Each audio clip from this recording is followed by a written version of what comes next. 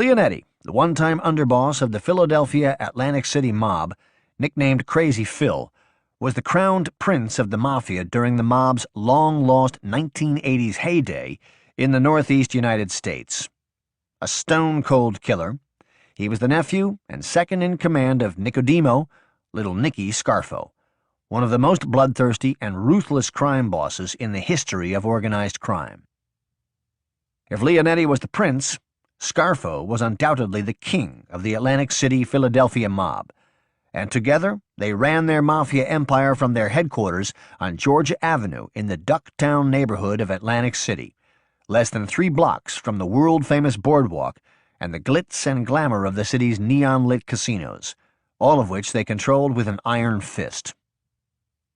A former associate turned government witness once described Scarfo by saying, "If Nicky had as much power as Hitler, he would have outdid him," and also said that Leonetti was 100% Scarfo. He was just as ruthless and deadly as his uncle. Murder, mayhem, and wanton violence became the benchmark of the mob under Little Nicky and Crazy Phil, with more than 24 mob killings punctuating what would become one of the most volatile and tumultuous periods in the long and celebrated U.S. history of the Mafia, or its more proper name, La Cosa Nostra, which is Italian for this thing of ours. Leonetti himself was convicted of participating in 10 gangland killings.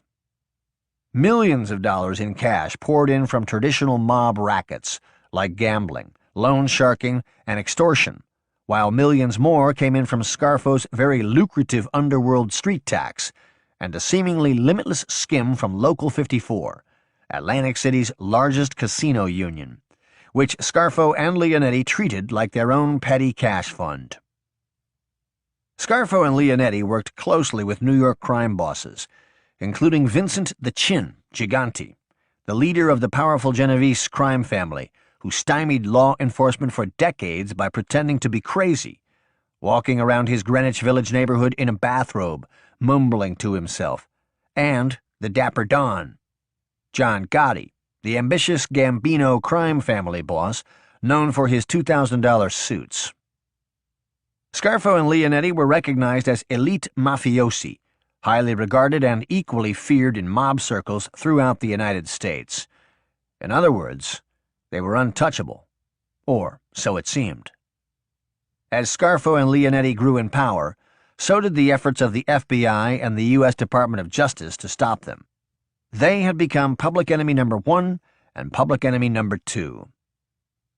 When it was over, the Scarfo organization would be decimated, and Little Nicky, its supreme leader and Lord High Executioner, would be sentenced to life in prison, narrowly escaping the death penalty, following a series of convictions in both state and federal courts in the late 1980s that rocked the foundation of the Philadelphia Atlantic City mob. The trials featured testimony from several mob turncoats who had betrayed their sacred oath of omertà and agreed to cooperate with the government by testifying against Scarfo, Leonetti, and 15 of their men. Leonetti would receive 45 years in prison for his life of crime, which included convictions for murder and racketeering. But Crazy Phil would only serve 5 years, 5 months and 5 days behind bars, after agreeing to cooperate with the federal government in 1989, betraying his Uncle Nicky Scarfo and his blood oath to La Cosa Nostra, to which he'd sworn his undying allegiance less than a decade earlier. At the age of 36, Philip Leonetti, who had become the youngest underboss in the history of La Cosa Nostra, gained the more dubious distinction of being the highest-ranking member of the nationwide crime syndicate to flip and cooperate with the government. The impact on the underworld was akin to that of a plane flying into the World Trade Center before 9/11.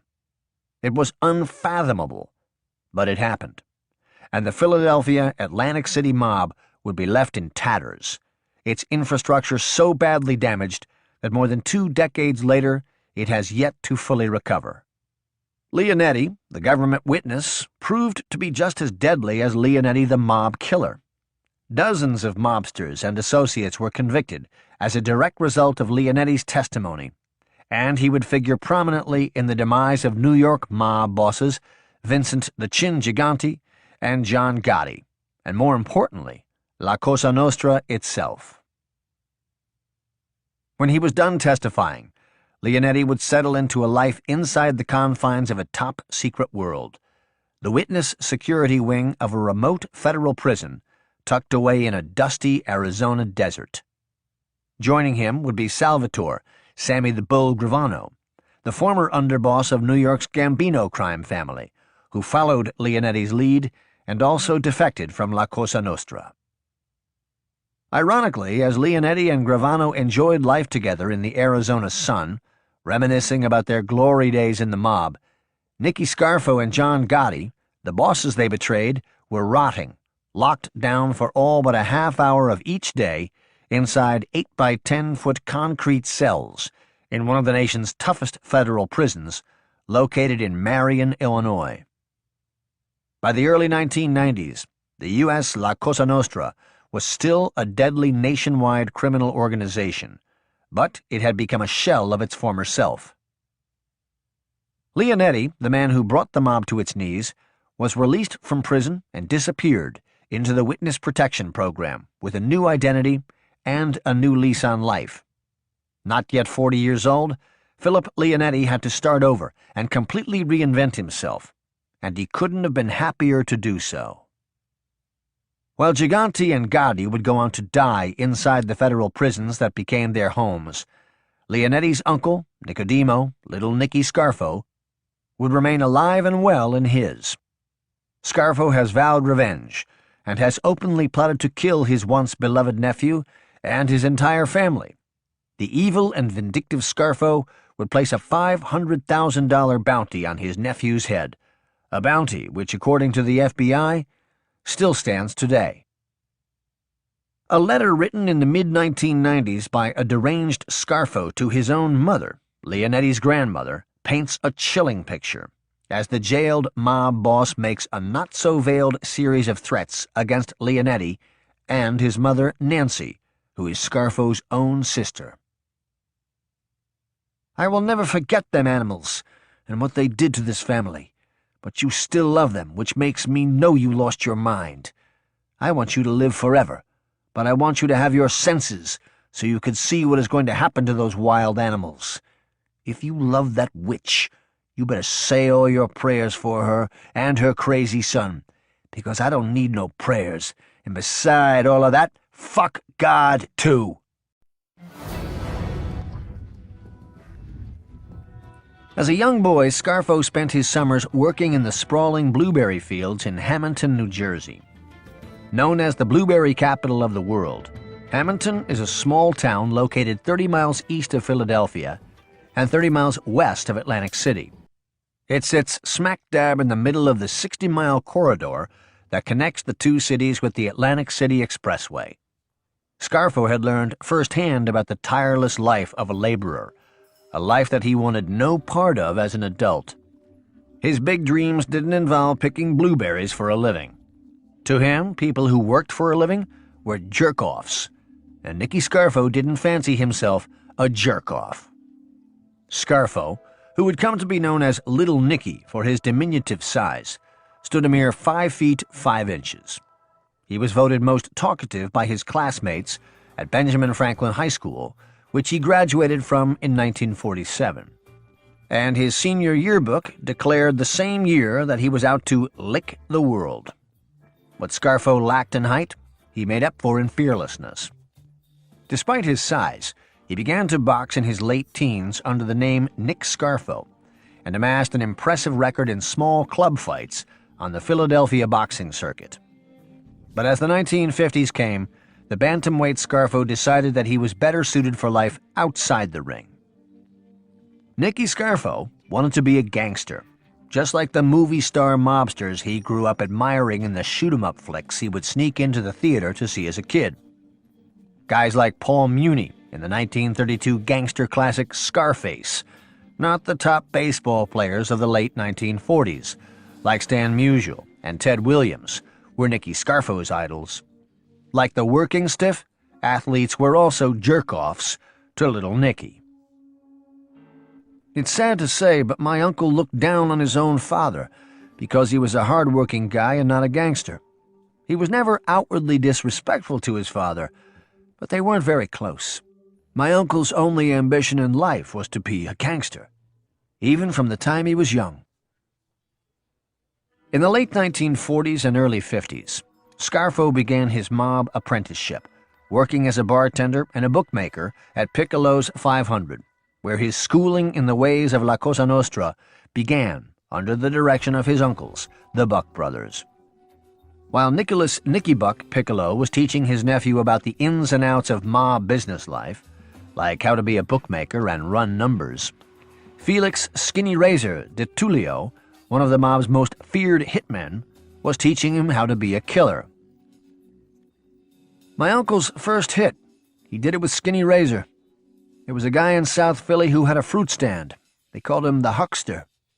The Huckster's brother had a problem with Skinny Razor, and Skinny Razor got the okay to kill him. So him and my uncle went to the guy's store in South Philadelphia. It was during a real bad snowstorm, and the guy let them into the store, and they killed him. They stabbed him to death. When they were done, they cut his balls off and put them in the guy's mouth. That's how my uncle learned about killing, from being around Skinny Razor. Felix Skinny Razor de Tullio took an early liking to the young Scarfo, and little Nicky was an eager student. Bonding in bloodlust, Skinny Razor taught Scarfo the art of the mob hit. It was a skill he would cherish, continue to hone, and eventually master. By 1954, at the age of 25, Nicodemo Little Nicky Scarfo had acquired the reputation in the underworld that he had sought. He was known as a mad dog killer, thanks in large part to the teachings of his mob mentor, Skinny Razor de Tullio. Scarfo was proposed for membership in La Cosa Nostra by de Tullio and his uncle Nicholas, Nicky Buck Piccolo, and as a result was formally inducted into the mob by then Philadelphia mob boss Joseph Ida at an official making ceremony held at a restaurant and lounge named Sans Souci in Cherry Hill, New Jersey, just over the bridge from Center City, Philadelphia. Two of Scarfo's uncles, Tony and Mike Piccolo, the younger brothers of Nicholas Nicky Buck Piccolo, were also inducted into La Cosa Nostra at the same ceremony. Nicky Scarfo had achieved his dream. He was a bona fide wise guy, a made man. The blueberry farms of Hamilton were ancient history. He would never again be a working stiff, a civilian, a jerk-off. Back then it was almost unheard of to be made at such a young age in Philadelphia. My uncle was only 25. His uncles, Tony and Mike Buck, who were made at the same time, were twice his age. They were close to 50 at the time. Even then, Nicky Scarfo was on the fast track in La Cosa Nostra. Because he was with Skinny Razor, my uncle got to meet a lot of gangsters in North Jersey and New York, and they respected him because Skinny Razor had a reputation of being a stone-cold killer, and everyone knew it. He was both feared and respected on the streets, and my uncle looked up to him. He wanted to be just like him. In 1957, with Pasquale out of the picture, Nancy and 4-year-old Philip would leave Philadelphia and settle into the Scarfo family compound in Atlantic City, which at the time was more than a decade past its prime.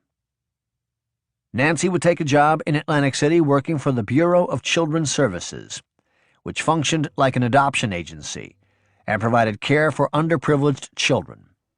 With his father out of the picture, Philip gravitated towards Nancy's older brother, his Uncle Nick, as a father figure. At that time, it was just my mother, my grandparents, and myself living on Georgia Avenue. My father was gone. I was just a little boy, maybe 5 or 6 years old. My uncle was still living in South Philadelphia, but he used to come down a lot to see us, or to do business with Skinny Razor. In the 1950s and 60s, Felix Skinny Razor de Tullio was a mob captain, a caporegime, and the Philadelphia mob's top guy at the Jersey Shore. And Nicky Scarfo was quickly becoming his #1 protege. When Philip was 7 years old, his great-grandmother, Catherine Scarfo's mother, died, and the wake and funeral remain etched in Philip's memory more than 5 decades later. Back then, the Italian wakes lasted 3 days. I remember my grandmother and her brothers, the Piccolo brothers, Joe, Mike, and Nick, were standing next to the coffin, and all of these people were coming in to pay their respects.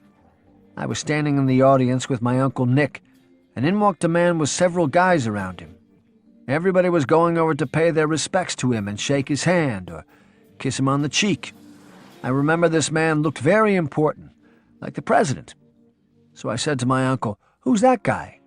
And he said, "That's Angelo Bruno. He's the boss of the family."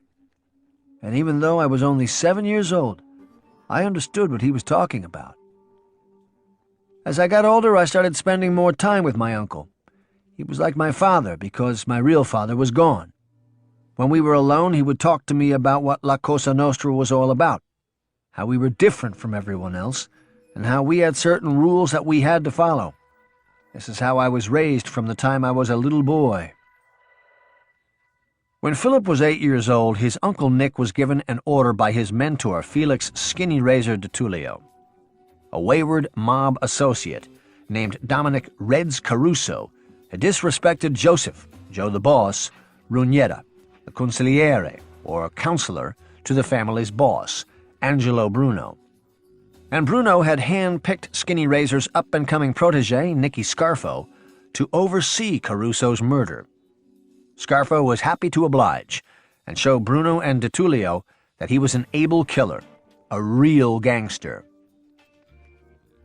To kill Reds Caruso, Salvatore Chucky Merlino, one of Scarfo's oldest friends, would go to Caruso's home in South Philadelphia and tell him that Scarfo wanted to see him. Like a scene out of the very type of movie he loved so much as a young boy, Scarfo lulled Caruso into a state of relaxation, taking him to a bar in Vineland, New Jersey, that was owned by an associate of the Bruno crime family. 2 more Bruno associates, Santo, Little Santo, Romeo, and Anthony Casello, were inside the bar, with Romeo working as a bartender. Shortly after arriving at the bar, Scarfo wasted little time in carrying out the hit. Little Nicky pulled out a handgun and shot Caruso 6 times at point-blank range. But Reds Caruso was still alive.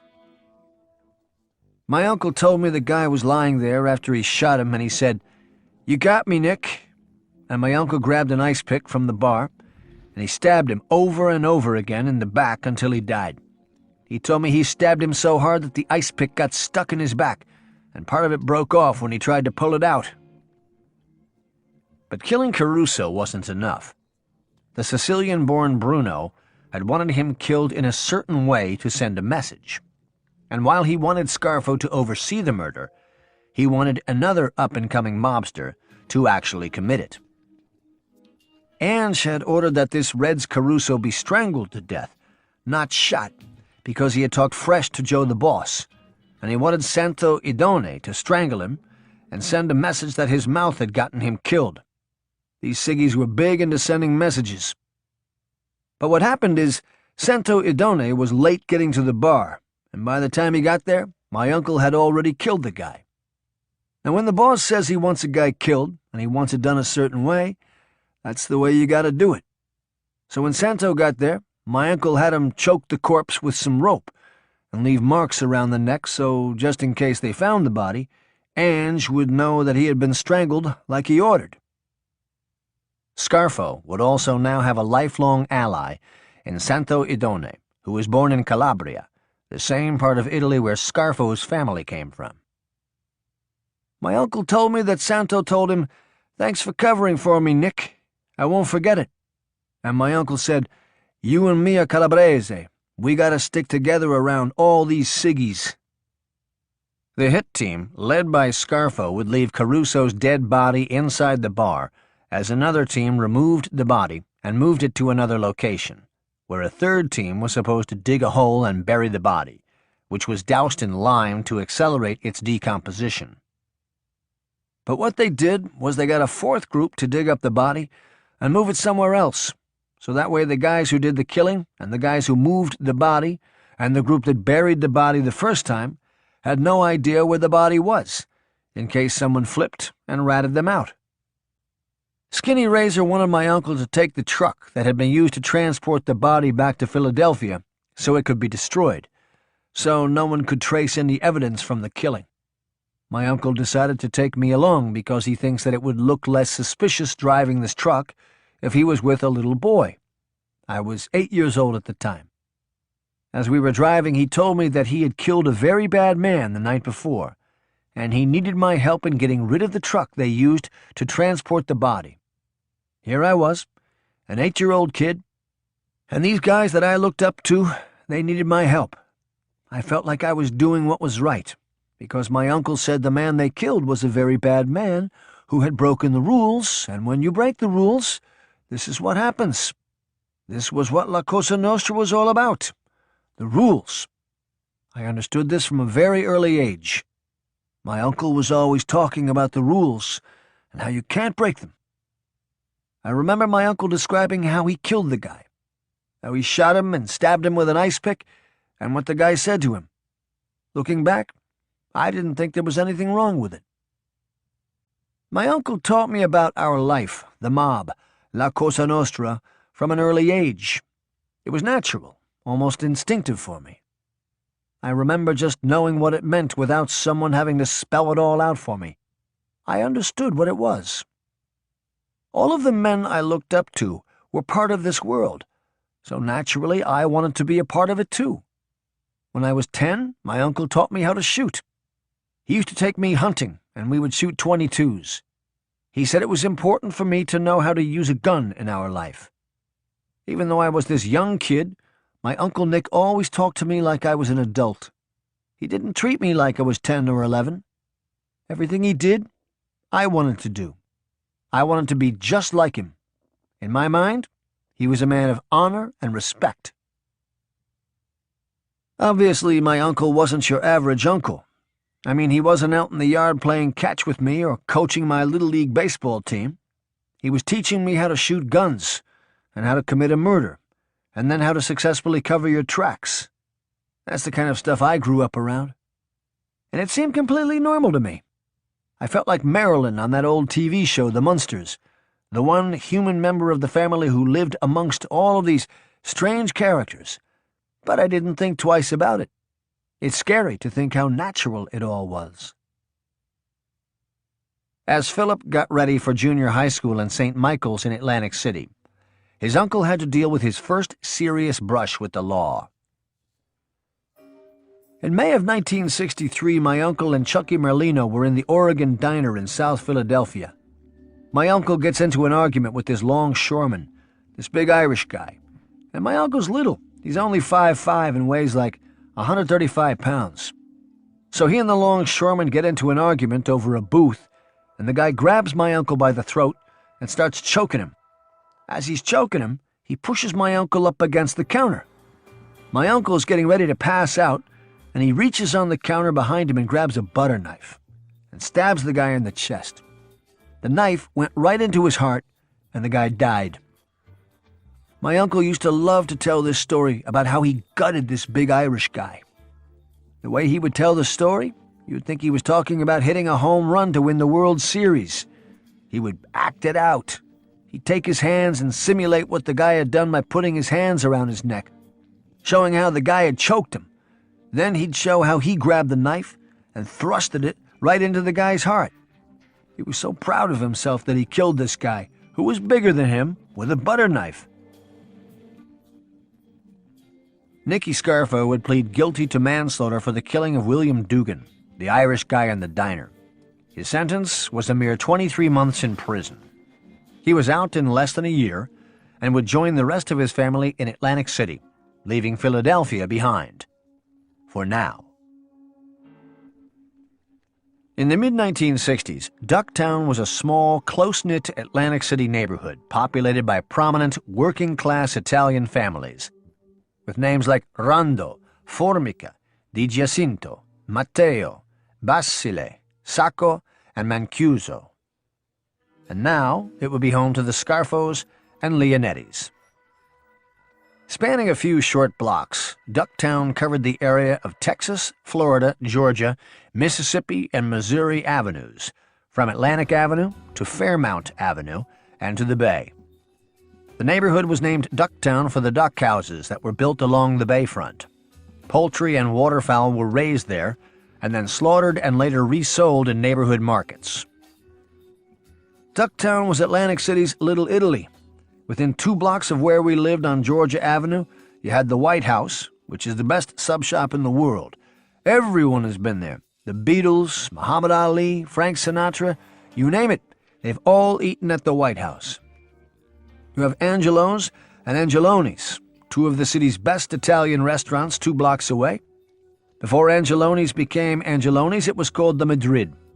There was Doc's Oyster House right around the corner, which had the best seafood in Atlantic City, Barbera's Fish Market, and the city's top Italian bakeries. Rondo's, Formica's, and Panarelli's were all a block or 2 away. There was a coffee shop called Tommy Howe's, right next to Angeloni's on Arctic Avenue. The older men used to go in there and play the number, and there was always a card game going. When I was a little boy, my grandfather used to take me down there when he would go. Joe DiMaggio used to go in there every time he was in Atlantic City, and I'd see him hanging out with the guys from the neighborhood, playing cards and drinking espresso. This was not even 50 yards from where we lived. On Missouri and Atlantic, you had Skinny D'Amato's 500 Club, which at the time was the biggest nightclub around.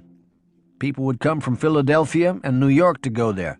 The lines would be around the block every night. Frank Sinatra, Dean Martin, Sammy Davis Jr., they all used to perform there. Skinny was a friend of my uncle, so we always got the best seats in the house. While Ducktown may have been energetic and thriving in the mid to late 60s, the rest of Atlantic City was desolate and 20 years past its prime as the world's playground. Nicky Scarfo was surviving on traditional mob rackets like bookmaking, extortion, and loan sharking to make ends meet. Skinny Razor died in 1966, so my uncle became the top mob guy in Atlantic City. He basically inherited what Skinny Razor had, and Ange gave him the okay to run it how he saw fit. For the most part, he was the only game in town. He was making book and writing small loans, but he was struggling, as there wasn't a whole lot going on down there at the time. Him and a friend of his named Tommy Butch opened a place called the Penguin Club, and he was also involved in a couple of dirty bookstores with this guy named Alvin Feldman, who called himself the King of the Jews. He wasn't making a lot of money, but to him at that time the money wasn't important. He would always say, "The money will come, but this thing is about respect and honor. It's not about money." He was making a name for himself within the Bruno organization, and that's what mattered the most to him, his reputation. While the nuns at Holy Spirit were teaching Philip the basic curriculum of English, algebra, and history, his Uncle Nick continued to educate him in the ways of the mob. He was constantly talking to me about La Cosa Nostra. It was all the time. He told me, "In this life, you never rat. You keep your mouth shut, and you mind your own business." He told me, "We don't ever discuss our business with women, and we don't discuss our life with outsiders. You don't tell nobody nothing. It's just me and you talking." He would say, "If you want to get involved with me in this thing, just because I'm your uncle, I can't help you." He told me I had to do things on my own and be my own man. At this point, I was ready. I wanted to be like him. I wanted to follow in his footsteps. With his uncle ready to begin his second stretch in jail, Philip would have his chance to do just that. In 1971, as Philip was graduating from high school, Nicky Scarfo was called to testify before the New Jersey State Commission of Investigation, SCI, that was investigating the infiltration of organized crime into various labor unions. After refusing to answer any questions, including his name, Scarfo was charged with contempt and sentenced to an indefinite prison term. He was sent to Yardville State Prison just outside of Trenton, New Jersey, with several other powerful mobsters, including the boss of the Philadelphia mob, Angelo Bruno. Scarfo could have been released at any time, had he honored the subpoena and testified before the SCI. But instead, he followed the same rule that he had taught his nephew Philip and refused to testify. Scarfo would spend the next 2 years behind bars. Already a proven killer, it was now known that Little Nicky could keep his mouth shut. Besides Scarfo and Bruno, there was longtime New York mob leader Jerry Catena, Trenton mob captain Nicky Russo, North Jersey mobster Ralph Blackie Napoli, and Genovese crime family capos Anthony Little Pussy Russo, Joseph Bayonne Joe Ziccarelli, and John Johnny Coca-Cola Lardieri, and an up-and-coming Genovese soldier named Louis Bobby Manna. Like Scarfo and Bruno, the others were also jailed for refusing to testify before the State Commission of Investigation. Organized crime investigators and members of the press dubbed them the Yardville Nine. For Scarfo, the 2-year prison sentence did wonders for his career. Not only did he get valuable face time with Philadelphia mob boss Angelo Bruno, but he also got close to men deeply entrenched in mob operations in North Jersey and New York, and forged bonds that he would exploit to his advantage in the years to come. For Philip Leonetti, his uncle's prison term would help jumpstart his career in the underworld, as he acted as an emissary for both his uncle and for Bruno, and ingratiated himself with the mob heavyweights from New York, whom Philip would interact with when visiting his uncle. When my uncle was in Yardville, it allowed him to get closer to Angelo Bruno, which was a good thing. Back then, my uncle had a lot of respect for Ange, and Ange respected my uncle because he knew my uncle was a killer, a gangster, and that my uncle was 100% committed to La Cosa Nostra. Once a week, I used to drive my grandmother to see my uncle, and I would take Ange's wife to see him. On the way back, I would take them both out to lunch. Before long, my uncle and Ange had me taking messages back to their guys on the street in South Philly and Atlantic City, guys like Phil Testa and Chucky Merlino. At the end of each visit, me, my uncle, and Ange would huddle in a corner, and they would tell me who to see and what to say. I did exactly what they told me. I was still a teenager, 18, 19 years old. My uncle also started getting real close to guys like Jerry Catena, Nick Russo, Blackie Napoli, and Bobby Manna. Gerardo Jerry Catena was a powerful captain in the Genovese crime family and had been a prominent underworld figure for more than 50 years, after joining forces with Lucky Luciano and Meyer Lansky in the 1920s during the legendary Castellamarese War. Catena was the influential boss of the Genovese family's operation in northern New Jersey and was one of 4 men who ran the family via a structured ruling panel following the imprisonment of family namesake Vito Genovese in 1959. Raffaele Ralph Napoli, known as Blackie, was a mob soldier associated with the Philadelphia mob's North Jersey operation, based out of the Down Neck section of Newark. Napoli's capo and direct superior was the powerful and treacherous Sicilian-born Antonio Tony Bananas Caponegro, who would become Angelo Bruno's consigliere and the boss of the family's North Jersey crew.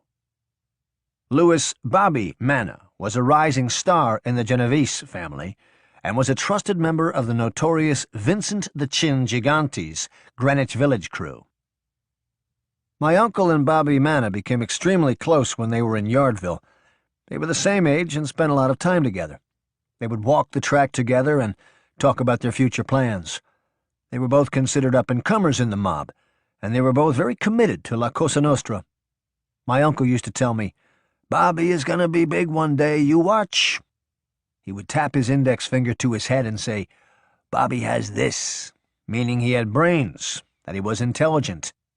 My uncle would always say, "In La Cosa Nostra, in this thing, you need this," and he would tap his index finger to his head, "and you need this," and he would shape his finger like a gun and point it to the ground. A few years after Scarfo and Manna were released from Yardville, Nicky Scarfo's prediction came true about Bobby Manna when Manna's close friend Vincent the Chin Gigante, became the boss of the Genovese family, and would eventually become the most powerful mob leader in the United States during the 1980s, and immediately named the intelligent Bobby Manna his consigliere, or third in command. The relationship Nicky Scarfo cultivated with Bobby Manna during their walk talks at Yardville State Prison would benefit little Nicky, and by extension Philip, and play a profound role in shaping the Philadelphia Atlantic City mob in the years and decades to come. Philip had graduated from high school and was now becoming immersed in his uncle's secret world, La Cosa Nostra. During the time my uncle was in Yardville, I flew down to Florida to see my father. I hadn't seen him since he left me and my mother when I was a little boy. He had an Italian restaurant in the Orlando area called Leonetti's. We spent a few days together, but that was basically the extent of my relationship with him. He died a few years later, and that was it. From that point on, I was with my uncle every day. College was out. Life in La Cosa Nostra was in. His uncle's prison term had brought Philip into the mob's inner circle. He was acting as a driver for Angelo Bruno's wife, and was delivering messages from his uncle and Bruno to their respective crews in South Philadelphia and Atlantic City. He was rubbing shoulders with men like Jerry Cattina, Nicky Russo, Blackie Napoli, and Bobby Manna. He wasn't even 20 years old.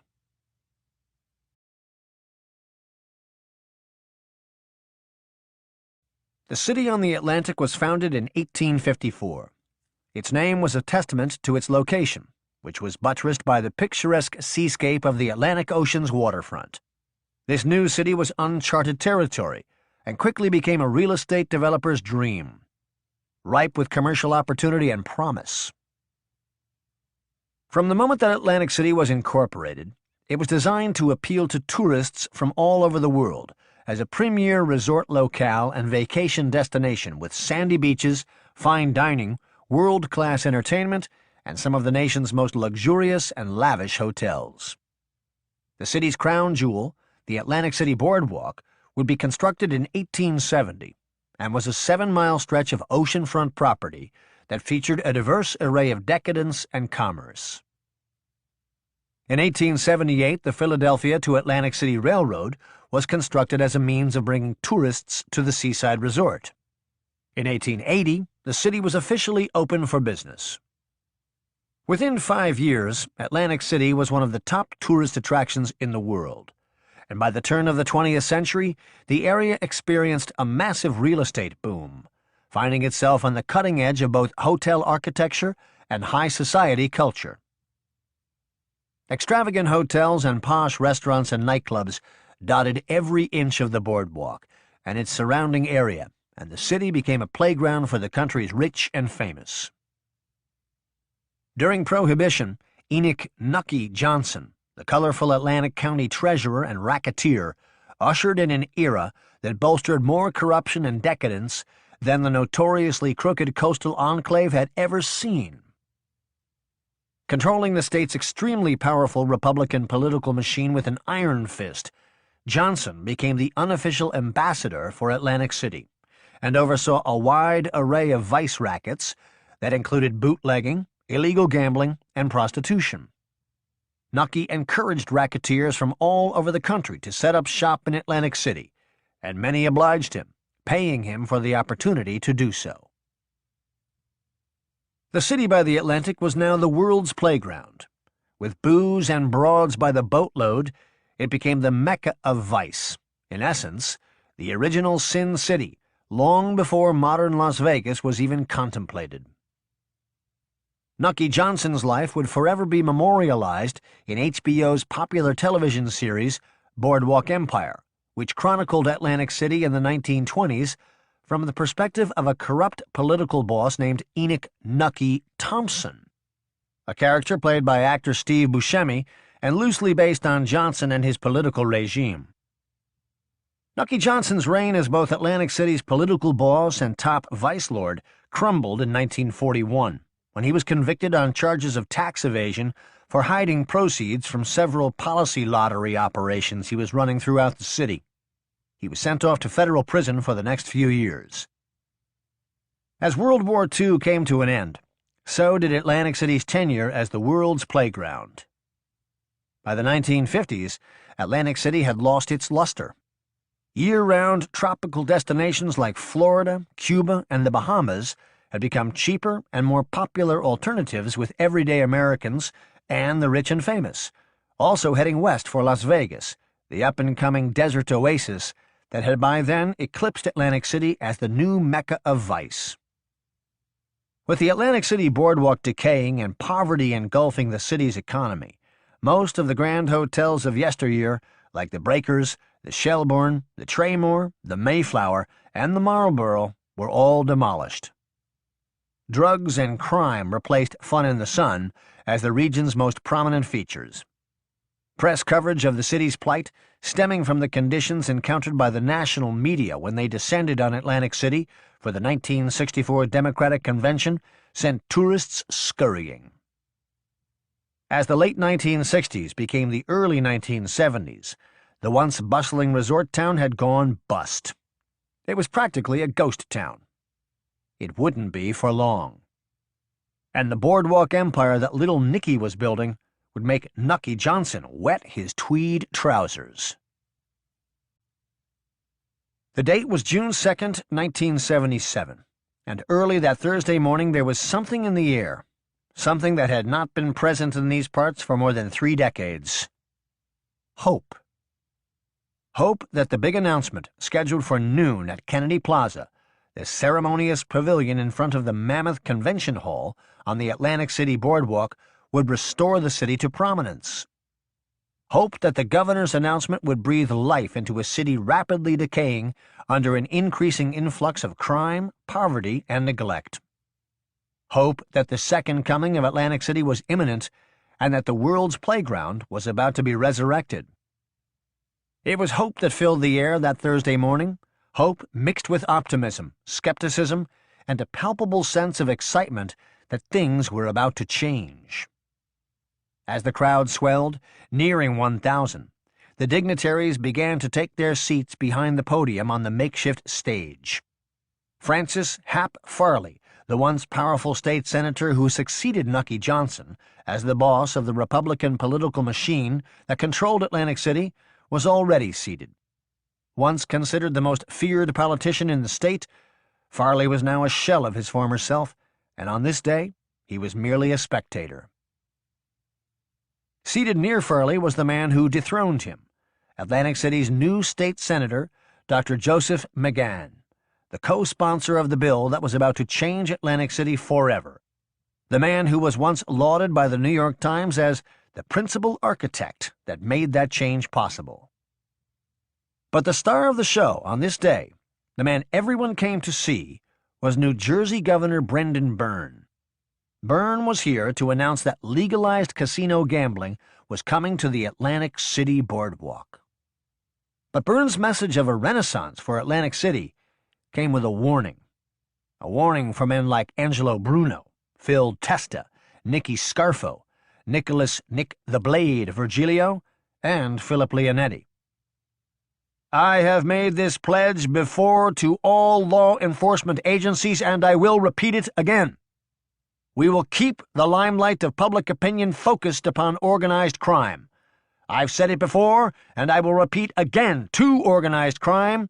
Keep your filthy hands off of Atlantic City. Keep the hell out of our state. At that very moment, less than 4 blocks away, in a small ground-floor office located at 28 North Georgia Avenue, Nicodemo, Little Nicky Scarfo, and Philip Crazy Phil Leonetti, precisely 2 of the men that Byrne was speaking of, were watching the pomp and circumstance on live television. "What's this guy talking about?" Scarfo said out loud to Leonetti. "Doesn't he know we're already here?"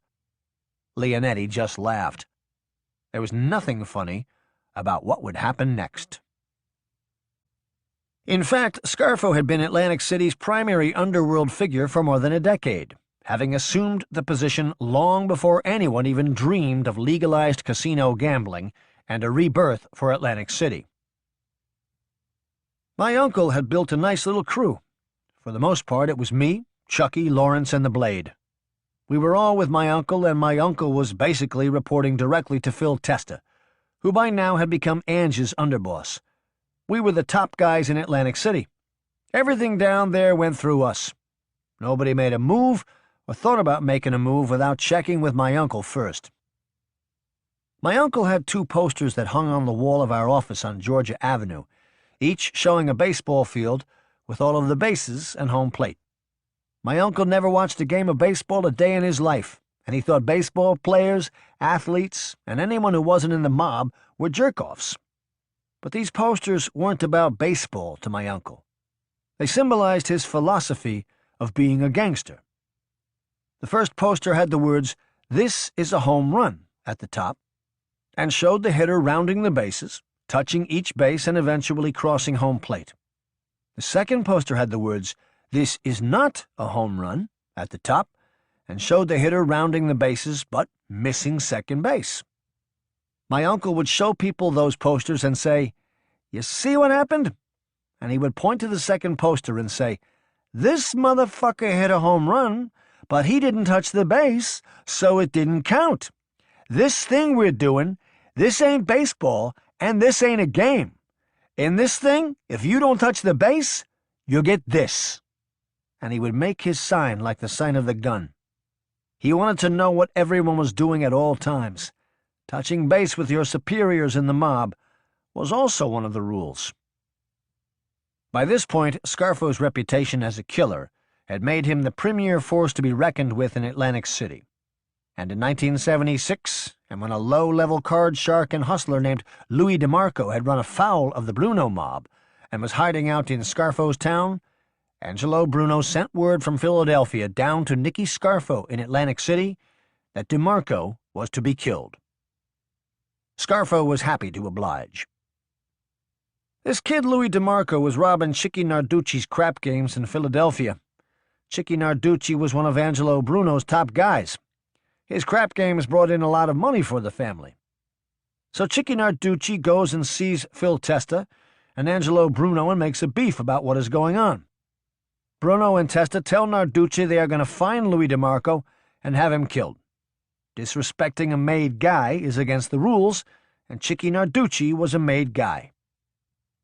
So what happens is, Phil Testa waits a week before calling my uncle and telling him that he wants us to kill Louis DeMarco for robbing Chicky Narducci. Phil Testa and Chicky Narducci had a kind of love-hate relationship. They were always on again, off again, and at the time they were having problems, so Phil Testa was kind of dogging it. My uncle was unhappy because Phil Testa waited a week and didn't tell him right away. My uncle wanted people to know what kind of people we were, that if we were asked to kill someone, we would do it right away, without any hesitation. Our philosophy was bang, bang, and that was that. So my uncle assigns the killing to me and Vince Falcone, so we can prove to my uncle and guys like Ange and Phil Testa that we were killers and that we were serious men, like my uncle. So we put some feelers out on the street to see if anyone has a line on where this Louis DeMarco might be hiding out at. We hear that he is staying at the Ensign Motel on Pacific Avenue. So I go see a guy I know named Harry the Hat, who had a coffee shop on Missouri Avenue. It was like a hangout. Everybody would hang there. Harry the Hat was Skinny Razor's brother-in-law, and he knew everybody in Atlantic City. So I asked him if he knows who Louis DeMarco is, and Harry the Hat pointed him out to me. He was actually sitting right there in the coffee shop playing cards. So I have Vince Falcone with me, and we stay for a little while, and when Louis DeMarco leaves, we follow him to the Ensign Motel. He has no idea who we are, or that we are following him. There was a local bartender who was with us who had a room at the Ensign, and he gave us the key to his room so that we could wait until DeMarco came out of his room, so that we could get him. Philip Leonetti, just 23 years old, was about to commit his first murder. I remember my uncle telling me and Vince that Chicky Narducci wanted this guy real bad, and that if we killed him, it would put me and Vince on the map with Philadelphia, which meant Angelo Bruno and Phil Testa, and make my uncle's stature in the family stronger, because everyone would know that his crew was serious, and that we were gangsters and killers. I remember being nervous, but I wasn't scared. I didn't think I was doing anything wrong. Louis DeMarco was robbing Chicky Narducci, and Chicky Narducci was in our family. Louis DeMarco had broken the rules, and when you break the rules, you get killed. This is what my uncle had always taught me. This is what La Cosa Nostra was all about. Before the money, before the power, before everything, came the rules. Louis DeMarco was getting ready to leave his room at the Ensign Motel, and he had no idea what was coming. So we see him walking out, and we run up on him. Me and Vince had masks and gloves on. We were behind him. He never saw us coming. I was the first one to shoot, and I blasted him right in the back of his head. After I shot him, I thought he was running away, but it was the force of the bullet that made him fly forward, and he landed face down. Then me and Vince just emptied our guns into him. I think the first shot killed him. We did it right in the parking lot, right on Pacific Avenue in broad daylight. I remember standing over him and emptying my gun into him. I remember the feeling I had. I felt cold, and I didn't feel any remorse. Louis DeMarco was dead, and Philip Leonetti was now a bona fide mob killer, just like his uncle Nicky Scarfo. My uncle had me and Vince go over an escape route a few days before the killing. We walked that route several times to make sure we knew where we were going. My uncle told us that after we killed him, he wanted us to throw the guns on the roof of a nearby building, which we did. We then followed the route that we had planned, and my uncle was waiting there in a car to pick us up. We get in the car, and no one says a word. We just drive to the apartment on Georgia Avenue. Now, a few days before the killing, my uncle took me and Vince for a walk and talk through the neighborhood. My uncle didn't discuss killings in the house, and he was paranoid about listening devices. He didn't own a phone. Everything with him was face-to-face. So, while we are walking, he's telling us that he can't wear any jewelry when we do a hit, in case it came off and could be traced back to us. He told us not to say a word when we got in the car, and not to speak about the murder when we got back to Georgia Avenue. He told us we had to immediately take a shower and wash real good under our nails and make sure that we had gotten rid of any possible gunpowder residue. He told us to take all the clothes that we had worn and to put them in a trash bag. After we got cleaned up, we would have to go somewhere outside of Atlantic City and dump the bag with the clothes in it. That's what we did after a killing. That was the routine. Just like the lessons his uncle had repeatedly taught him about the rules of La Cosa Nostra when he was a young boy, Nicodemos Scarfo was still the teacher, and Philip was still his student, his most prized pupil. Only now the lessons had advanced on how to commit murder. And with the DeMarco killing under his belt, Philip had just graduated into the big leagues. Chicky Narducci came down to see us, to thank us for what we had done. My uncle was ecstatic. The killing had enhanced not only his reputation within the mob, but mine as well. The guys in Philly knew what we were about, that we were killers, real gangsters. It's what my uncle always wanted, ever since he was around Skinny Razor. It was a reputation that both Nicky Scarfo and Philip Leonetti would enhance, time and time again. Shortly after the DeMarco killing, Philip had gone into business with a friend of his from the neighborhood named Vince Banchieri. We needed $12,000 to buy equipment so we could start our own concrete company. I had been working with Alfredo, but I told my uncle I wanted to do my own thing, and he agreed. So I went into a business with a friend of mine from the neighborhood. My partner, Vince Banchieri, burned his house down, and we used the insurance money to start our company. So one night, me and Vince go out, and we stop by the Flamingo Motel on Pacific Avenue. They had a lounge that a lot of people liked to go to. Judge Helfand, the guy that had double-crossed the Blade, owned it. My uncle still wanted to kill him, but the Blade was still in jail, so he put killing him on the back burner for the time being.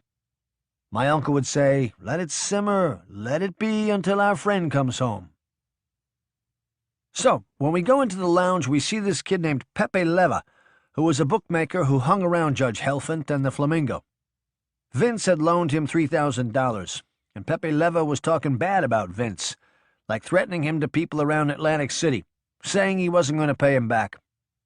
So Vince tells me about it, and I called Pepe Leva over and asked him to step outside. I told him that I wanted to speak with him. So we go outside, and I tell him, "You really shouldn't be threatening people." I tell him that Vince is my friend, and I said, "You owe him the money. Do the right thing and pay him." I'm talking to him like a gentleman. That's how I talked to people.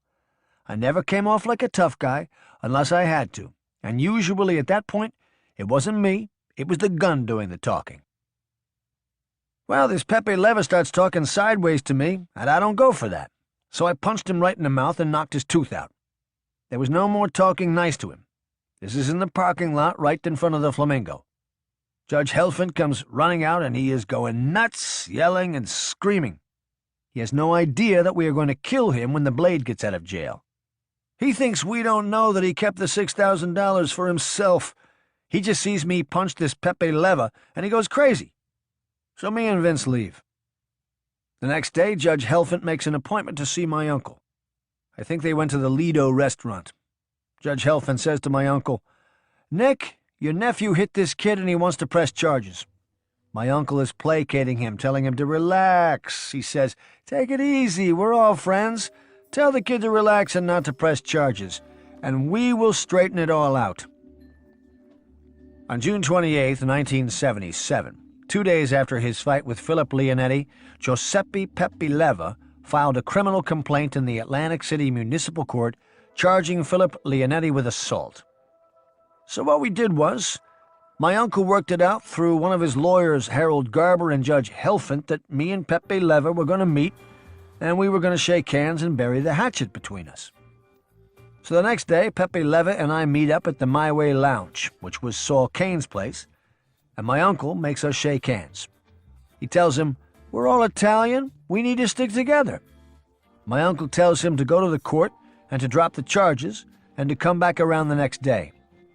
So Pepe Leva comes back around the next day and tells me and my uncle that he dropped the charges and that he doesn't want any problems with us.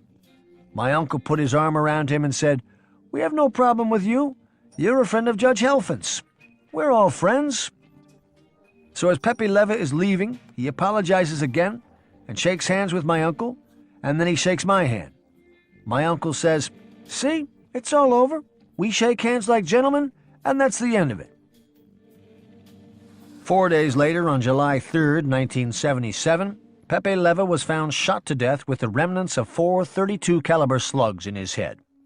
His body was found near a landfill in the Farmington section of Egg Harbor Township, less than 10 miles from the Georgia Avenue apartment building where Nicky Scarfo and Philip Leonetti lived. Right after this Leva kid filed the charges against me, my uncle went to Philadelphia and got the okay from Angelo Bruno and Phil Testa to pop him, to kill him. This guy was going to testify against me and I might go to jail. My uncle wanted him dead, even if that wasn't going to happen because he had dropped the charges. To my uncle, it was a mortal sin that anyone would raise their hands to us or treat us with anything other than respect. That's why he wanted me and Lawrence to shoot the guy from the motorcycle gang, and that's why he wanted Pepe Leva dead. He wanted to send a message to everyone that we weren't fucking around. So he got permission to whack him out. That was another one of the rules. You always had to clear a murder with the boss, or you might be the next one to get killed. I was present when my uncle ordered the hit on Pepe Leva. A guy in our crew asked Pepe for a ride home from the city. On the way home, he said to Pepe, "Pull over, I gotta take a piss." They got out to take a piss, and that's when he shot Pepe in the head. They had pulled into a trash dump, a landfill. He emptied his gun into Pepe, and then finished taking his piss.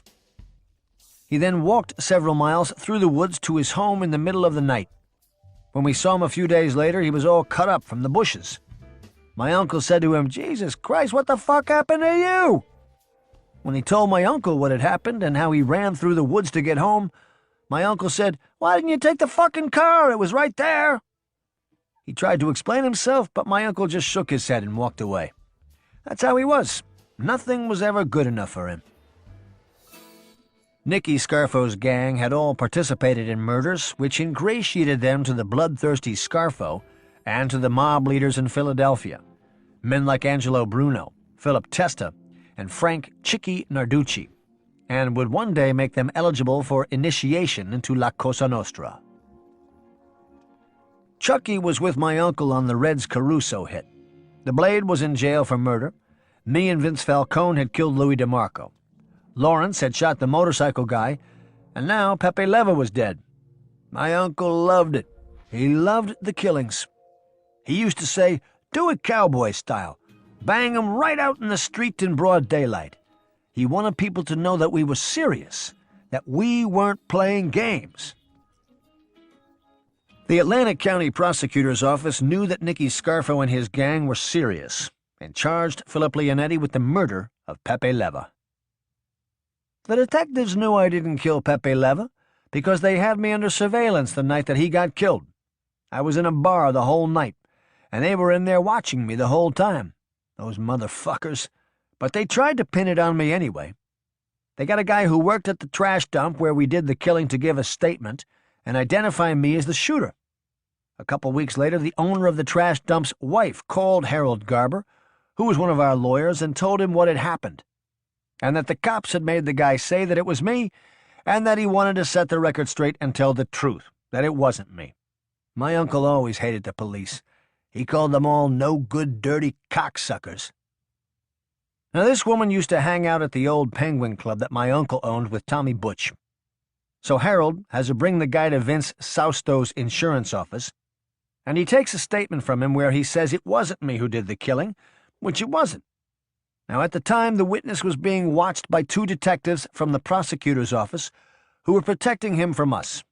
They were convinced that me and my uncle were going to kill this guy so he wouldn't be able to testify against me. The cops thought he was going to do some insurance business with Vince, so they waited outside.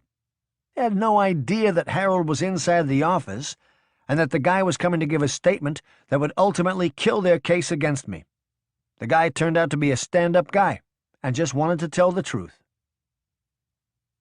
Based on the witness recantation, the murder charges against Philip Leonetti were dropped.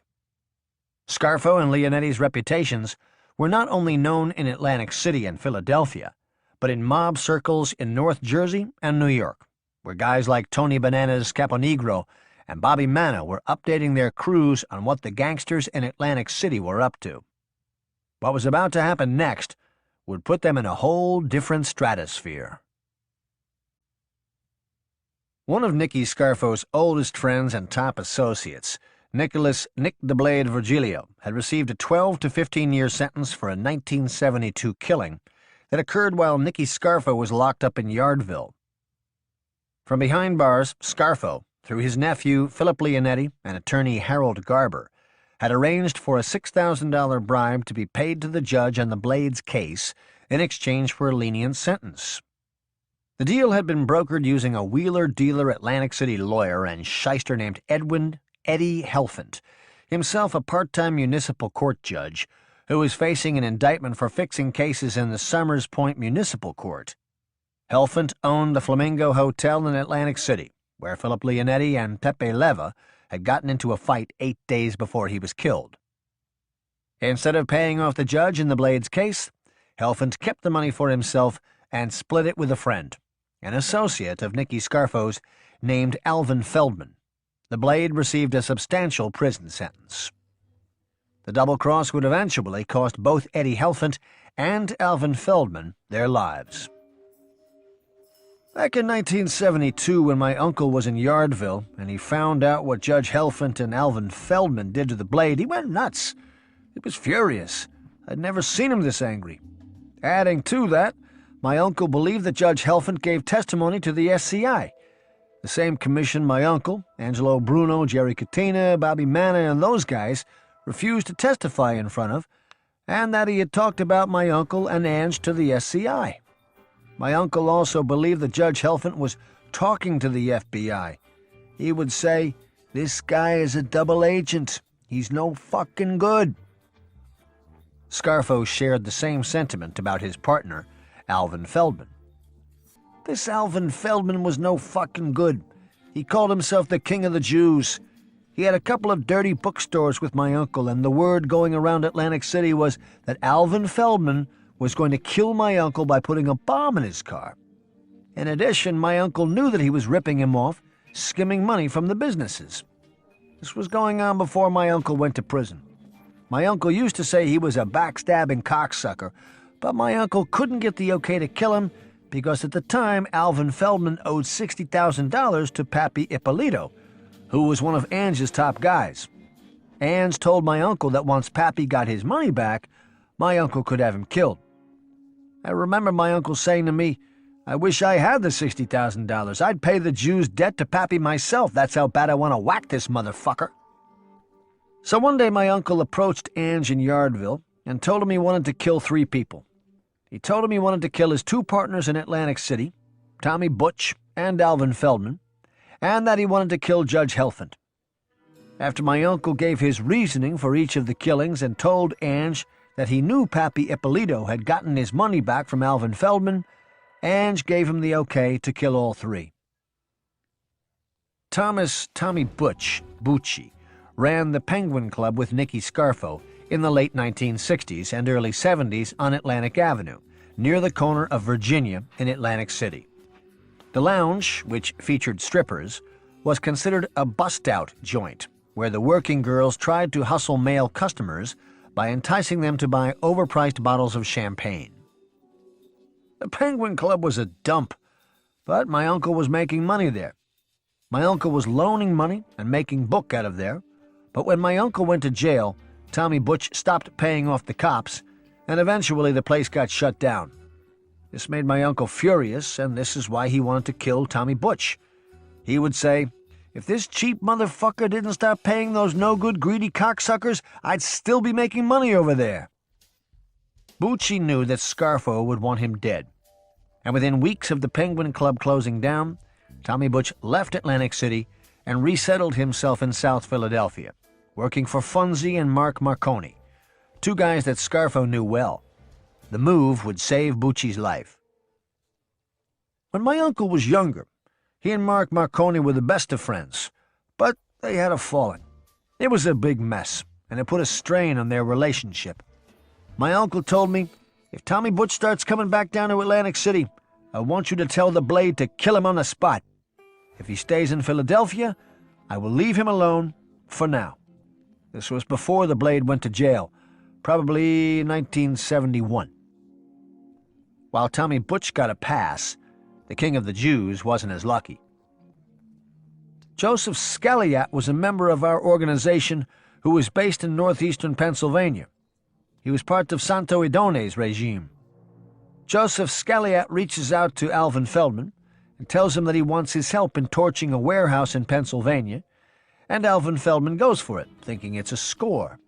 This guy never turned down an opportunity to make money. My uncle used to say, "This cocksucker is so greedy he'd kill his own mother for $200. So once Scaliat gets Alvin to the warehouse, Santo Idone, Chicky Narducci, and Chicky Ciancaglini run up on him and start roughing him up. Santo Idone grabs him from behind, and Chicky Narducci goes to stab him with an ice pick. But Alvin gets away, and Chicky ends up stabbing Santo. As Alvin is running away, Ciancaglini grabs him, and Ciancaglini is big and as strong as an ox. The King of the Jews didn't have a chance. Chicky ended up killing him with the ice pick, while Ciancaglini held him, and they dumped his body down some sort of sewer out in the woods. When my uncle heard the details, he loved it. He said, "I hope the rats in that sewer ate the eyeballs out of his fucking head." Eddie Helfand, the 3rd person Scarfo had gotten permission to whack, was living on borrowed time. Only he didn't know it. My uncle decided to wait for the Blade to get out of jail before they would kill him. He wanted to give the Blade the opportunity to kill him himself. When my uncle got out of jail, Judge Helfand came to see him and had concocted some story about the judge in the Blade's case, taking the money and not doing the right thing. My uncle pretended like he bought it, but we knew he was lying. He was no good, and my uncle had had enough of him. But Scarfo decided to lull the unsuspecting Helfand into thinking everyone was okay, that all had been forgotten. Judge Helfand was having problems with his own indictment for fixing cases, and he came to see my uncle for help. He wanted my uncle and Harold Garber to fly down to Atlanta and talk to one of the witnesses about not testifying. So my uncle flies down to Atlanta with Harold and meets with the witness, and lo and behold, the guy doesn't want to testify, and now Judge Helfand might actually beat his case. So one day I'm having lunch with my uncle at the Madrid. Chucky and Lawrence were with us, and Lawrence says, "Nick, why would you go all the way to Atlanta to help this guy after everything he has done?" So my uncle says, "I don't want him to go to jail. I want to kill him." That's the extent that he went to set the trap for this guy. Like Louis DeMarco and Pepe Leva, Judge Helfand never saw it coming. Loud and boisterous, and somewhat tipsy, Helfand was in good spirits as his legal team expected to win a motion to dismiss his indictment in 2 days, thanks to Nicky Scarfo's recent trip to Atlanta, ending what had been a decade-long fight by prosecutors to put the crooked judge in jail. Eddie Helfand was sitting on top of the world. He had less than 30 seconds to enjoy the view. Judge Helfand, his wife, and another couple were sitting at a table. The Muhammad Ali-Leon Spinks fight was showing on a closed-circuit television behind them. As the snow fell on this cold February night, no one thought anything of the tall and somewhat lanky man who walked into the Flamingo with a snow shovel in his right hand and wearing a black ski mask. The man placed the snow shovel near the door and moved swiftly toward the judge's table, which had been pinpointed moments earlier by a spotter who relayed the information to the man with the shovel. The lounge was packed and dimly lit, and no one seemed to pay attention to the man in the ski mask swiftly approaching the judge's table. That was about to change. Placing his left hand on the back of the man seated at Judge Helfand's table, the man in the black ski mask raised his right hand, carrying a .38 caliber handgun and a 6-year-old grudge, and fired 4 shots at his target, 1 in the head and 3 in the chest, as his wife shrieked in horror. The judge was dead before his body crumbled to the floor. The man in the black mask calmly walked through the lounge toward the door and back out into the Flamingo's parking lot, the same lot where Judge Helfand had broken up the fight between Philip Leonetti and Pepe Leva. Now, less than a year later, both Pepe Leva and Judge Helfand were dead, and the man in the black mask, Nick the Blade Virgilio, fresh out of jail after serving 6 years, had gotten his revenge. As the Blade walked the escape route from the murder scene at the Flamingo, his old friend Nicky Scarfo was parked in a predetermined spot to drive him away, just as he had done when Philip Leonetti and Vincent Falcone killed Louis DeMarco less than 5 blocks away 3 years earlier. This was big news in Atlantic City and Philadelphia. The fact that a judge got killed. It made all the papers. Everyone was talking about it. The mob guys in South Philly and up in North Jersey knew it was us, and a lot of the guys in New York took notice. My uncle loved the attention, especially the fact that other mob guys were talking about how ruthless we were.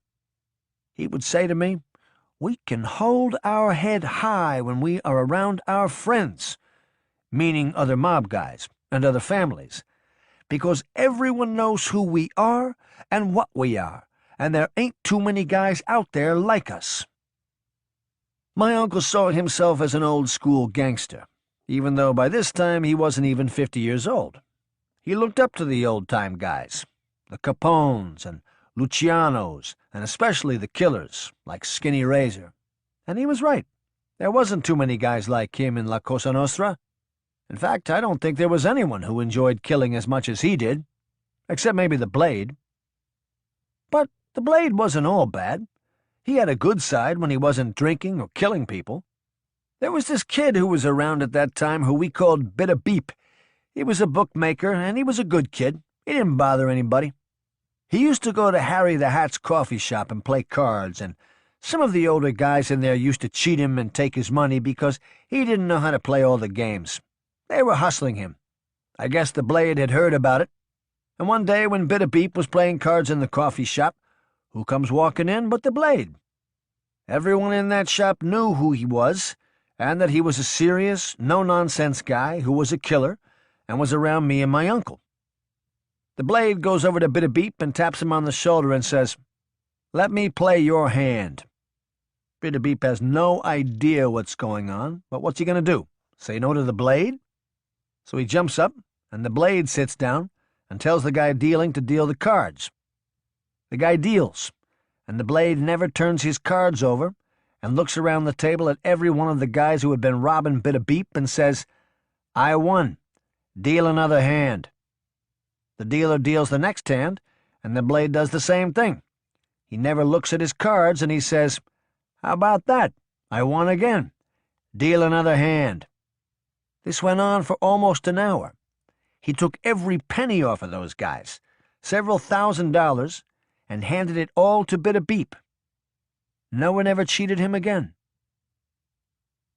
The Scarfo gang was now thriving in Atlantic City, but things in South Philadelphia were going from bad to worse for Scarfo's boss, Angelo Bruno. In 1979, casino gambling was in full swing, and Atlantic City was in the midst of a comeback. Real estate development was thriving, and construction was booming. So were traditional mob rackets like bookmaking, loan sharking, and extortion. Nicky Scarfo and his crew had positioned themselves to cash in on all of it. While things were looking up for the Scarfo crew in Atlantic City, longtime Philadelphia mob boss Angelo Bruno was slowly starting to lose control of the crime family he had overseen since 1959. When Ange became boss, he aligned himself and the Philly mob with the Gambino family in New York. Ange and Carlo Gambino, the boss of the Gambinos, were very close and had worked together as bootleggers when they were younger. Carlo Gambino had used his influence on the commission to help Ange win the dispute with Mr. Miggs, and that's how Ange became the boss, and he remained loyal and indebted to Carlo Gambino. At the time, the Gambinos were the most powerful family in La Cosa Nostra, and Carlo Gambino, who was known as Don Carlo, was the il capo di tutti capi, the boss of all bosses, who sat at the head of the commission. But in 1976, the 74-year-old Gambino would die from a heart attack, and almost overnight it seemed that Angelo Bruno's power began to wane. Around this time, Angelo Bruno and Phil Testa started having problems with each other. Ange was the boss, and Phil Testa was the underboss, but they were at odds about money and how to run the family. Ange was more of a white-collar guy, and Phil Testa was a blue-collar guy, a street guy, so they both had different philosophies. There's an old saying that Sicilians love their money more than they love their children, and that they really love their children. With the Sicilians, it always came down to money, and both Ange and Phil Testa were hard-headed Sicilians. We called them Siggies, which is slang for Sicilian. So one day we're at the office on Georgia Avenue, and Ange comes down to see my uncle. It was in the summer, and Ange used to have a home in Ventnor. Sometimes when he was down, I would be his driver.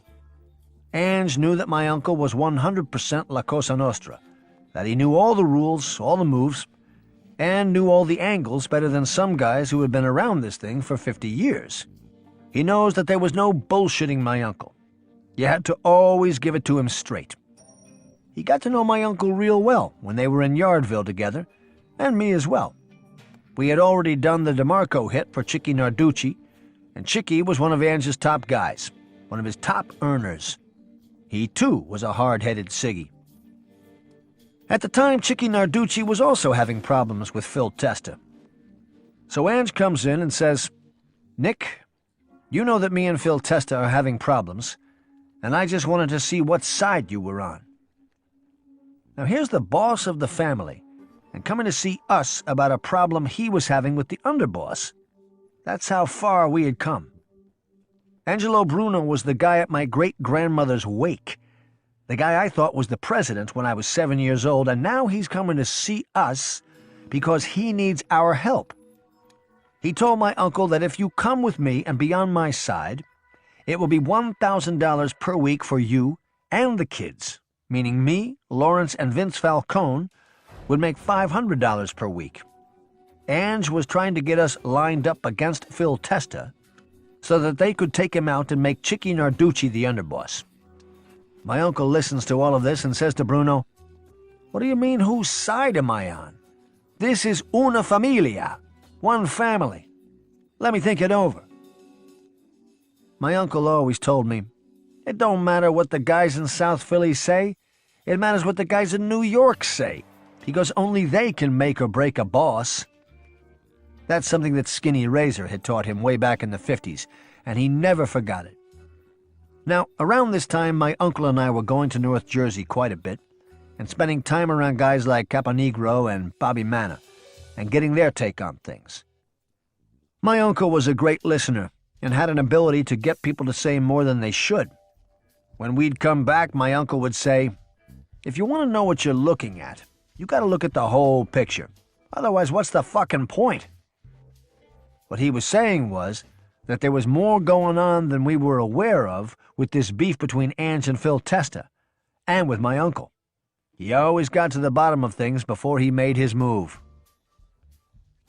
Nicky Scarfo, the boss of the family's Atlantic City operation, knew from his one-on-one meetings with Antonio Tony Bananas Caponegro, the boss of the family's North Jersey operation, that Bruno was quickly losing his grip over the North Jersey faction of the family. Scarfo also confirmed this in his private meetings with Bobby Manna, his old pal from Yardville, who told him that Bruno's days as boss might be numbered. My uncle would always check things out, and if there was a way to double-check, he'd double-check. He always knew what everyone else's moves were going to be before he made his move. He'd say, "In this thing, in La Cosa Nostra, if you go off half-cocked, you end up with this." And he made the sign of the gun. Scarfo's separate meetings with Caponegro and Manna, and his belief that Bruno was a sinking ship, more so than his loyalty to Phil Testa, were the reasons for little Nicky to turn down Bruno's request. So about a week or so later, Ange comes around, and him and my uncle go outside for a walk and talk up Georgia Avenue towards the Madrid. I'm walking a few feet behind him. I had a pistol on me. I'm keeping an eye out for the law and anyone who may have tried to hit either one of them. I remember things were tense in the family at this time, and everyone was on edge. I hear my uncle say, "Listen, Ange, this is una familia. I'm not on anyone's side. I know Phil a long time, and I'm friends with him, and I know you a long time, and I'm friends with you. I know you guys will eventually work things out." So basically, my uncle told him no. He turned Ange down, and Ange wasn't happy. Scarfo's refusal to side with the boss in his dispute with Phil Testa did not sit well with Bruno, but Scarfo's decision was carefully measured. "You have to understand, our family, the Philadelphia mob, controlled Philadelphia, Trenton, Atlantic City, North Jersey, and all points in between. Bruno was the boss of the family, and Testa was the underboss, but they were both in South Philadelphia.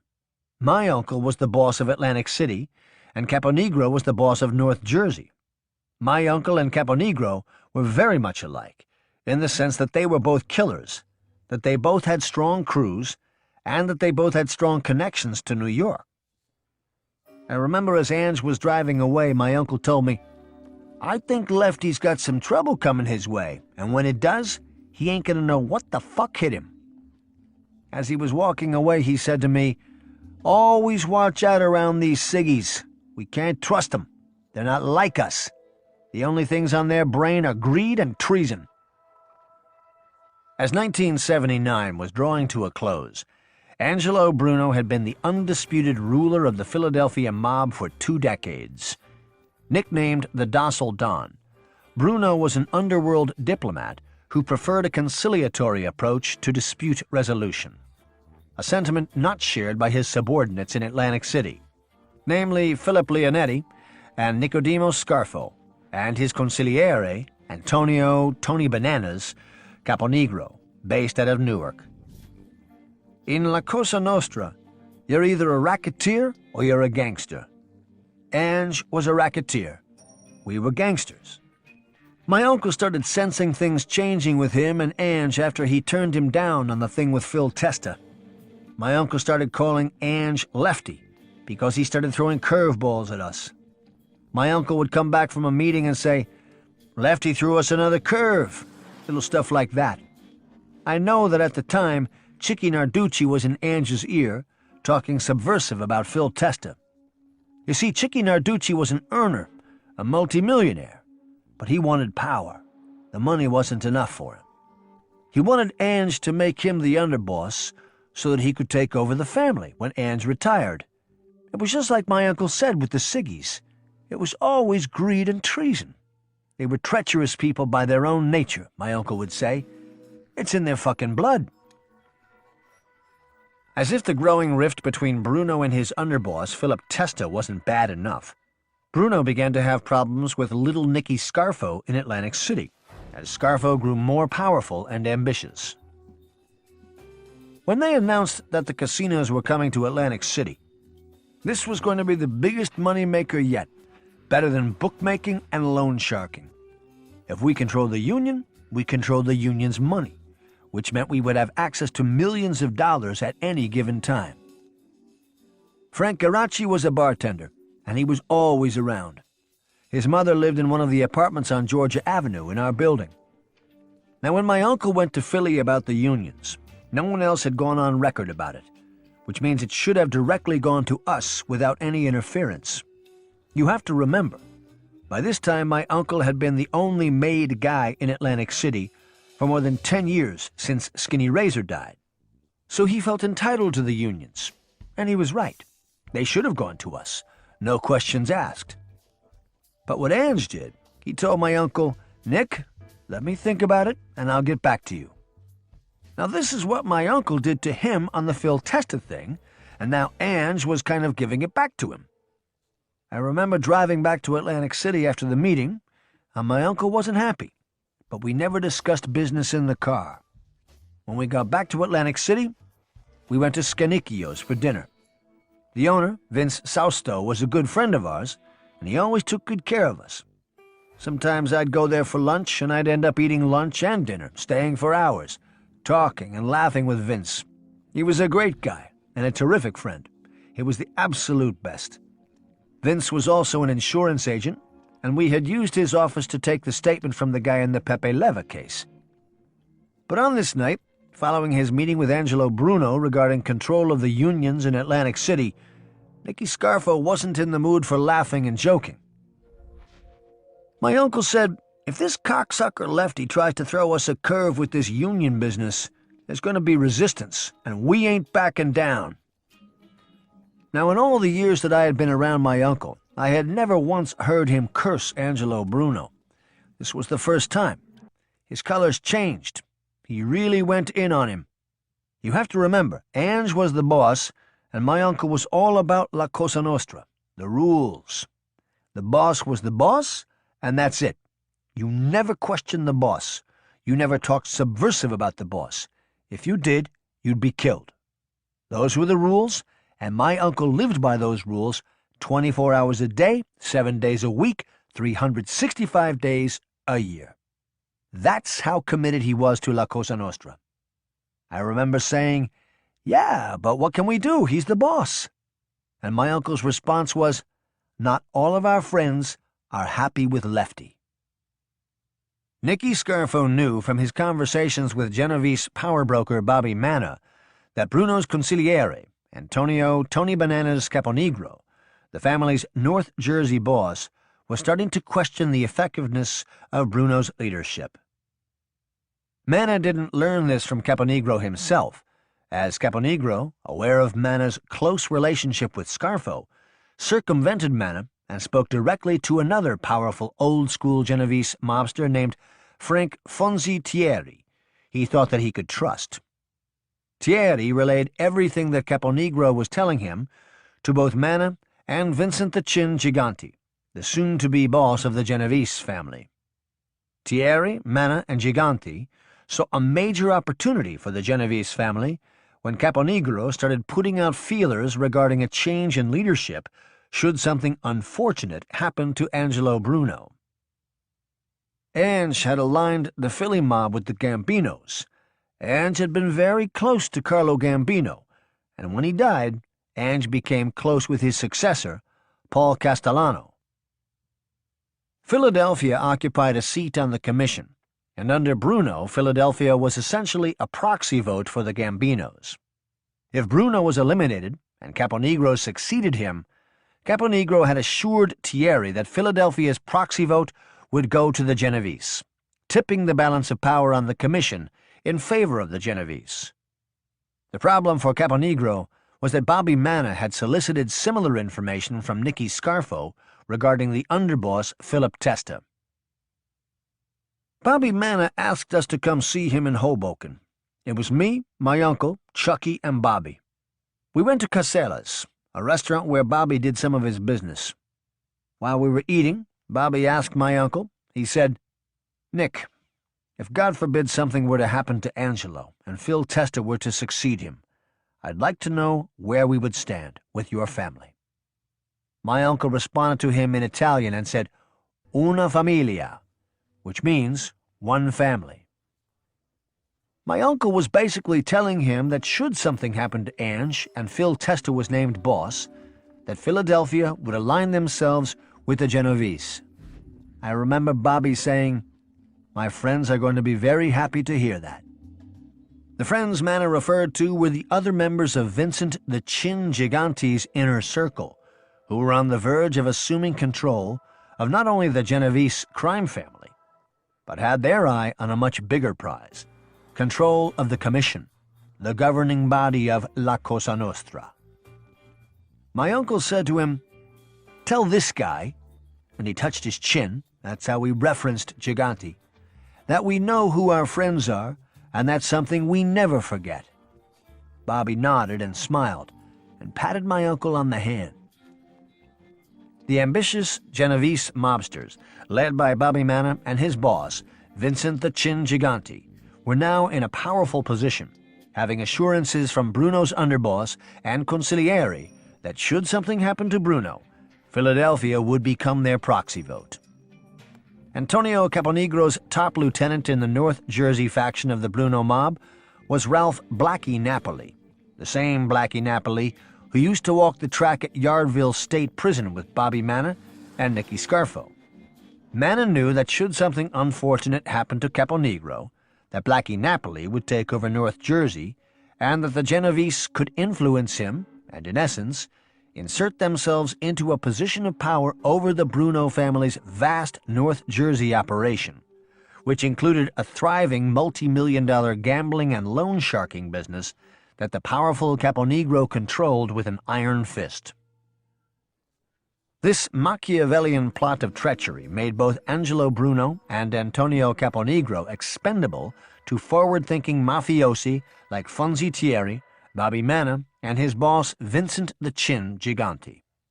To them, the Brunos, the Caponegros, and the Napolis were pieces on one big La Cosa Nostra chessboard.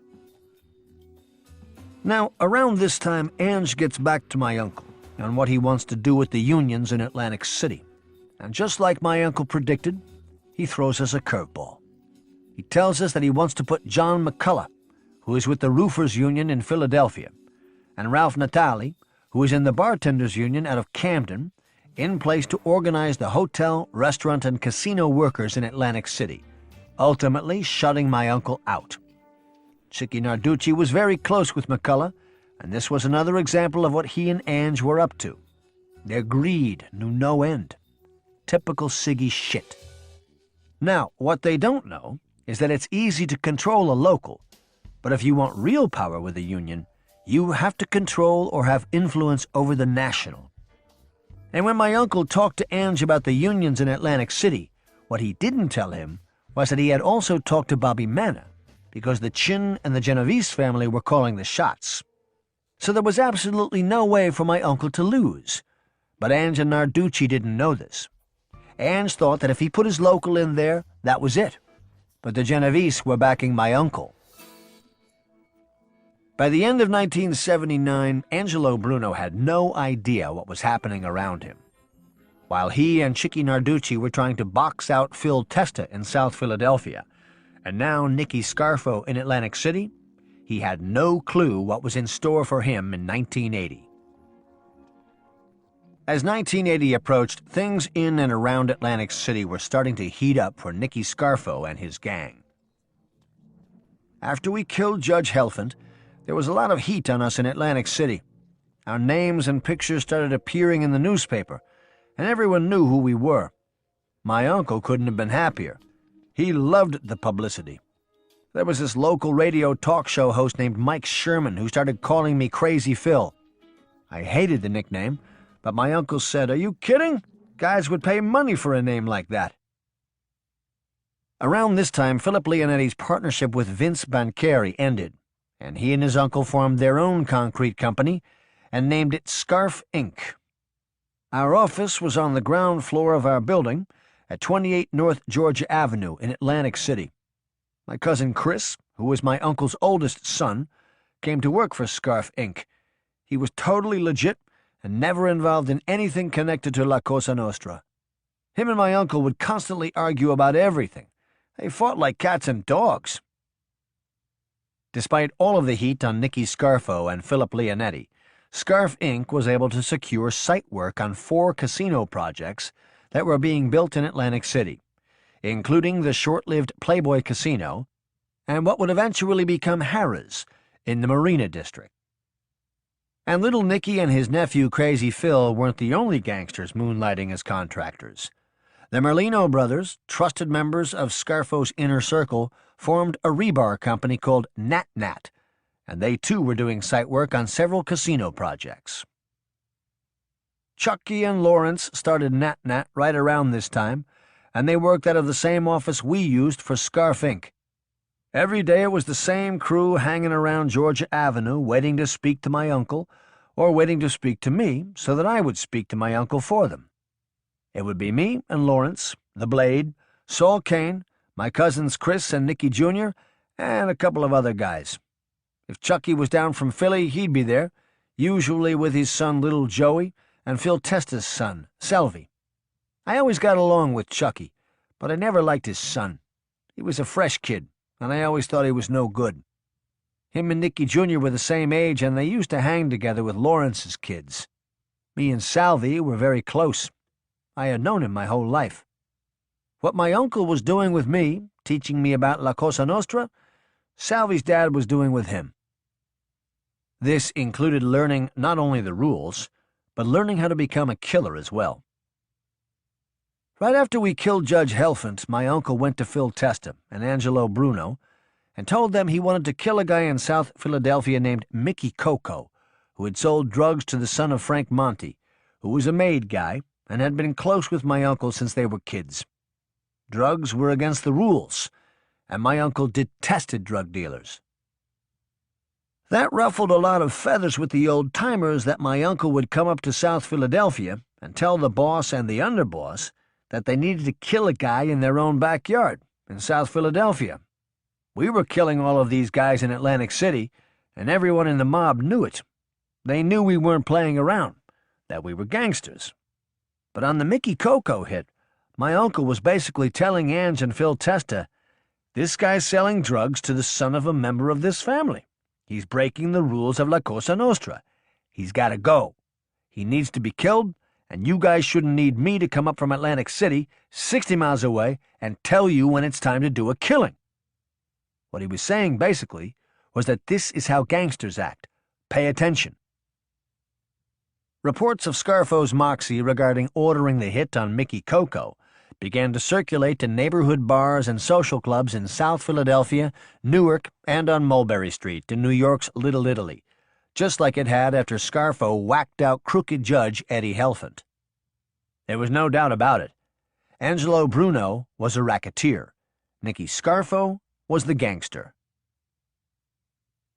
Following Scarfo's lead, the plan to execute Michael Mickey Coco Cifelli began to take form and would manifest itself on a cold day in January when Salvatore Chucky Merlino and Salvatore Salvi Testa, both wearing ski masks and carrying handguns, entered a neighborhood bar at the corner of 10th and Wolf in South Philadelphia and shot Cifelli at point-blank range as he sat at the bar, sipping a beer and waiting to meet with Bobby Lumio, a Scarfo associate, who was conveniently talking on a payphone when the masked gunman entered the bar.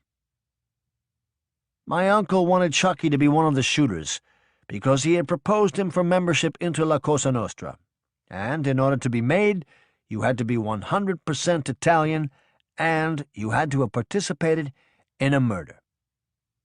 Philip Testa wanted Salvi to be the other shooter because, like my uncle was doing with Chucky, Phil Testa was proposing Salvi for membership.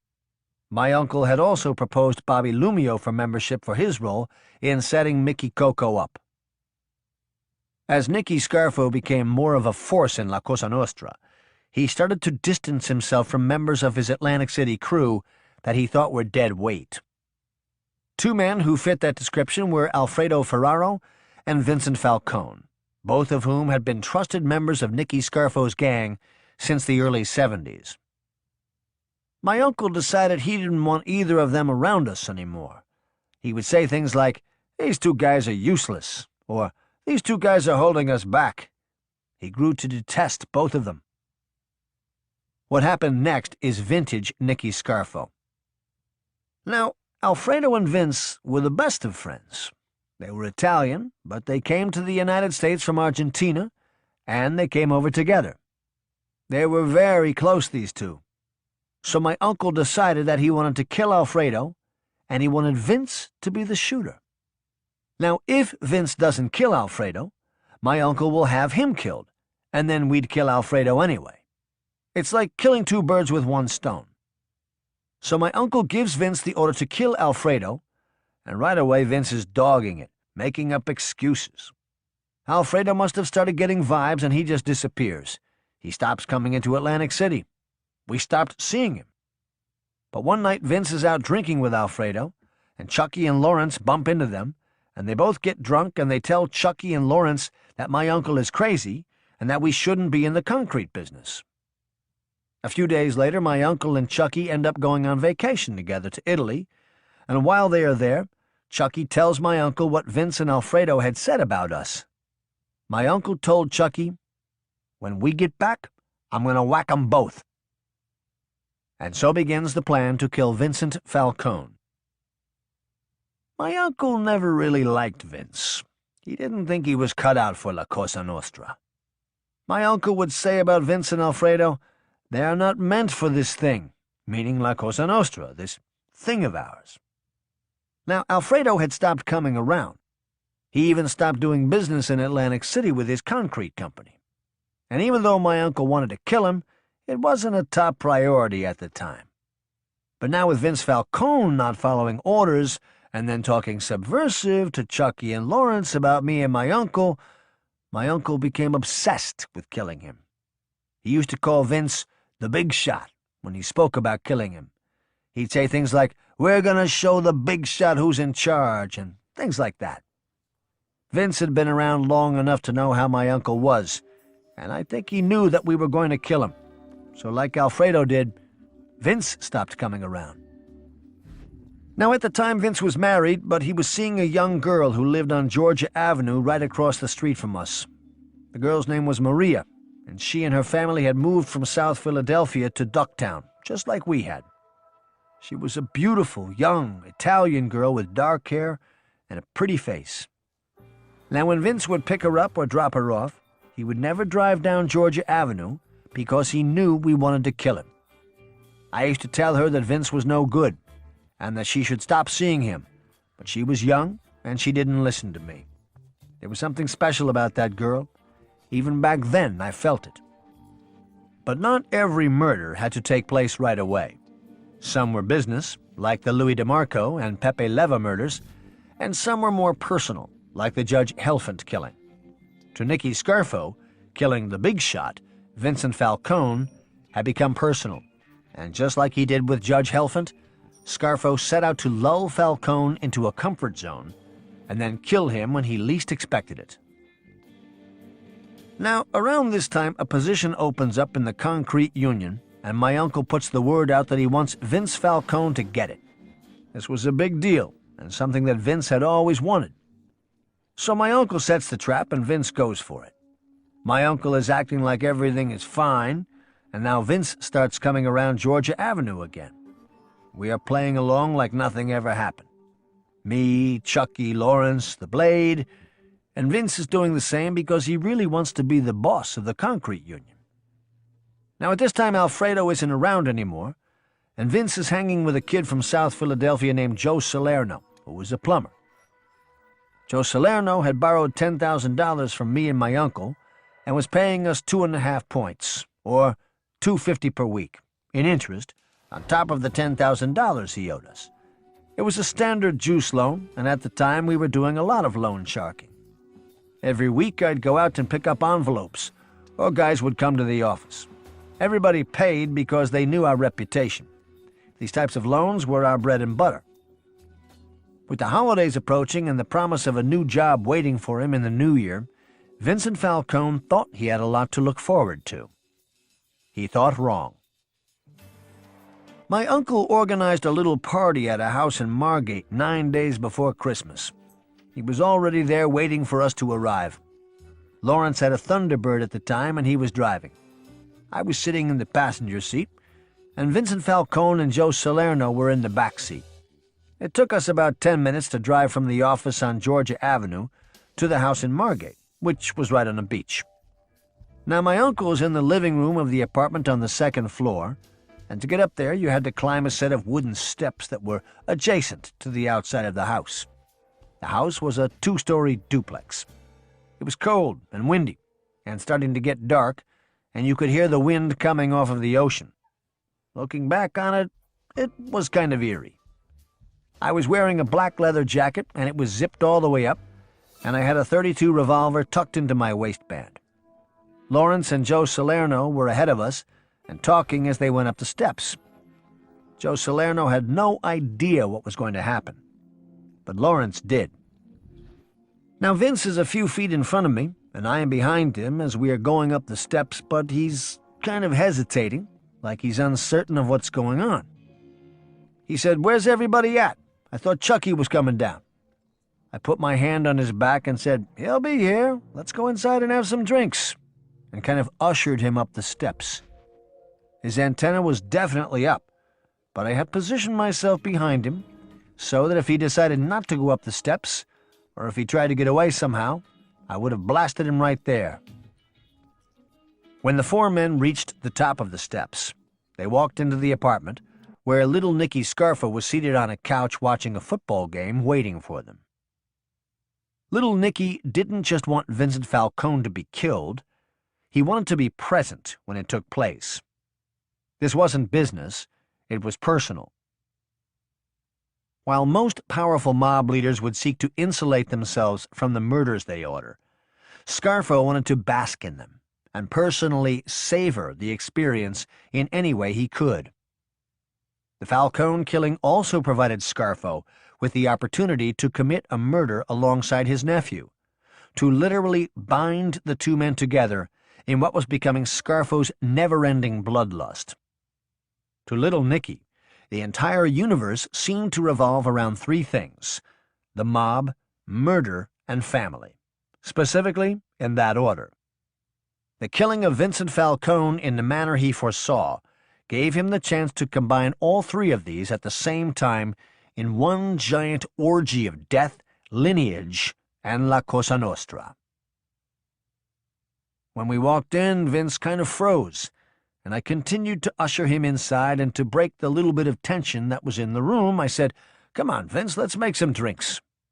My uncle, who was still in the living room watching TV, said, "Hey, Vince, bring me a cutty and some water." Now, at the time, Lawrence was in the dining room area talking with Joe Salerno, kind of distracting him. That was all happening within seconds of us walking into the apartment. So we grabbed the bottle of scotch from my uncle and put it on the kitchen table, and then I said, "Vince, get some ice." When Vince started to walk away towards the refrigerator to get the ice, I reached into my jacket and took the gun from my waistband, and I walked right behind him and blasted him right behind his right ear. As soon as I shoot him, his body propelled forward just like what happened to Louis DeMarco, and then he crashed into the refrigerator and crumbled to the floor.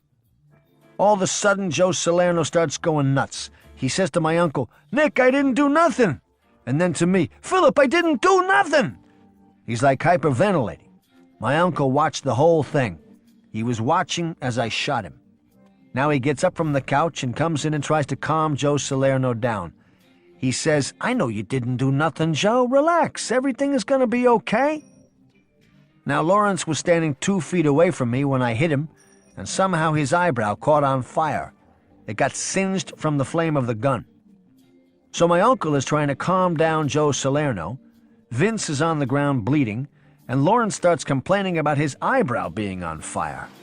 So I say, "Jesus Christ, Lawrence, you knew I was going to shoot him. Why the fuck were you standing so close to him?" With all of this going on, my uncle manages to calm down Joe Salerno. My uncle comes over to where Vince is lying and kneels down next to him and says, "He's still breathing. Give him another one right here." And he moves Vince's jacket a bit and points to his heart. So Vince is lying there, and there is a pool of blood forming underneath of him, and he is like gurgling, trying to breathe, and I stood over him and raised the gun and shot him one more time in the chest. The impact of the second shot caused his body to jerk, and then that was it.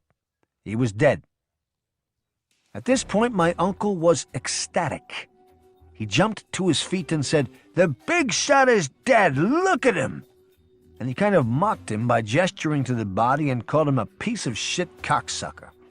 He was actually cursing at the corpse.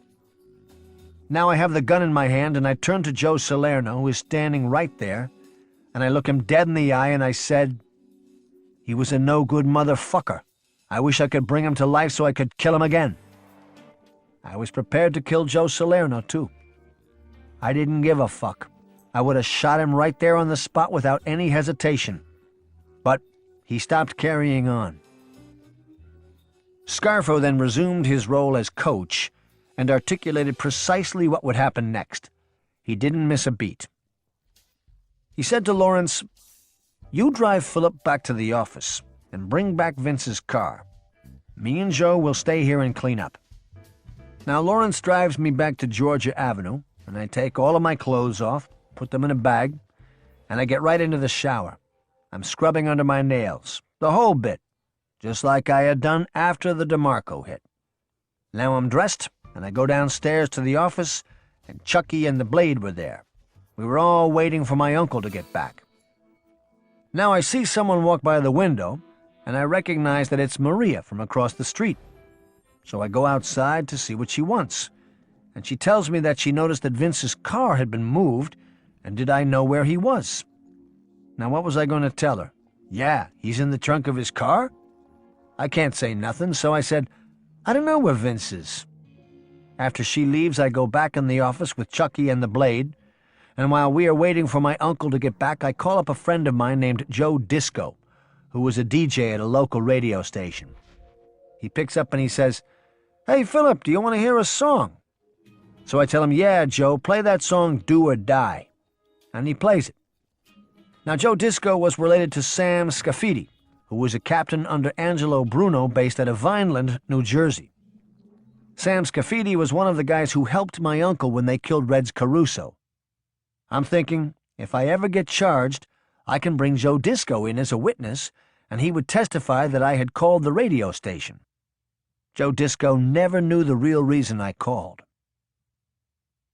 Joe Salerno would later testify that while he and Nicky Scarfo cleaned the apartment, Scarfo told him, "You're one of us now," and patted him on the back before doling out more instructions. Tie him up like a cowboy with his hands and feet tied up behind him. When Lawrence Merlino arrived back at the home about 30 minutes later, he discovered that Vince Falcone's body had been wrapped up in a blanket and tied up exactly as Scarfo had instructed. He also discovered something else. Lawrence told me when he got there that my uncle was fall-down drunk and he couldn't even stand up.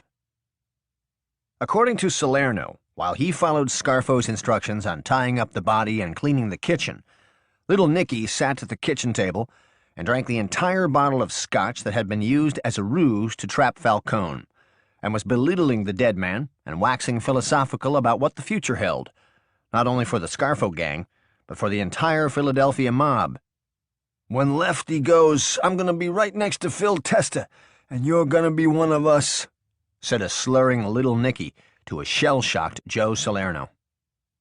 Following Scarfo's instructions, the men loaded Falcone's corpse into the trunk of the car they had retrieved, and Scarfo continued to celebrate, saying, "I love this," as Falcone's body was lowered into the trunk. Lawrence Merlino then got behind the wheel of Vince Falcone's car with Falcone's dead body in the trunk, and abandoned it several blocks away on a desolate street, as another car, being driven by Salerno, with little Nicky in the back seat, pulled up beside him, and the three men drove back to Atlantic City. Margate was a resort town that was full of summer vacationers from Memorial Day to Labor Day, but 9 days before Christmas, it was a ghost town, the perfect place to commit a murder and dump a body. That night, following the killing, Scarfo, Lawrence Merlino, and Joe Salerno would return to the Scarfo compound on Georgia Avenue, where they encountered Philip Leonetti, Salvatore Chucky Merlino, and Nicholas Nick the Blade Virgilio. Merlino greeted them by saying, "Lights out, huh?" and gave celebratory hugs and kisses on the cheek to everyone present. The five men then settled into Scarfo's dining room and feasted on a large, home-style Italian meal, while an extremely drunk and elated little Nicky held court and talked in a hushed tone about who his next victims would be. "I want to cut this Alfredo's guts out and fry him in a pan. He makes me sick. Him and that no-good cocksucker Mad Dog Di Pasquale. We're going to do him next." Philip had never seen his uncle in such a state of delirium. "You would have thought he won the lottery. That's how happy he was that we had killed Vince Falcone. I remember him kissing me on the cheek and telling me that he loved me. That was the first and only time that he did that, and he did it because he was drunk. My uncle never loved anyone or anything in his entire life, except for La Cosa Nostra. That's all he lived for. He didn't give a fuck about nothing else. That's how sick he was." Nicky Scarfo even planned a holiday of sorts for the men involved in the killing, telling them that they would travel to Philadelphia the next day for a relaxing steam bath in the schwitzing room of a decades-old Russian-style bathhouse on Camac Street in South Philadelphia, to be followed by a celebratory dinner at one of Scarfo's favorite restaurants, the Saloon. Scarfo's jubilation would be short-lived. Within a matter of days, the body of Vincent Falcone was found, and detectives from the Atlantic County Major Crimes Squad were soon knocking on both Scarfo and Leonetti's doors. So I'm in the office, and these guys come around, 2 detectives. They had pictures of the body tied up in the trunk of the car. They say, "Look, Phil, can you help us out? We're not looking at you guys for this. We know that you and your uncle were friends with Vince. We want to show you what they did to him." I looked at the pictures and pretended I was sad, and I said, "Guys, I don't know nothing. I wish I did. Vince was my friend. I don't know who would do this to him." So after these guys leave, I drive down to Longport and grab my uncle. We had bought a house for him down there, but no one except for he and I knew about it. Our code name for the house was Toothpaste, because it was on Colgate Avenue. He always had a girlfriend on the side, and whoever he was seeing lived in that house. So I go down and I tell him what had just happened with the detectives. He was happy. He said, "Tell Lawrence and Joe Salerno to lay low for the next couple of weeks. Let's let this thing die down." He tells me to pick him up in a couple of hours, and that he wants to go to Scanicchio's for dinner, Vince Sausto's place. When I get back to the office, Lawrence was already there, waiting for me, and we went outside and I told him what had happened and what my uncle said about laying low. Lawrence said, "Got it," and told me he was going to go to Philly for a couple of days. Now me and my uncle are eating dinner at Scanicchio's, and we're both relaxed. We feel good that we're not being booked for killing Vince. All of a sudden, who comes in but Joe Salerno, and he looks like he hasn't slept in a week. He's all worked up. He starts saying, "Nick, they're going to know that was my gun that killed him because it was a .32. My uncle says, "Calm down, Joe. There's a lot of .32s out there. No one's going to know nothing. Just keep your mouth shut, and everything's going to be fine." Now, a couple weeks before the killing, my uncle asked Joe Salerno, "Hey, Joe, do you have any guns?" Joe told him he had a .32, and my uncle said, "Bring it around. Let me take a look at it." So a few days later, Joe Salerno brings the gun around, and my uncle tells him, "Let me hold on to this for a while." What's Joe Salerno going to do? Say no to my uncle? So we kept the gun, and we ended up using it when we killed Vince Falcone. Now the next day, the same detectives go see Joe Salerno at his house in Brigantine because they knew he hung around Vince. It's the same drill they did with me in the office. "We know it was your friend. We want to know who did it." And Joe Salerno cracks right on the spot. He says Philip Leonetti killed him, and I was right there. Now, these detectives can't believe what they are hearing, because they really didn't think that we were involved, but the more Joe Salerno talks, they realize he's telling the truth, and they are ecstatic because they hated me and my uncle with a passion. I mean, these guys wanted us dead. One time after we had Pepe Levitt killed, a couple detectives scooped me up and threw me in a van and drove me out towards NAFAC, which is like a military airport 20 miles away from Atlantic City. They thought that I had threatened one of them, which I didn't, but as we were driving on this deserted road out by the airport, they slide open the door of the van and are hanging me outside like they are going to push me out. The van was going like 60 miles per hour at the time. They are telling me, "If anything happens to one of us, we will kill all of you. Do you understand?" They've got a gun to my head while I'm dangling out of the van. I stopped paying attention to them and started thinking about jumping and how I would land if I did. I remember thinking to myself, these are the good guys? But after a few minutes, they pulled me back in the van and took me back to Atlantic City. So I know that when Joe Salerno gives us up to these guys, it was like winning the Super Bowl. Within a few hours, Joe Salerno was in protective custody, giving law enforcement officials a play-by-play account of exactly what had happened to Vince Falcone. It was clear that Joe Salerno had chosen not to accept Nicky Scarfo's invitation to join the mob. The next thing you know, me, my uncle, and Lawrence are sitting in the Atlantic County Jail, and guess who's not there with us? Joe Salerno. We found out that the cops from Major Crimes went right to Joe Salerno's house in Brigantine, and he gave us right up. Now my uncle is pacing, like a tiger in a cage. Me, him, and Lawrence are sitting in the holding cell. My uncle is talking out loud to himself, and me and Lawrence are just sitting there. "This isn't good," he said. "This is going to be bad. We're in trouble with this one." Now I'm sitting there thinking to myself, Jesus Christ, I can't believe how stupid I was to get arrested again for murder. First, the Pepe Leva thing, and now this. I was also angry with myself because I knew I should have shot Joe Salerno the way he was carrying on. I should have blasted him right there, and instead of ratting us out to the cops, he'd be in the trunk of the car with Vince. So, while we were in the holding cell, my uncle says to me, "Call this cocksucker Joe Salerno and see if you can get a read on him." So I call Joe's house, and his wife answers, and she puts him on. So I said, "Hey, Joe, what's going on?" And he said, "What's going on with you guys? I saw on TV that you guys got locked up. I know your uncle has to be going nuts in there with his allergies and all the dust in there." He was all worked up, just like he was the night we killed Vince.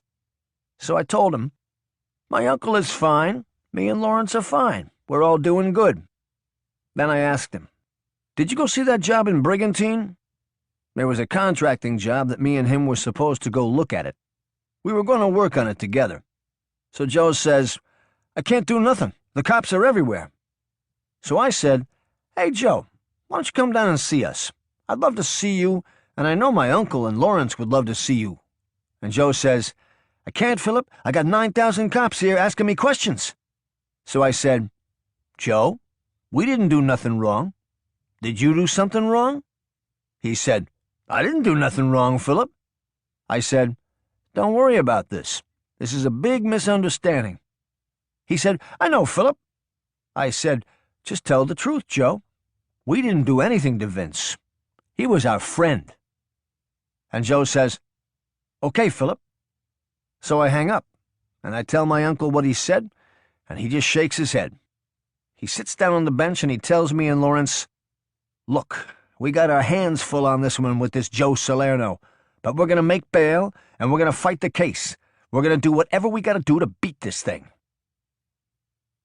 Scarfo, Leonetti, and Merlino would spend the Christmas holiday in the Atlantic County Jail, as detectives from the Atlantic County Major Crime Squad packed up Joe Salerno and his family and moved them out of town and into the Witness Protection Program. Our bails were $150,000, and we had the lawyers working on getting that together. By New Year's Eve, all three defendants were out of jail and back on Georgia Avenue, awaiting a trial that was several months away. As the clock struck midnight and the ball dropped in Times Square, the 1970s were over. It was 1980. As Nicky Scarfo, Philip Leonetti, and Lawrence Merlino settled into life outside of the Atlantic County Jail, they were not entirely free. Our bail restricted us from traveling outside of Atlantic County. That meant we weren't able to meet with guys like Caponegro or Bobby Manna to know what was going on in North Jersey or New York. Now, remember, a few months before we killed Vince Falcone, we had that dinner with Bobby Manna in North Jersey, and that got my uncle's antenna up that something was going on, that maybe there was going to be a move against Ange. Also, we were still going back and forth with Ange over the union dispute. With our bail, we couldn't go to Philadelphia either. Chucky and Salvi were coming down from Philly a few times a week to see us and let us know what was going on, but they didn't know anything about Caponegro or Bobby Manna. All they knew was the stuff in South Philly. So at the time, we were basically stuck in Atlantic City and out of the loop of what was really going on. My uncle said, "We're going to let things play out and see what happens with Lefty," meaning Ange. "And we're going to lay low for a while and get ready for this trial. If we don't win this trial, nothing else matters because we're dead." At the time, I was busy with Scarf Inc., and Lawrence was busy with Nat Nat, his rod company. My uncle was meeting a lot with Harold, going over the discovery in the Falcone case with the lawyers. Meanwhile, up in North Jersey, Antonio, Tony Bananas Caponegro, the consigliere of the Bruno crime family, was doing everything but lying low. He was planning to assassinate his boss, longtime Philadelphia mob don Angelo Bruno, and take over the family. The Chicago-born Caponegro earned his nickname Tony Bananas from his early days in the underworld, when he ran a profitable sportsbook and juice loan operation out of a produce market in the Down Neck section of Newark. As 1979 turned to 1980, he was the head of a growing intra-family movement that opposed the old-school Bruno's strict opposition to allowing mobsters to engage in the extremely lucrative distribution of narcotics, and his continued resistance to exploit the family's Atlantic City operation beyond the traditional street rackets, which at the time consisted primarily of gambling, loan sharking, and extortion, under the careful watch of Nicodemo, Little Nicky Scarfo, who ran Atlantic City, much like Caponegro ran North Jersey.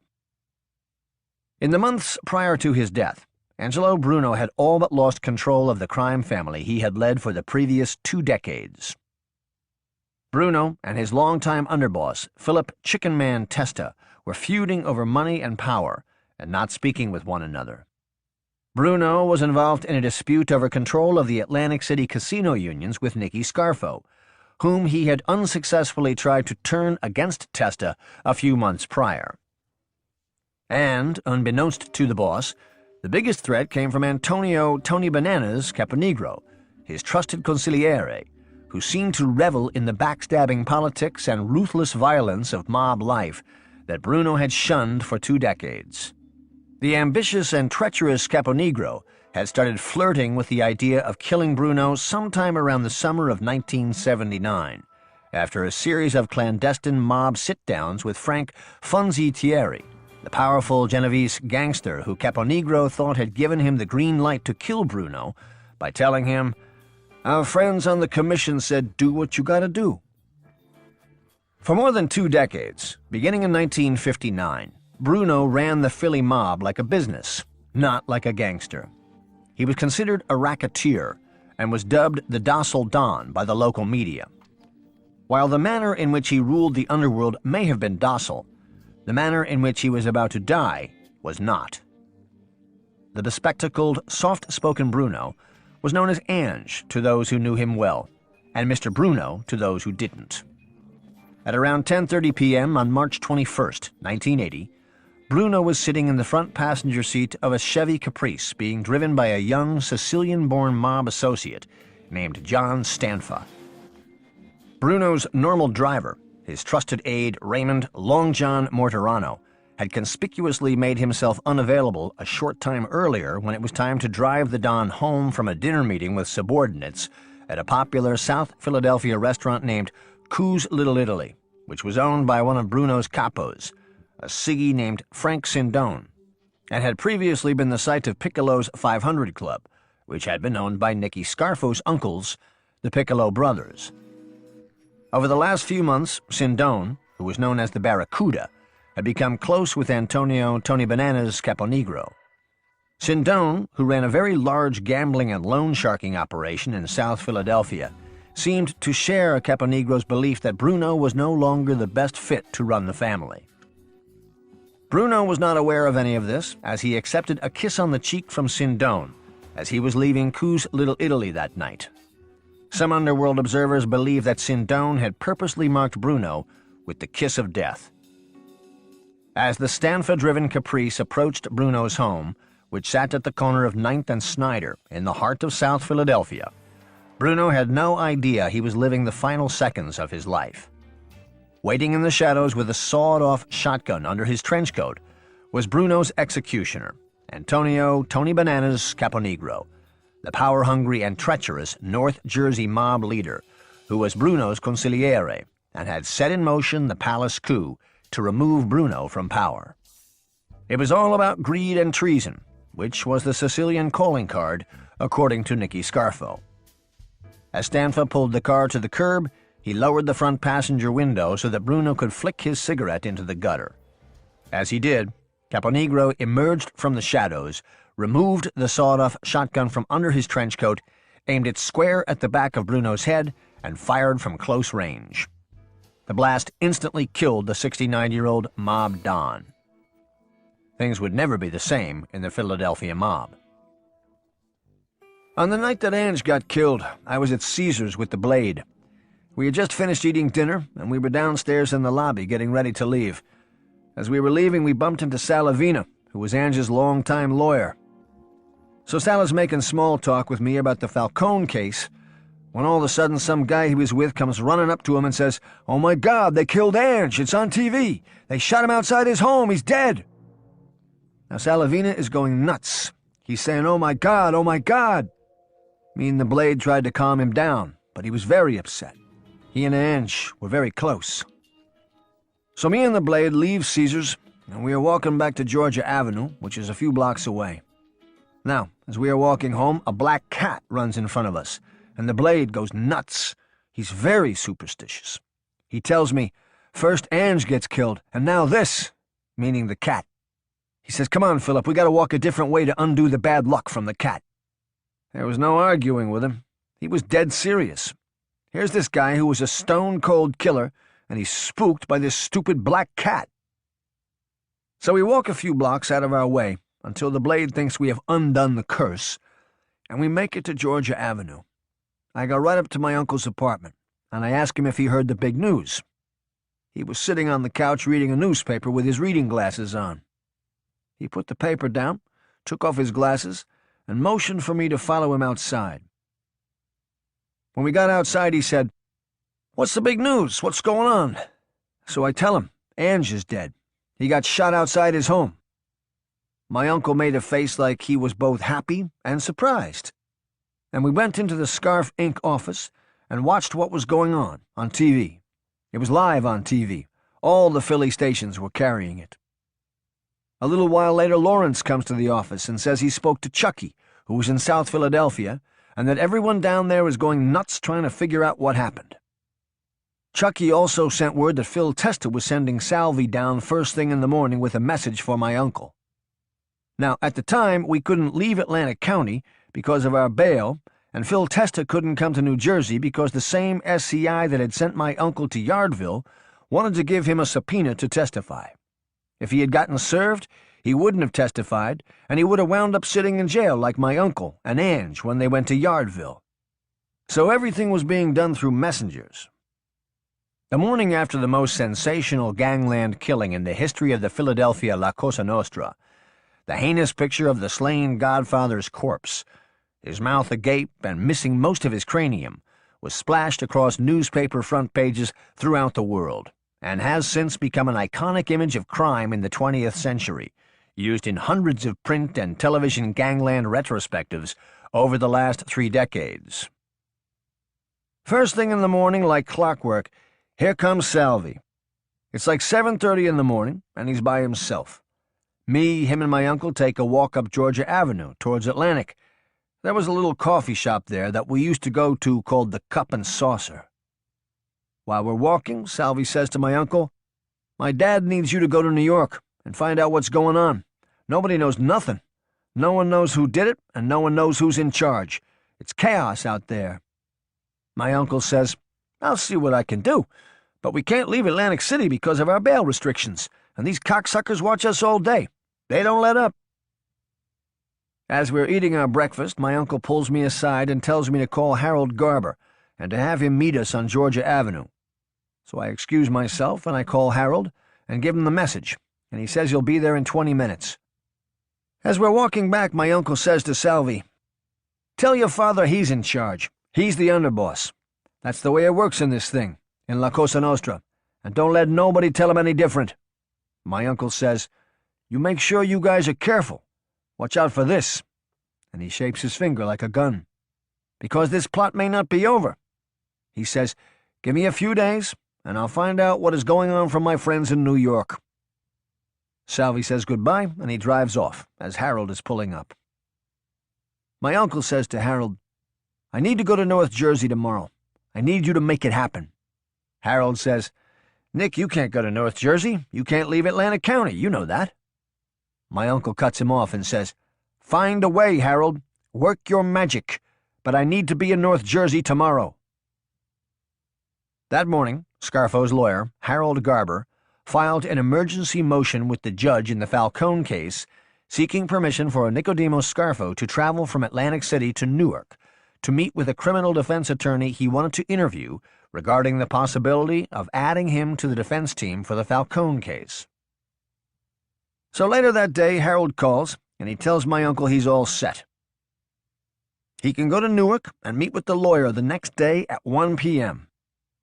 Harold had a lawyer friend in Newark, and this guy gave Harold the okay to let my uncle use his office for the meeting.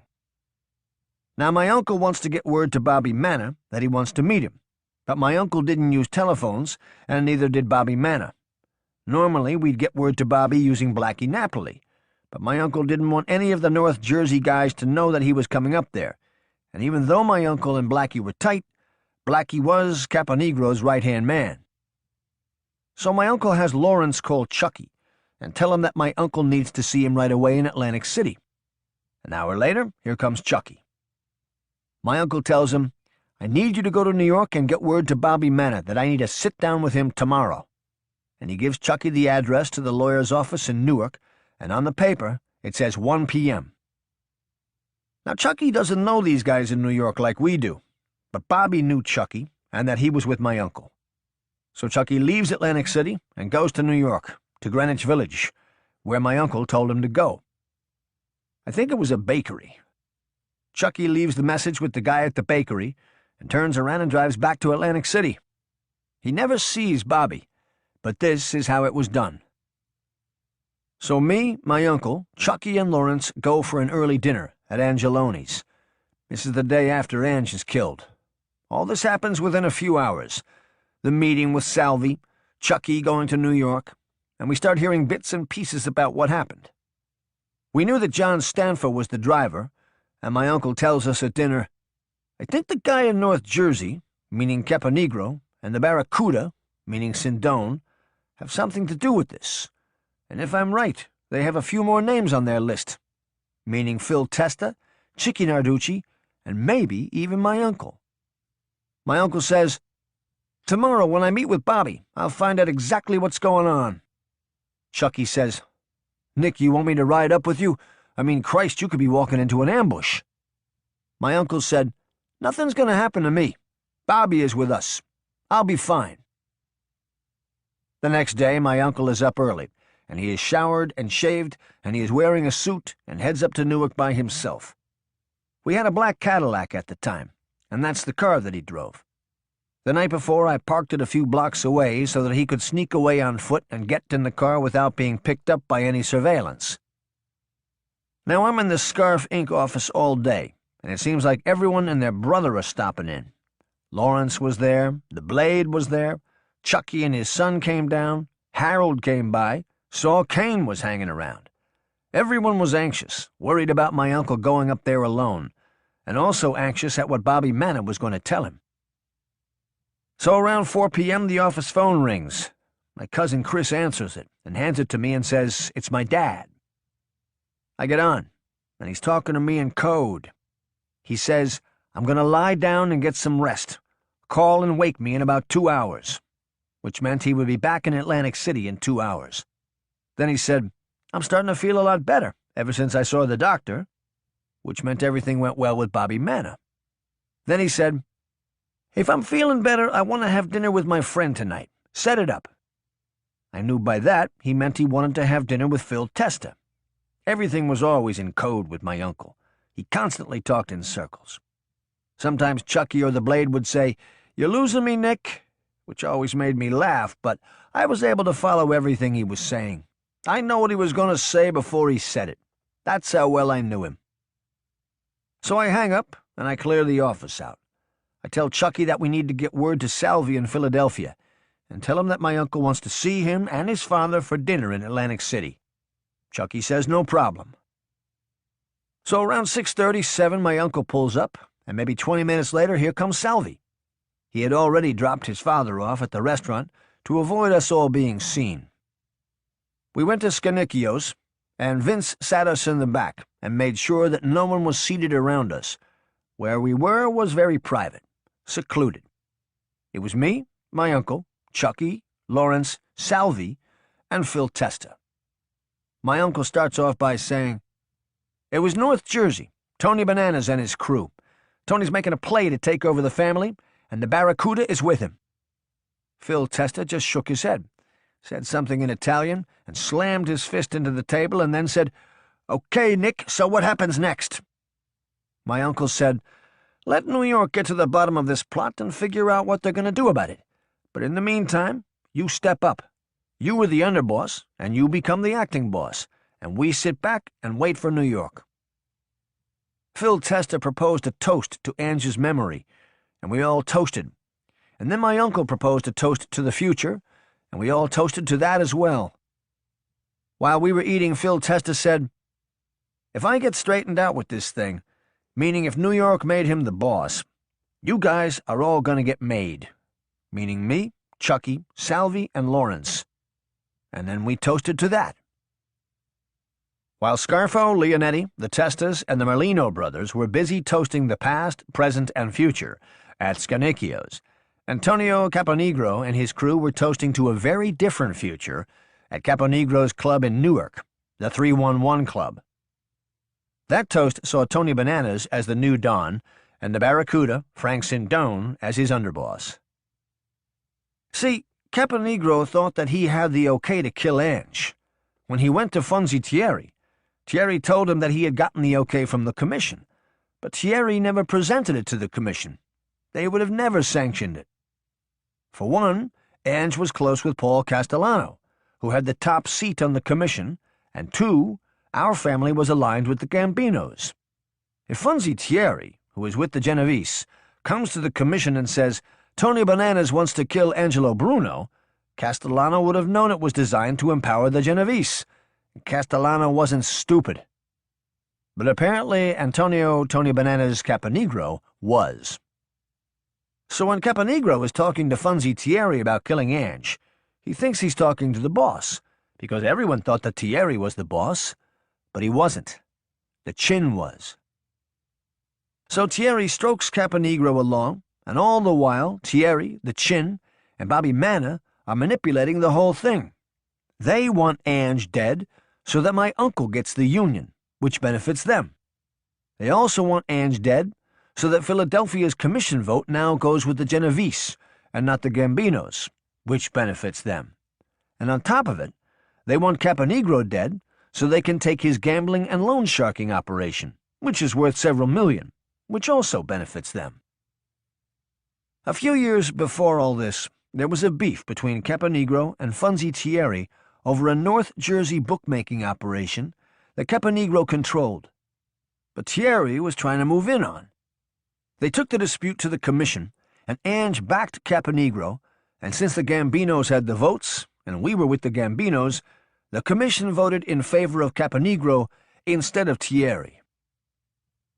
While the ambitious Caponegro double-crossed Bruno, the ruthless, old-school Brooklyn-bred gangster Thierry triple-crossed Caponegro. Within a few days of Bruno's killing, Caponegro was called to a meeting inside a dingy social club in New York City's Greenwich Village that served as the primary headquarters of the Genovese crime family. Caponegro thought he was being called to the sit-down to be named the new boss of the Philadelphia mob, and once again, Tony Bananas thought wrong.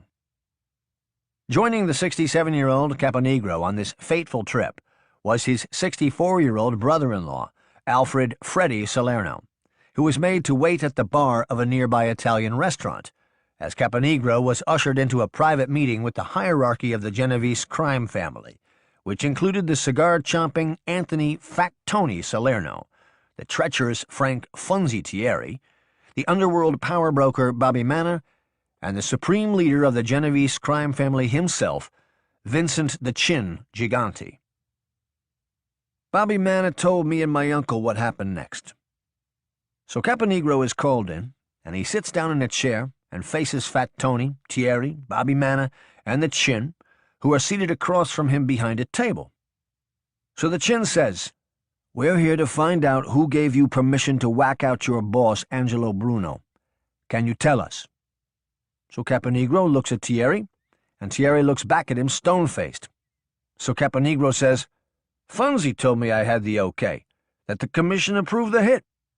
So the Chin says, "Frank, what's he talking about?"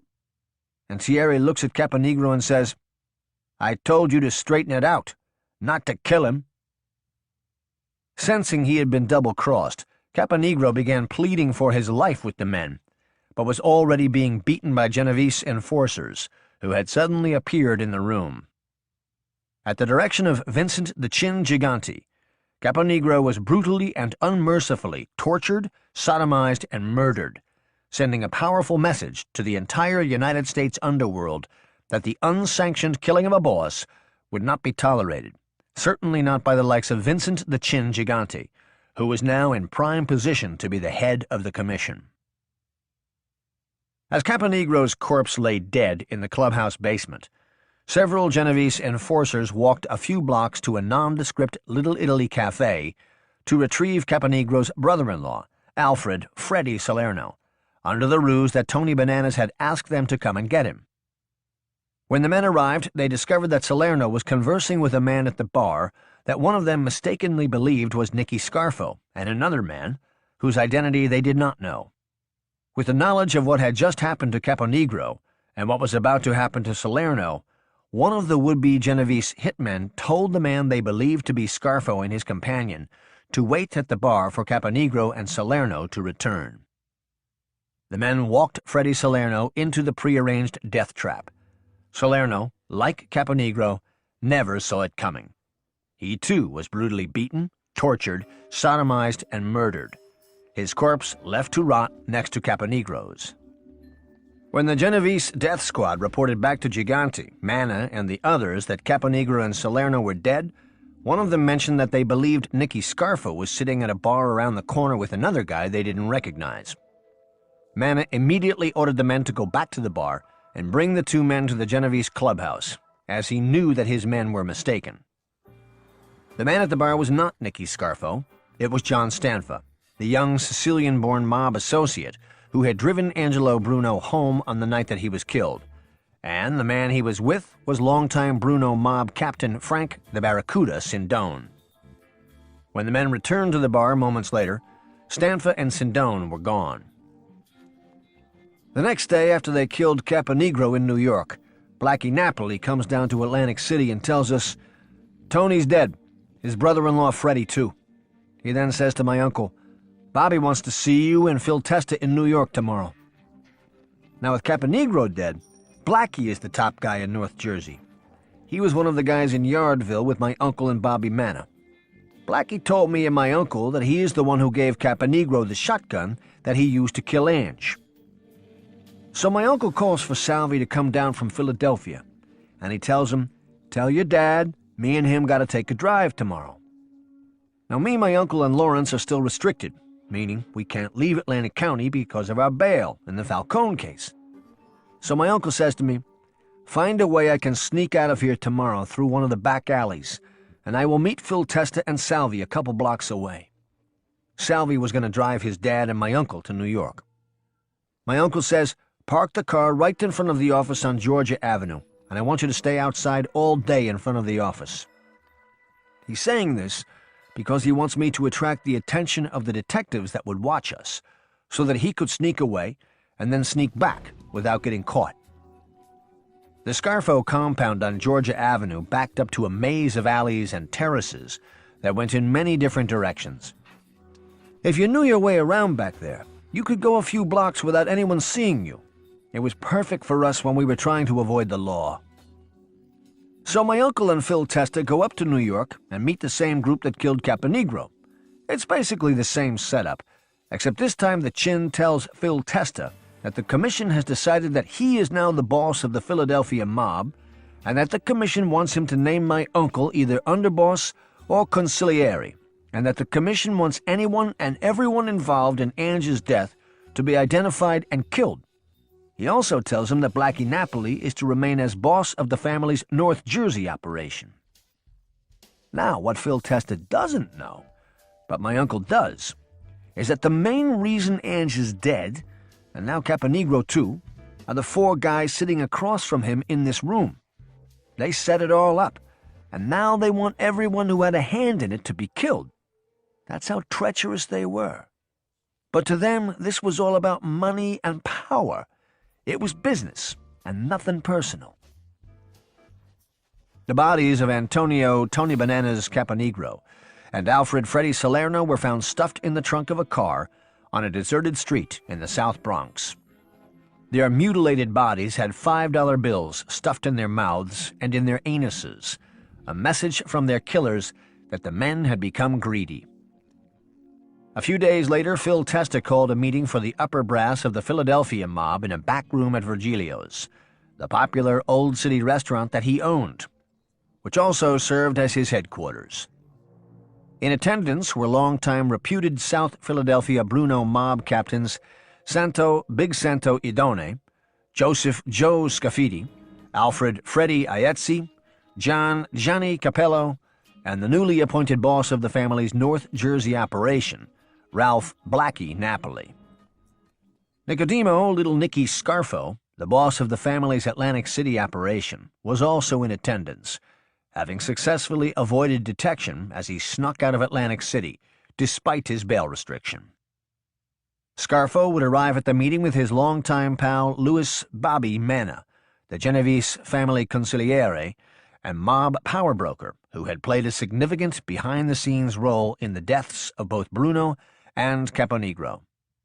Manna's attendance was designed to both legitimize Testa as the family's new boss and to solidify the relationship between the new Bruno family leadership and the Genovese crime family, which Manna represented. At the meeting, Phil Testa announced that Pete Casella would serve as underboss and that Nicky Scarfo would serve as consigliere. Now, my uncle doesn't say anything, but he was expecting to be underboss, not consigliere. Pete Casella was an old-time guy who was around Ange, who had recently gotten out of jail for dealing drugs. My uncle never fooled with drugs. The rules of La Cosa Nostra forbid it. Now we have a drug dealer as our underboss. The best way I can describe it, it is when John McCain picked, what's her name? Sarah Palin to be his running mate in the 2008 presidential election. Pete Casella as underboss? It had everybody scratching their heads.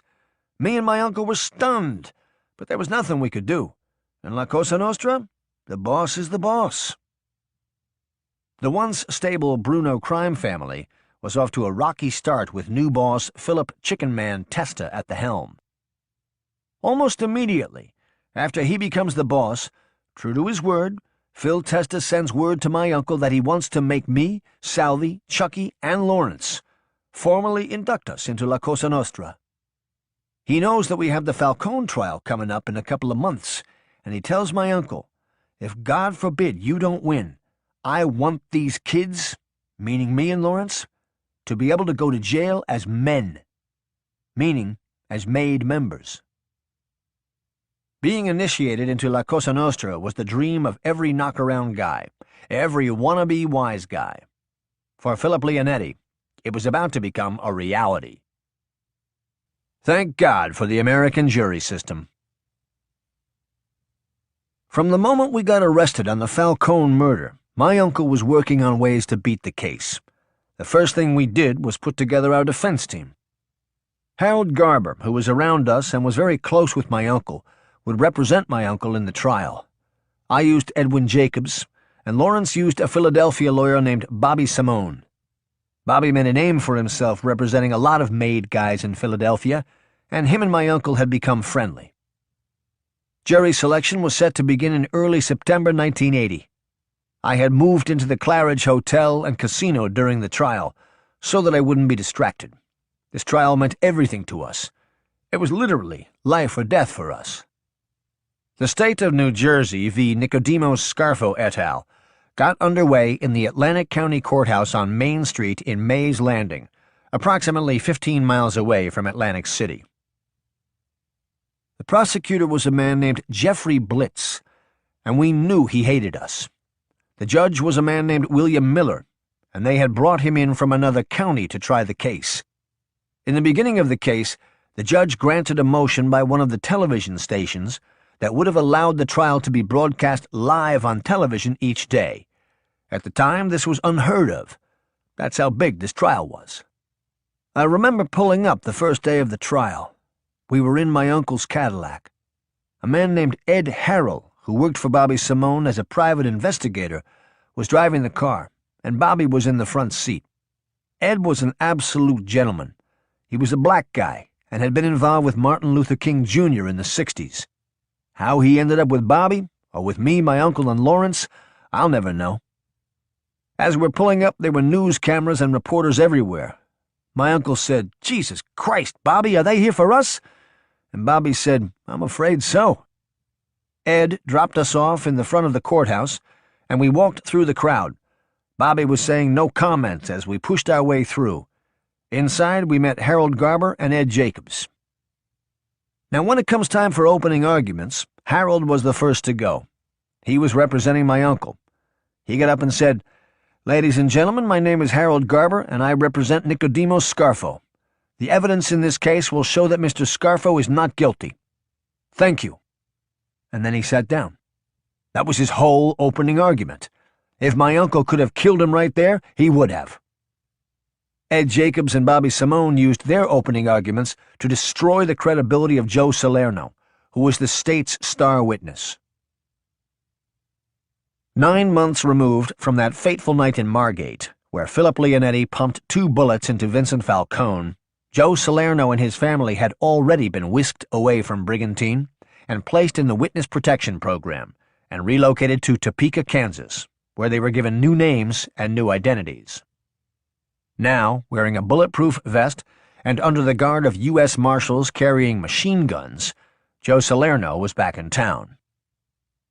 I remember when Joe Salerno took the witness stand, we were trying to ice him, trying to scare him, but he never once looked in our direction the whole time he testified, and he was no less than 10 feet away from us. The prosecutor had him tell the story of how he met us, and how I had loaned him money, and how he had given my uncle the guns. He told them everything. That night we all went out to dinner. Me, my uncle, Lawrence, Harold, Bobby, Ed Jacobs, and I think Chucky was with us. We went to Caesar's. We were discussing the best ways to attack Joe Salerno's credibility. We were all very focused on winning this trial. It was as if nothing else was going on around us. Well, except for the thing with Johnny Keys. Johnny Keys Simone had been a made member of the Bruno crime family for a number of years and operated out of the Trenton area.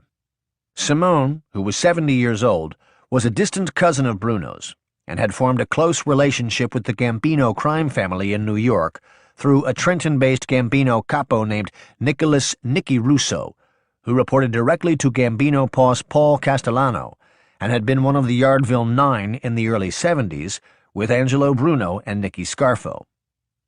Simone was sending messages to Castellano through Russo that he was interested in taking out Phil Testa and becoming boss of the Philadelphia mob, much the same way Antonio "Tony Bananas" Caponegro had tried to do with Angelo Bruno. But Caponegro and Bruno were now both dead.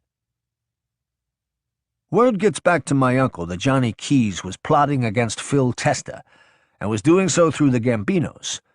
My uncle reports this to Bobby Manna in New York, and Bobby says he is going to look into it. A few days later, Bobby sent word down that he is sending a kid down named Sammy Gravano, who is with the Gambinos, to talk to us about it. He tells us we can trust him, that this Sammy is La Cosa Nostra and respected by all of the families in New York.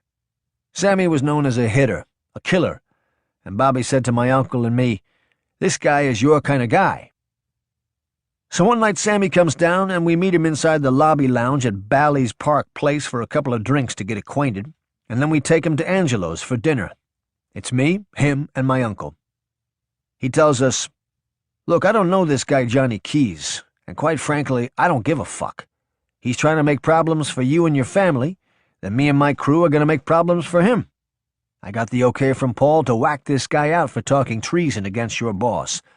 Just give me some time, and it will be done. Me and my crew are going to handle this guy personally." I could tell that my uncle was impressed by him and the manner in which he carried himself. He was very respectful and very straightforward. There was no bullshit with him.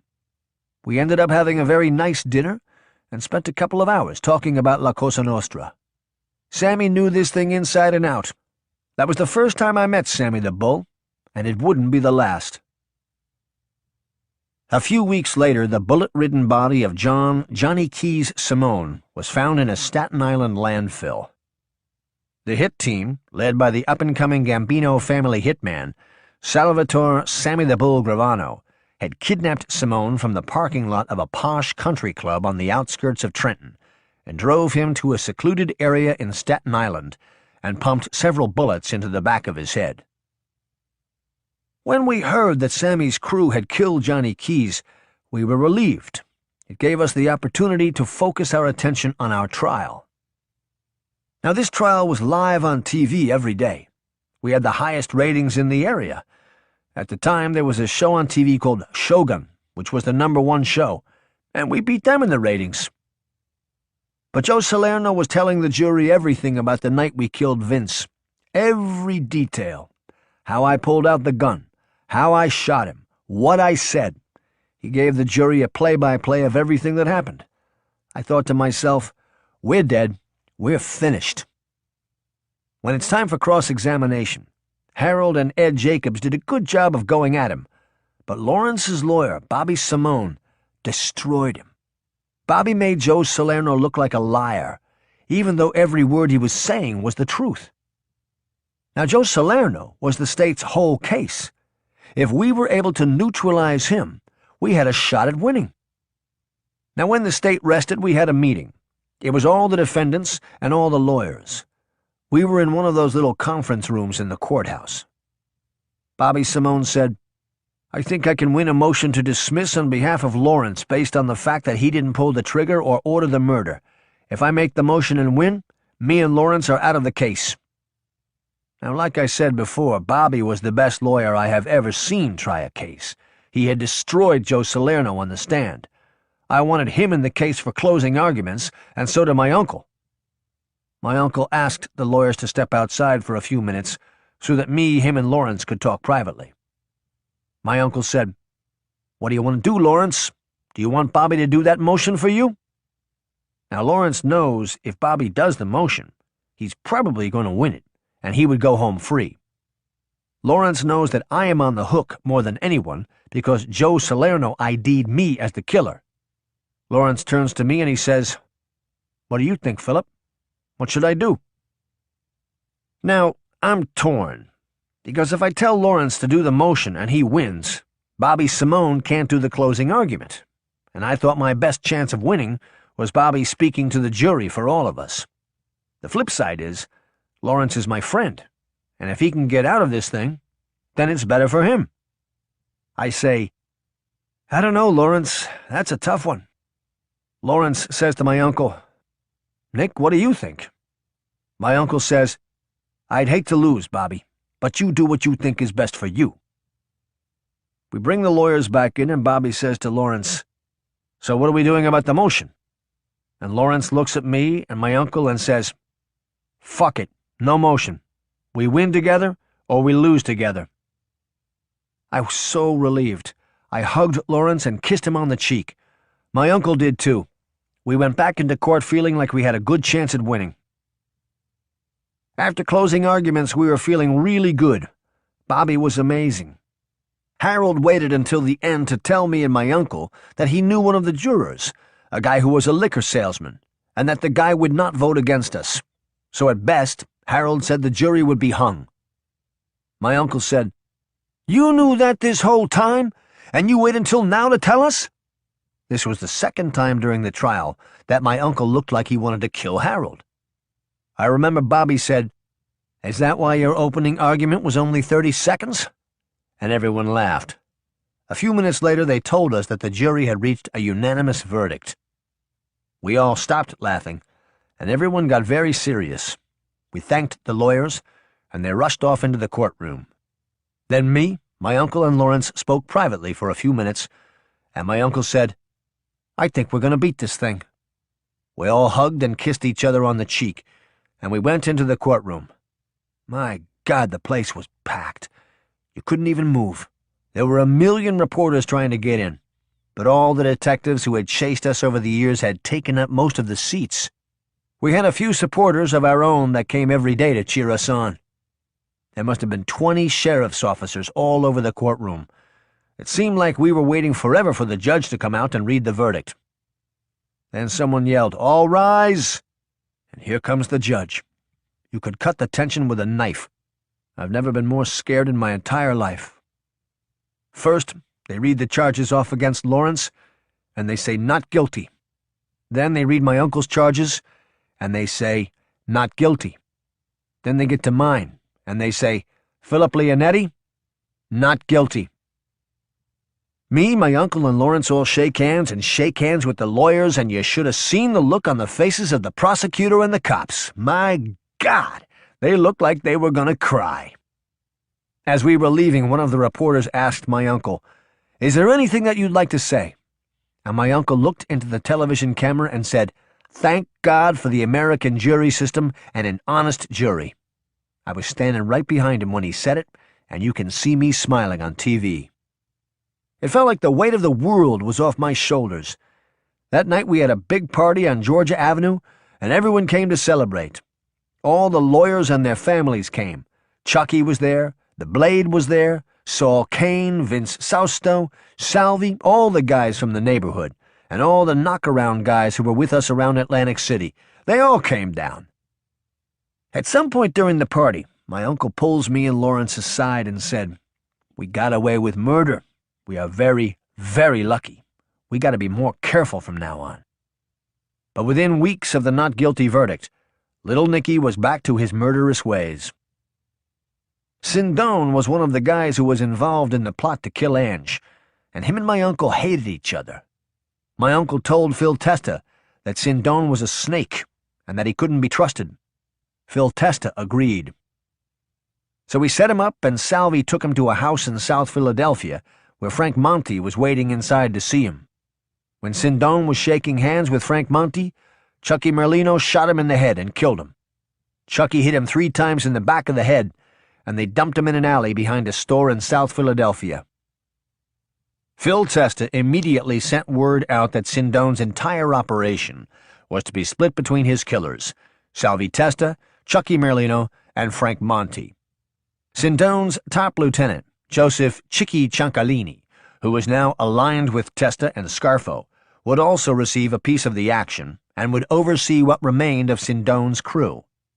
The year was almost over, but little Nicky's killing spree wasn't. John McCullough was the head of the Roofers Union in Philadelphia. He was a big Irish guy from northeast Philadelphia, and he had been very close to Ange. He was the guy Ange wanted to let organize the unions in Atlantic City instead of my uncle. Now, my uncle hated John McCullough. When I say hated, I mean he absolutely detested him. He used to call him that big Irish cocksucker, or the crew cut, things like that. Now, when Ange was alive, John McCullough was untouchable because he was with Ange. But with Ange gone, John McCullough was vulnerable. My uncle starts telling Phil Testa, "We gotta kill this guy McCullough. He's interfering in the unions in Atlantic City, and he's costing me money." So Phil Testa gives my uncle the okay. When McCullough lost his bid to take over the unions through Ange, he started causing trouble in Local 54. He was trying to break the union, and it was costing us a lot of money.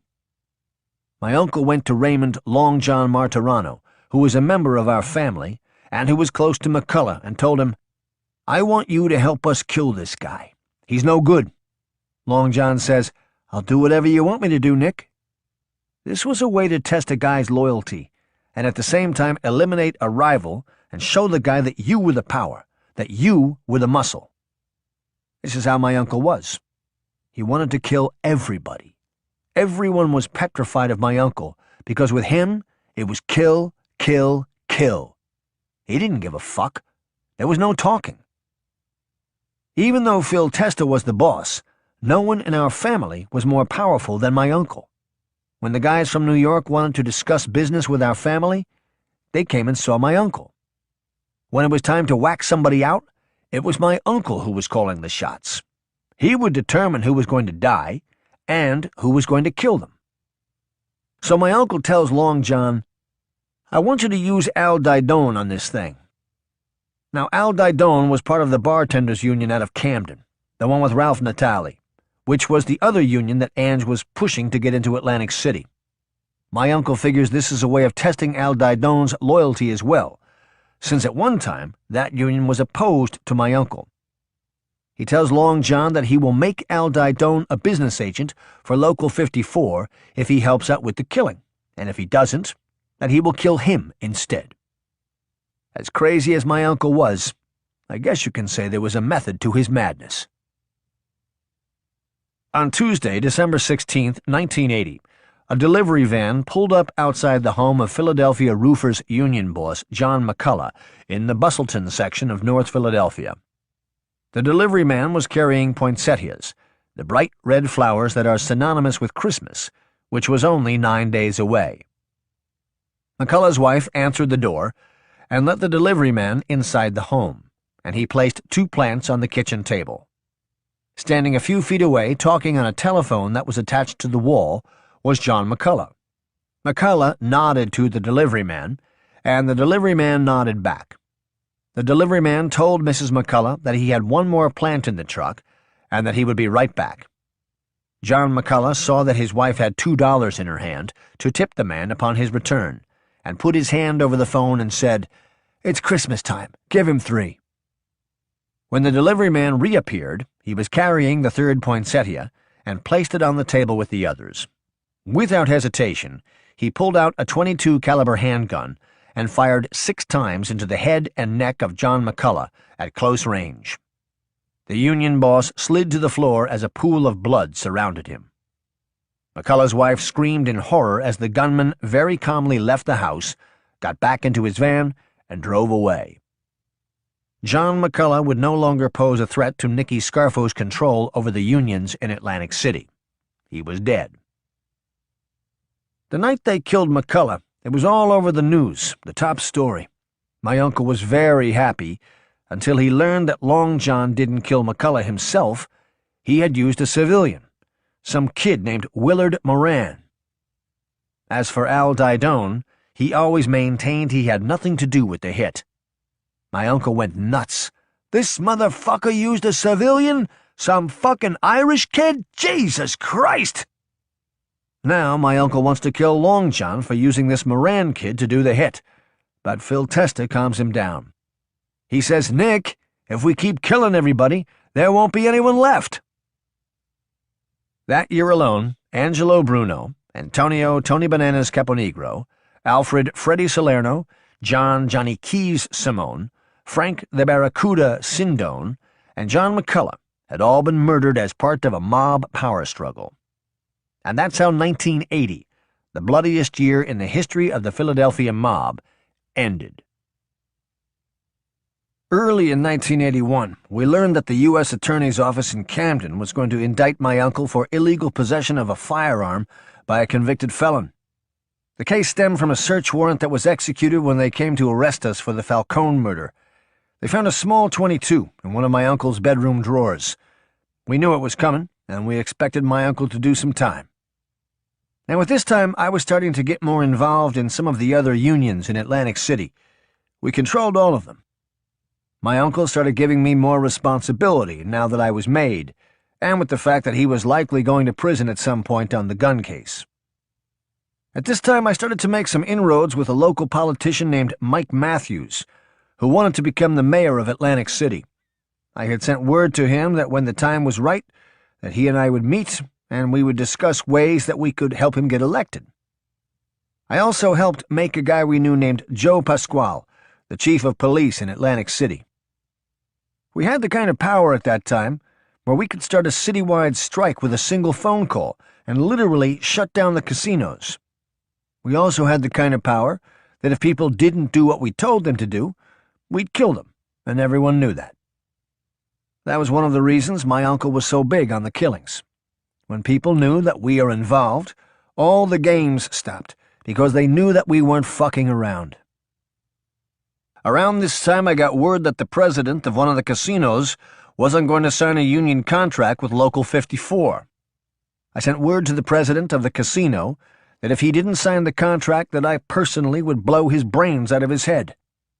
He signed the contract the next day. With little Nicky slowing down slightly in anticipation of a federal prison term on the gun case, his nephew, Philip Crazy Phil Leonetti, was stepping in and running the day-to-day operations in Atlantic City. While Scarfo and Leonetti were transitioning their power to the Jersey Shore, Philip Testa was losing his on the streets of South Philadelphia. Basically, Chicky Narducci was back to his old tricks, the same stuff he was doing with Ange, the plotting against Phil Testa. He now started doing with the underboss, Pete Casella. Narducci tells Casella that if they whack out Phil Testa, and Casella becomes the boss, that he would give Casella $1 million so he could retire to Florida, and he could name Chicky Narducci the boss. This is how bad Chicky Narducci wanted to be the boss. He was willing to pay $1 million for it. Now Chicky had 2 tons of money. He had millions of dollars, but he didn't have no real power, and that's what he wanted. Now Pete Casella doesn't have 30 cents to his name, so when Narducci offers him the $1 million, he goes for it, and him and Narducci start the plot to kill Phil Testa. After the McCullough hit, me and my uncle were pretty much staying in Atlantic City and focusing on our operation, on our business. Even though my uncle was consigliere, we weren't going to Philadelphia a lot, so we were kind of out of the loop with what Narducci and Casella were up to. Now, you gotta remember, since the day my uncle came home from Yardville, I was literally by his side every day, morning, noon, and night. Where he went, I went. This is going on 8 or 9 years at this point. All these meetings, all these killings, all of this plotting. I had been charged with murder twice. We had just beaten the Falcone case. I was literally exhausted. Now, during our trial, my uncle tells me and Lawrence, if we win this thing, I'm taking you guys to Florida. I gotta tell you, I needed that trip, and so did my uncle. In this life, it's not 9 to 5. It's 24/7, especially with my uncle. He never stopped. So one day at the office, my uncle tells me and Lawrence, let's go down there for a few days and relax. We'll get some sun. We'll have a good time. This was the best news I'd heard in years, right up there with beating the Falcone case. So we fly down to Miami, and we are staying in a suite at the original Diplomat Hotel, which was in Hollywood, Florida. You should have seen this place. It was a 5-star resort from top to bottom. Me, my uncle, and Lawrence would sit at the pool and just relax, have a few drinks, and then we'd eat at the best restaurants in town. Even my uncle was relaxing. He said, "We need to get down here more often. This is the life." Now, the night we get back to Philadelphia, Chucky is waiting for us at the airport. He has a look on his face. My uncle says, "What's the matter? What's going on?" Chucky says, "Phil Testa says he needs to see you right away, and it can't wait. I think it's the beef between him and Chicky." My uncle says, "Okay, let's go." And that was it. The vacation was over. We head over to Phil Testa's restaurant on Bank Street in Old City for a meeting, and when we get there, it's Phil Testa, Frank Monty, and Salvi sitting in a back booth. It's me, my uncle, Chucky, and Lawrence, and we sit down in the booth. Phil Testa says, "Nick, thanks for coming. I wouldn't have called you here if it wasn't urgent." My uncle says, "What's going on?" So Phil Testa starts off by saying, "I think Chicky's making a move against me. I've been hearing things in the street, and on top of that, he came to see me last week and asked to borrow $50,000. Now, before we killed Sindone, Phil Testa borrowed $50,000 from him. That's how greedy these guys were. They'd borrow the money knowing the guy was going to get killed, and then they wouldn't have to pay the money back. That was the move that these guys did. Now everybody knows the last thing Chicky Narducci needs is another $50,000. The guy is a multimillionaire. So Phil Testa is convinced that Chicky is doing to him what Phil Testa did to Sindone. My uncle says, "We gotta kill him. We gotta get him before he gets you." Phil Testa seems relieved. He says, "Thanks, Nick. I knew I could count on you." And he gives my uncle a kiss on the cheek. My uncle says, "We'll take a ride up tomorrow and figure this thing out. Don't worry about nothing." And then we drove back to Atlantic City. Our plan was to go back and see him the next day, but because of what happened a few hours later, that didn't happen. The explosion could be heard blocks away. Like an earthquake, it rocked an entire city. Dozens of police cars, fire trucks, and ambulances raced to the scene, as did dozens of people from the neighborhood, onlookers, many huddled together dressed in their pajamas, wearing sweatshirts and wrapped in blankets.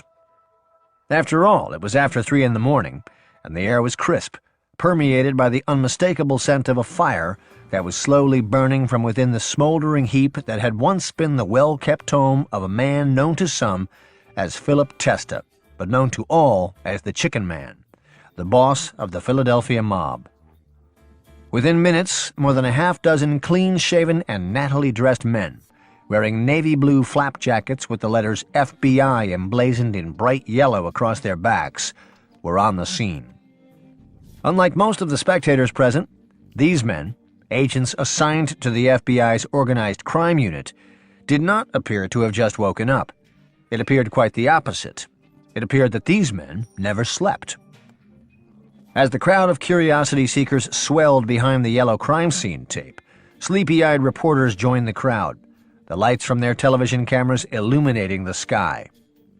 Neighbors, friends, and family shrieked in horror when the gurney carrying a severely burned and mortally wounded Philip Testa was led from the rubble of his home to a nearby ambulance for the short trip to St. Agnes Hospital on Broad Street in the heart of South Philadelphia. The Chicken Man was dead, literally blown to pieces by a homemade bomb made of nails as he walked through the front door of his house after a late night out on the town. It was a brutal death for a brutal man that highlighted the ruthless and grisly dark side of a life often glamorized and romanticized. It was roughly 3 in the morning when Philip Testa returned to his home located on the 2100 block of Porter Street in South Philadelphia's posh Girard Estates neighborhood from picking up some late-night collections. He double-parked his car and made his way up his porch and to his front door. These would be the final steps of his life. If the 56-year-old Testa had been paying closer attention, he would have noticed the suspicious black Volkswagen van parked across the street from his house with a young South Philadelphia pizza maker and wannabe wise guy named Rocco Marinucci behind the wheel. Marinucci was known on the streets as Pete Casella's driver and protege. Even if Testa had realized what was going on around him, he probably couldn't have done much. Fate was already in motion. From the second Testa got out of his car, he was in the crosshairs. Underneath his porch was a makeshift bomb made up of carpenter's nails and 13 sticks of dynamite, rigged to a handheld detonator in the possession of Marinucci. Most likely, he didn't feel a thing. The explosion happened in an instant. As Testa reached for his front doorknob, Marinucci pushed a button and blew the chicken man into oblivion. Reverberations from the blast registered for miles. As the darkness of night gave way to the blinding bright light of dawn, many would casually dismiss the event with a shrug as just another mob hit, as they read their Philadelphia Inquirer or their Daily News and sipped their morning coffee. But they were wrong. This was anything but just another mob hit. It was the death of a sitting mob boss, the second such killing that had taken place in the city of Philadelphia in less than a year, as a complex struggle over money and power became deadly. The city of brotherly love had become the city of brotherly blood. The following year, New Jersey-born American rock icon Bruce Springsteen would release a song about it, immortalizing the event in pop culture lore. In the underworld, the killing of a mob boss like Philip Testa was akin to the assassination of a president. Like the earthquake that it resembled, the death of Philip Testa would produce seismic ripple effects and shake the foundation of the underworld in South Philadelphia and Atlantic City to its very core. The ensuing chaos would last for the next 3 decades. It was maybe 3:30, 3:45 in the morning when I got the call from Salvi. He said, "Philip, they killed my father." I was in bed, and I remember sitting straight up when he said it. I said, "Jesus Christ, Salvi, what happened?" And he said, "There was a bomb at the house and they blew him up. Those motherfuckers blew him up." You could hear the sadness in his voice, but I also heard the anger, the rage. He said, "Philip, I swear on my mother's grave when I find out who did this." And then his voice trailed off. I said, "Salvi, try and get some sleep. Me and my uncle will be up there in a few hours, and we will figure things out." And he said, "Okay, Philip, you guys come to the house." And then we hung up. So I get out of bed and I walk next door to my uncle's apartment, and I go in and I wake him up. It was like 4 in the morning, and he is dead asleep. So I'm nudging him and saying, "Uncle Nick, wake up." And right away, the second he sees me, he knows something's wrong, and he says, "What happened?" And I told him. I said, "Salvi just called. His father got killed. They blew his house up with a bomb." Without hesitation, my uncle is out of bed, and I follow him into his kitchen. His wife comes in and makes us coffee, and my uncle is just sitting there, staring straight ahead. Neither one of us are saying anything. After a few minutes, he takes a sip of his coffee, and he leans in close to me, and he says, "Do you know what this means?" And I nodded my head, yes. I knew that with Phil Testa dead, one of 2 things was going to happen. Either the guys who killed him were going to try and kill us, or we were going to try and kill them. Whoever was left standing, us or them, would take control of the family, the Philadelphia La Cosa Nostra. We sat there for a few more minutes, and my uncle was just staring straight ahead, and I could tell by looking at him he had a million thoughts racing through his head. This was it. This was kill or be killed for us, and it was like he was computing all of these different scenarios in his mind. Who he could count on, who he had to watch, who he had to kill. He finished his coffee and got up from the table, and without saying a word, he started walking back to his bedroom. As he's walking away, he says, "I'm going back to bed for a few hours. Come down and get me around 10, and we will head up to Philadelphia." So I walk back over to my apartment, but my adrenaline is going and I can't get back to sleep. I'm lying there, and now my mind starts racing too. I started thinking of everything my uncle had taught me about this life since I was a little boy. All of the rules. I knew that death and murder were a part of our life. I started thinking of Ange, and how Caponegro had betrayed him, and now they were both dead. I thought about Vince Falcone, about how me and him killed Louis DeMarco together, and then I killed Vince. I thought about Phil Testa. I knew that Salvi or my uncle would kill whoever had killed him. The killings never stopped. I was thinking how in this life one day a guy is your friend, and the next day you're killing him or he's trying to kill you. This was what La Cosa Nostra was all about. But now the stakes were much, much higher. The March 15th, 1981 bombing death of Philip Chicken Man Testa was the second time in less than a year that the boss of the Philadelphia Atlantic City mob had been violently murdered, with the assassination of longtime Don Angelo Bruno having occurred on March 21st, 1980.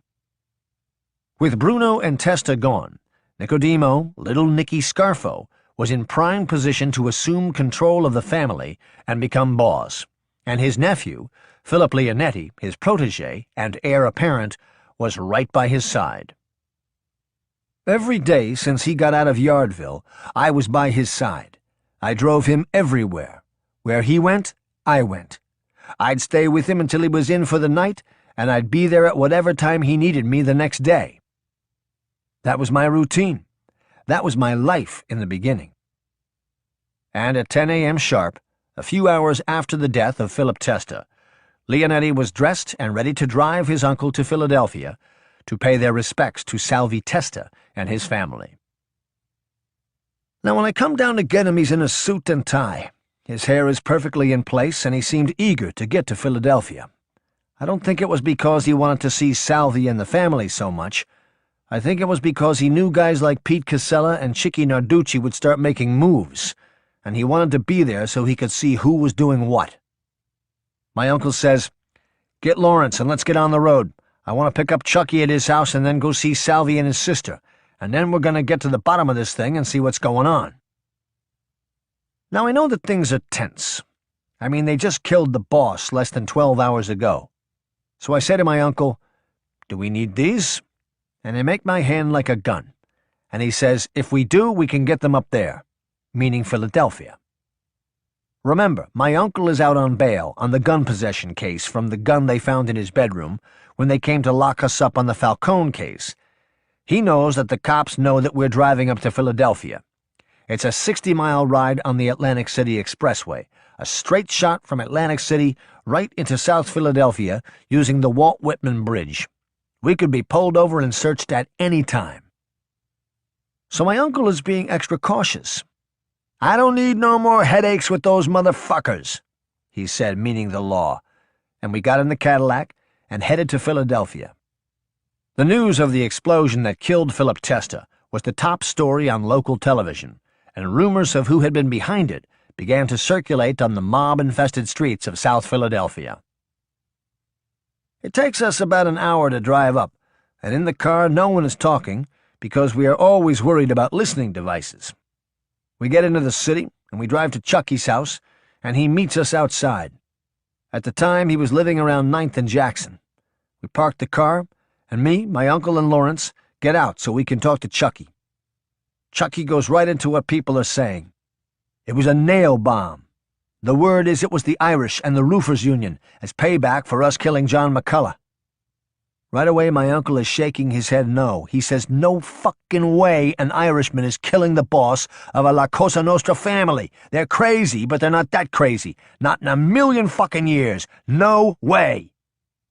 So Chucky says, "Well, who do you think did it?" And my uncle says, "Well, it didn't come from New York. It didn't come from North Jersey. It didn't come from the Irish, and we didn't do it," meaning us guys in Atlantic City. "So it had to come from up here," meaning South Philadelphia. Just last night he was telling us about his problems with Chicky Narducci, so I'm guessing he has a hand in this. Then I said, "If Salvi gets wind of this, he'll kill Chicky right on the spot. He'll do it himself at the funeral. He won't give a fuck." My uncle says to me, "Chucky and Lawrence, we need to play dumb for now and see who does what, who lines up with who. We need to keep Salvi calm, and we need to find out exactly who did this, and then we will do what we gotta do." meaning kill them. So we get in the car and we drive over to the house, and Salvi is there with his sister and some members of his family. A few old-time guys that were around Phil Testa were also there. We get out and we pay our respects, and Salvi looked like he was ready to kill 1,000 guys. He said, "Nick, when I find out who did this, I'm doing them myself. I don't care who they are or who they're with."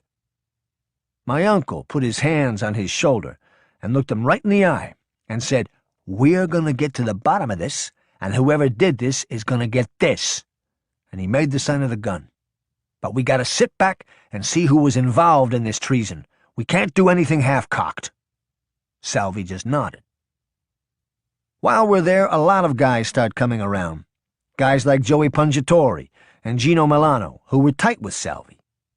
My uncle nudges me and says, "Look who's here, this treacherous cocksucker."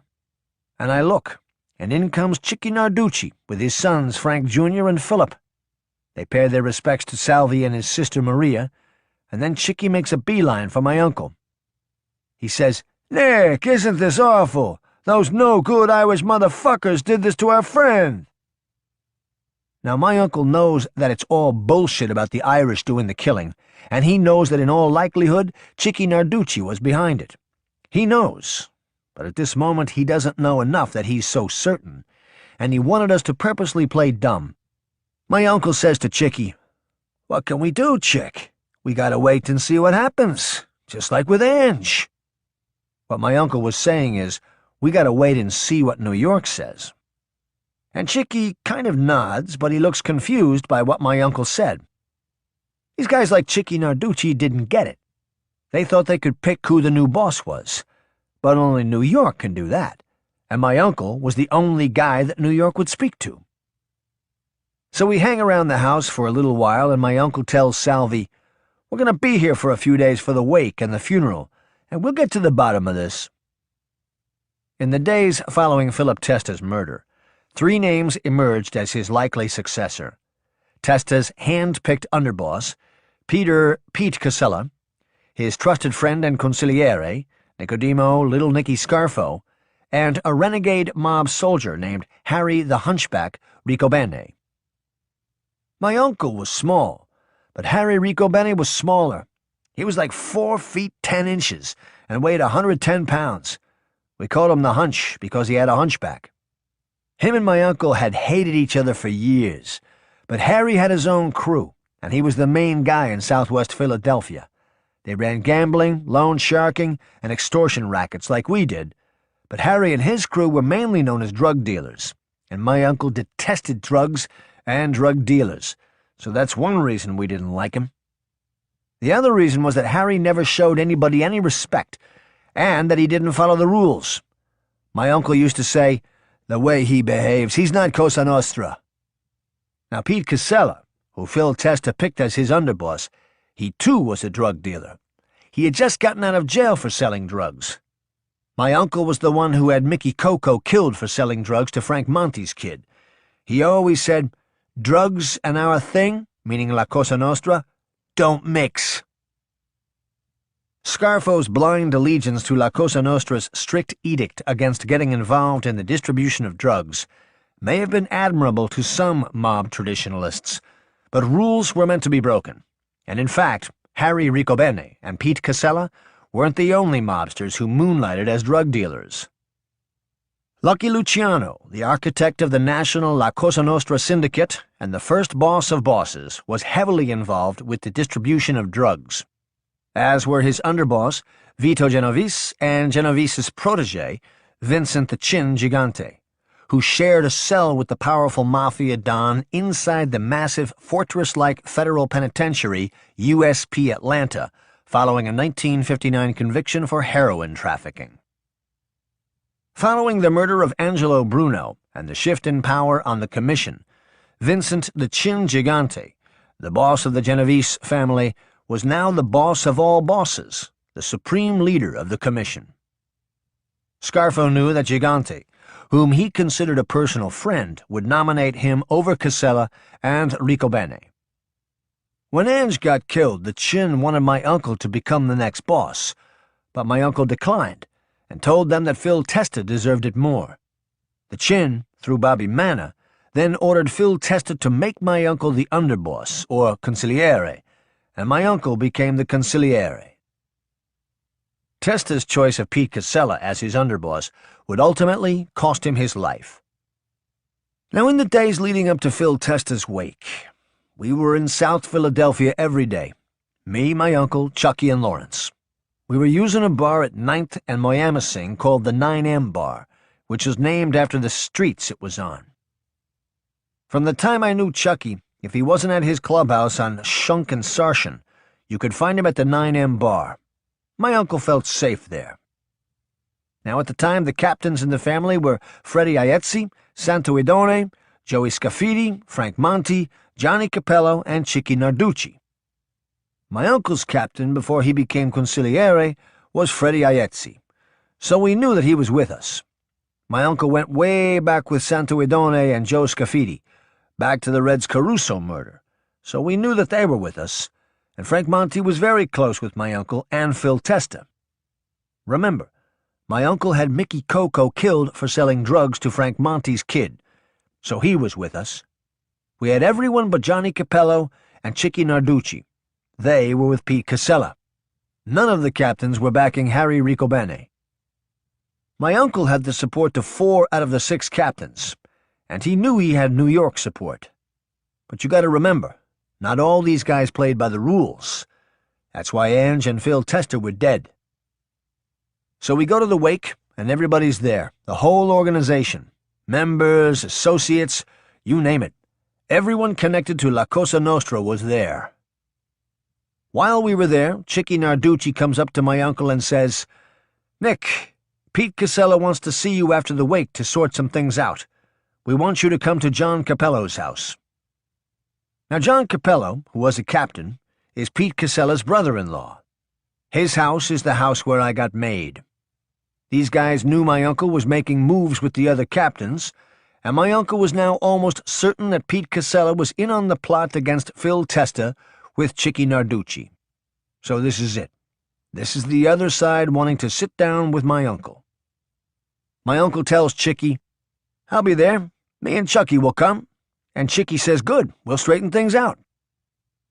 Now I'm standing there, and I'm hearing all of this, and I look Chicky Narducci dead in his eye, and I say, "I want Johnny Capello with me and Lawrence at the 9M Bar as insurance. He leaves when my uncle and Chucky come back from the meeting. If anyone else but my uncle or Chucky walk through that door, John Capello will be dead before they get their guns out. Do you understand me?" Now Chicky is taken aback, and he has this stunned look on his face, and my uncle has half a smile on his face, like he's proud I spoke up, and says, "That's what it is. John Capello waits with my nephew until me and Chucky get back." Chicky kind of stammers a bit and says, "Okay, Nick, we just want to talk, that's it." And my uncle says, "Fine, we'll be there." When Chicky was walking away, I caught him giving me a look. I guess he felt that because he was a caporegime, I shouldn't have talked to him like that because I was just a soldier, and he was right. But if these guys weren't playing by the rules, why should I? I mean, Jesus Christ, they just whacked our boss out without approval from the commission, and he's going to give me the malocchio because he didn't like the way I spoke to him? My uncle sees what I'm seeing, and he says, "Your whole life, what have I told you about these ciggies? They are no fucking good. Greed and treason, that's all that's on their brain." Now my uncle moves right into action. He grabs Blackie Napoli, who is at the wake, and tells him to leave the wake and drive up to New York and set up a meeting with Bobby Manna for the next day, the day of the funeral, to discuss being named boss of the family. He told Blackie, "After you see Bobby, you turn around and drive back to the 9M and tell me what he said. You also tell him about this meeting at John Capello's house. I want him to know everything. We're not going back to Atlantic City until you come back. I don't care what time it is." Blackie says, "Got it," and he's out the door. My uncle tells Chucky, "Get 2 guns, one for Philip and one for Lawrence. I want a couple of guys with them at the 9M in case there's any trouble. I want everyone in that bar ready to go," meaning he wants everyone armed. Chucky says, "Okay, Nick," and he's out the door. My uncle looks at me and Lawrence and says, "This is it. You guys know what to do if there's any trouble." And we both nod. We left the wake and went straight to the 9M, and when we got there, Chucky was there with a few of his guys. We walk in and Chucky hands me and Lawrence pistols, and we sit at the bar and we're waiting for Johnny Capello. About a half hour later, here he comes, and when he comes in, Chucky frisked him for weapons. As Chucky is checking him, he raises his hands and looks at my uncle and says, "Come on, Nick, is this necessary?" And Chucky says, "He's clean." My uncle says, "It's just a precaution, John, that's all." And him and Chucky leave for the meeting. While we're sitting there, John Capello is trying to break the ice. He starts telling me and Lawrence the story about the Irish being behind Phil Testa's death.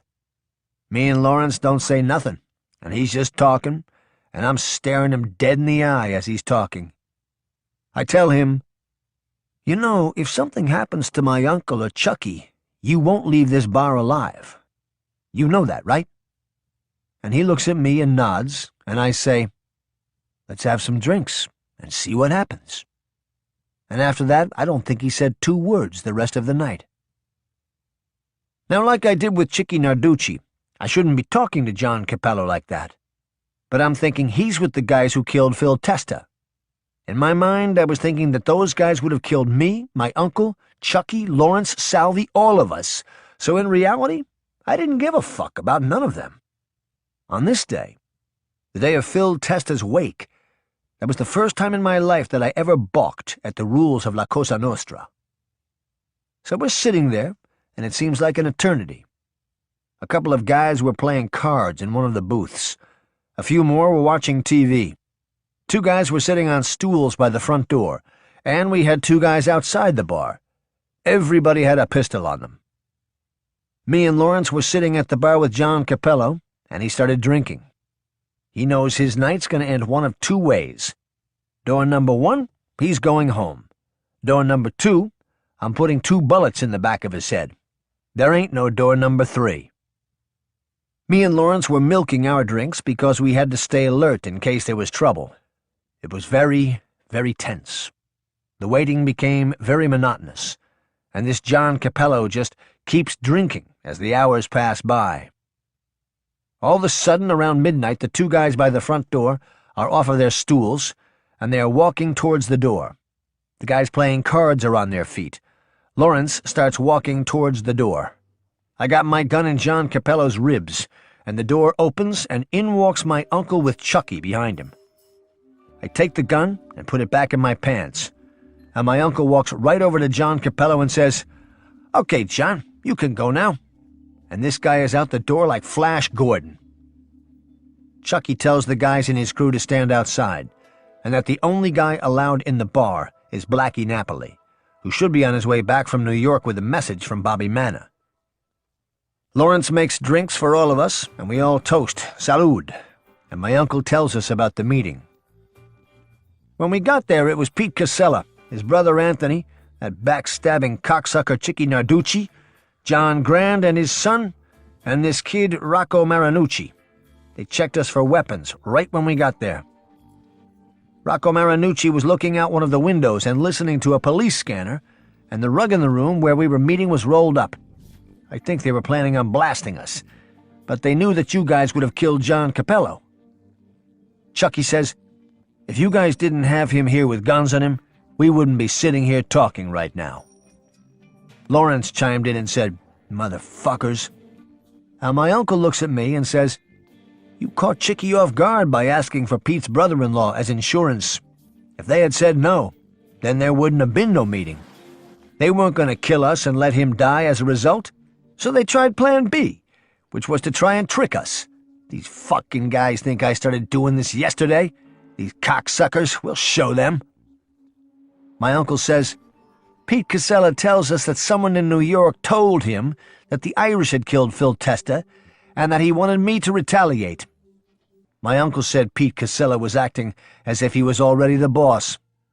My uncle says, "I told him, Pete, that's not what I heard, and I have a meeting set up for tomorrow in New York with Bobby Manna to tell him what I think is going on." Chucky says, "You should have seen their faces when Nicky said he had a meeting tomorrow with New York. The whole room got quiet, and that was the end of the meeting." So we're sitting there waiting on Blackie, and all of a sudden around 2 a.m. here he comes. My uncle greets him with a hug and a kiss on the cheek when he comes in and says, "Well, how did it go?" Blackie says, "He wants you up there tomorrow for a sit-down," and my uncle tells him, "Me and you are going to go. We're going to have to miss the funeral, but this can't wait." Blackie says, "Okay, Nick, I'll see you tomorrow," and he leaves. This poor guy had driven 2 hours down for the wake, 2 hours up to New York to see Bobby Manna, 2 hours back to deliver the message, and now another 2 hours to get home. But that's how it was in this life. This wasn't a 9-to-5 job. Chucky and his guys walk me, my uncle, and Lawrence to our car just in case the other side decides to take a shot. But they didn't, and we drove back down to Atlantic City. When we get home, it's like 4 in the morning, and my uncle says, "Go upstairs and wake up Dutch.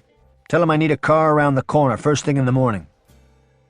Dutch, as I will call him, was a guy that lived in our building and ran errands for us. We let him stay there for free and gave him $200 a week. He did odd jobs for Scarf Inc. and Nat, and he always helped out my mother or grandmother. He was a good guy, and we didn't involve him in anything illegal. So I go bang on his door and tell him what we needed, and he gets right up and gets a car and parks it a few blocks away on Florida Avenue, so my uncle can leave the back way through the alleys early the next morning without being detected. While guys like Chicky Narducci and Pete Casella were playing checkers, Nicky Scarfo and Philip Leonetti were playing chess.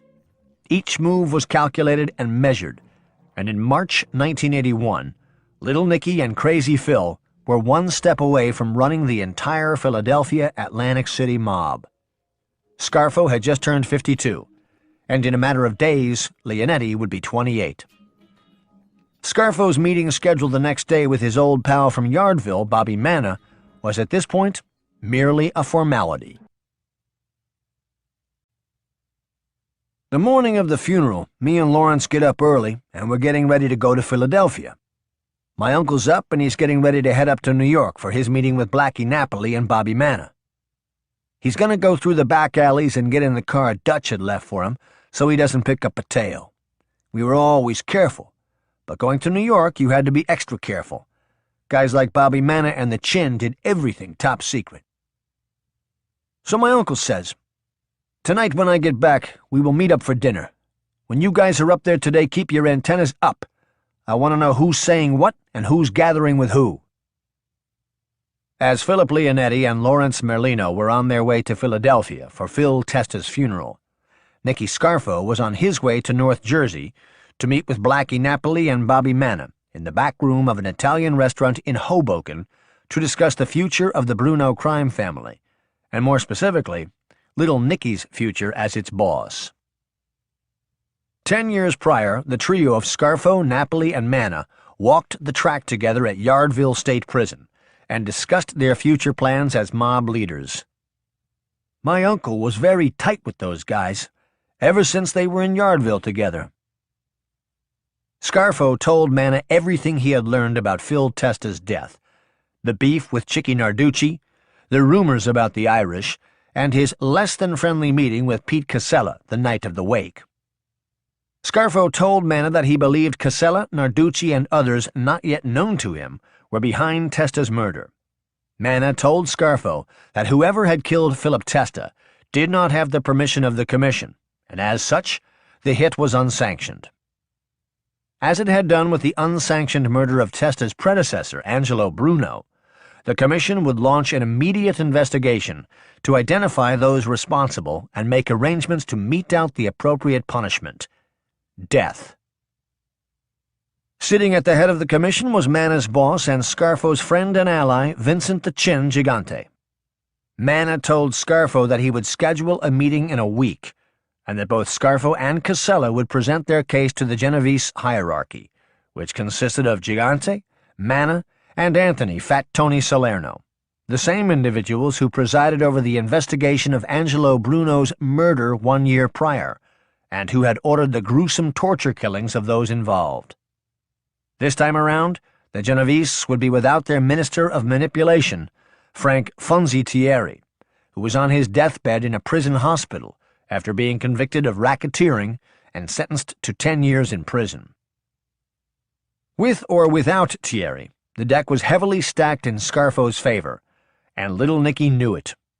In 1 week, he would likely become the undisputed boss of the Philadelphia Atlantic City mob. That night, after his meeting with Blackie and Bobby Manna, me and my uncle went out to dinner at Caesar's. I told him about the funeral, and he told me about the meeting. He said, "For the next week, until I go to New York, we gotta watch our P's and Q's. We're gonna stay close to home. This treachery, it may not be over." For the next week, Scarfo and Leonetti stayed in Atlantic City and kept a low profile, shunning hastily called mob meetings in South Philadelphia and doing their best to avoid their usual haunts. Back when Ange was boss, and him and my uncle started having problems over the unions, we had heard that Ange had sent this big Irish guy from northeast Philly down to Atlantic City, and that this guy may have been looking to kill my uncle. We found out that he had a big tattoo on his arm, and a couple people in the neighborhood described him to us and said they had seen him around Georgia Avenue, and he was asking people questions about us. When my uncle found out about it, he went crazy. He knew someone who knew the guy, and he told them, "You tell that Irish motherfucker if he ever steps foot in Atlantic City again for any reason, I'm going to chop him up and send him back to Philadelphia in 6 trash bags, 1 for each of his arms, 1 for each of his legs, 1 for his torso, and 1 for that big stupid fucking Irish head of his." We never heard nothing about the guy from that point on. From that point on, everyone who came to Atlantic City checked in with us to let us know why they were in town. This is back when Ange was the boss. My uncle even told Ange, he said, "I'm going to cut your friend's arm off, the one with the tattoo, and I'm going to send it to you." I remember Ange was steaming, but so was my uncle. This was towards the end, before Ange got clipped. Him and my uncle were beefing over the unions. Now, several years later, with Scarfo on the cusp of assuming the throne, Atlantic City was crawling with wise guys, looking to curry favor with Little Nicky. It's like overnight every guy and their mother wanted to come to Atlantic City and see my uncle for one reason or another. This is in the days leading up to the meeting in New York. It was me and Lawrence in the office, and we'd see this one and that one, whoever came. My uncle stayed upstairs in his apartment. He didn't come down to see anyone. They were all coming to score points, and we knew it. The day was finally here. It was finally time for the meeting with the Genovese leadership in New York. The meeting was set for 1 p.m. inside Vincent the Chin Gigante's personal headquarters, the Triangle Social Club on Sullivan Street in New York's Greenwich Village. Nicodemo Little Nicky Scarfo and Peter Pete Casella would sit before Gigante, his consigliere, Bobby Manna, and his front boss, Anthony Fat Tony Salerno, and learn their respective fates as Gigante, the il capo di tutti capi of the commission, dictated the future of the Philadelphia Atlantic City mob. Me and my uncle are up early, dressed and ready to go. I'm driving him to New York for his meeting with the Chin. In addition to getting him up there on time, I also had to make sure we didn't pick up any tails. The night before, I told Dutch to take his car and to drive it to the Parkway and get off at the 7N ramp. Me and my uncle were going to drive to the Parkway, and we were going to get off at 7S. The S is for south, and the N is for north. There is a sharp bend where 7S and 7N are running parallel to one another. I told Dutch to pull his car over like he was broken down right at the bend, next to the divider. Me and my uncle come around the bend, and there's Dutch, and his car is parked right where I told him, and it's running. We slow down, and we pull right up to the divider, parallel to his car. Me and my uncle jumped the divider and got in his car, and he jumped the divider and got in our car. The cops who were following us knew we were in the Cadillac, and that we were on the Parkway heading south. So they'd radio ahead, and another car would pick us up with the surveillance. That was how they did it, but we knew their moves. So now after the switch with Dutch, me and my uncle are in his car heading north on the Parkway, and Dutch is in our car heading south on the Parkway. I told him to go all the way to Cape May, which is the end of the parkway, and turn around and come home. The cops would be following the caddy and have no idea we weren't in it. By the time they figured it out, we'd be in New York. Leonetti's plan worked.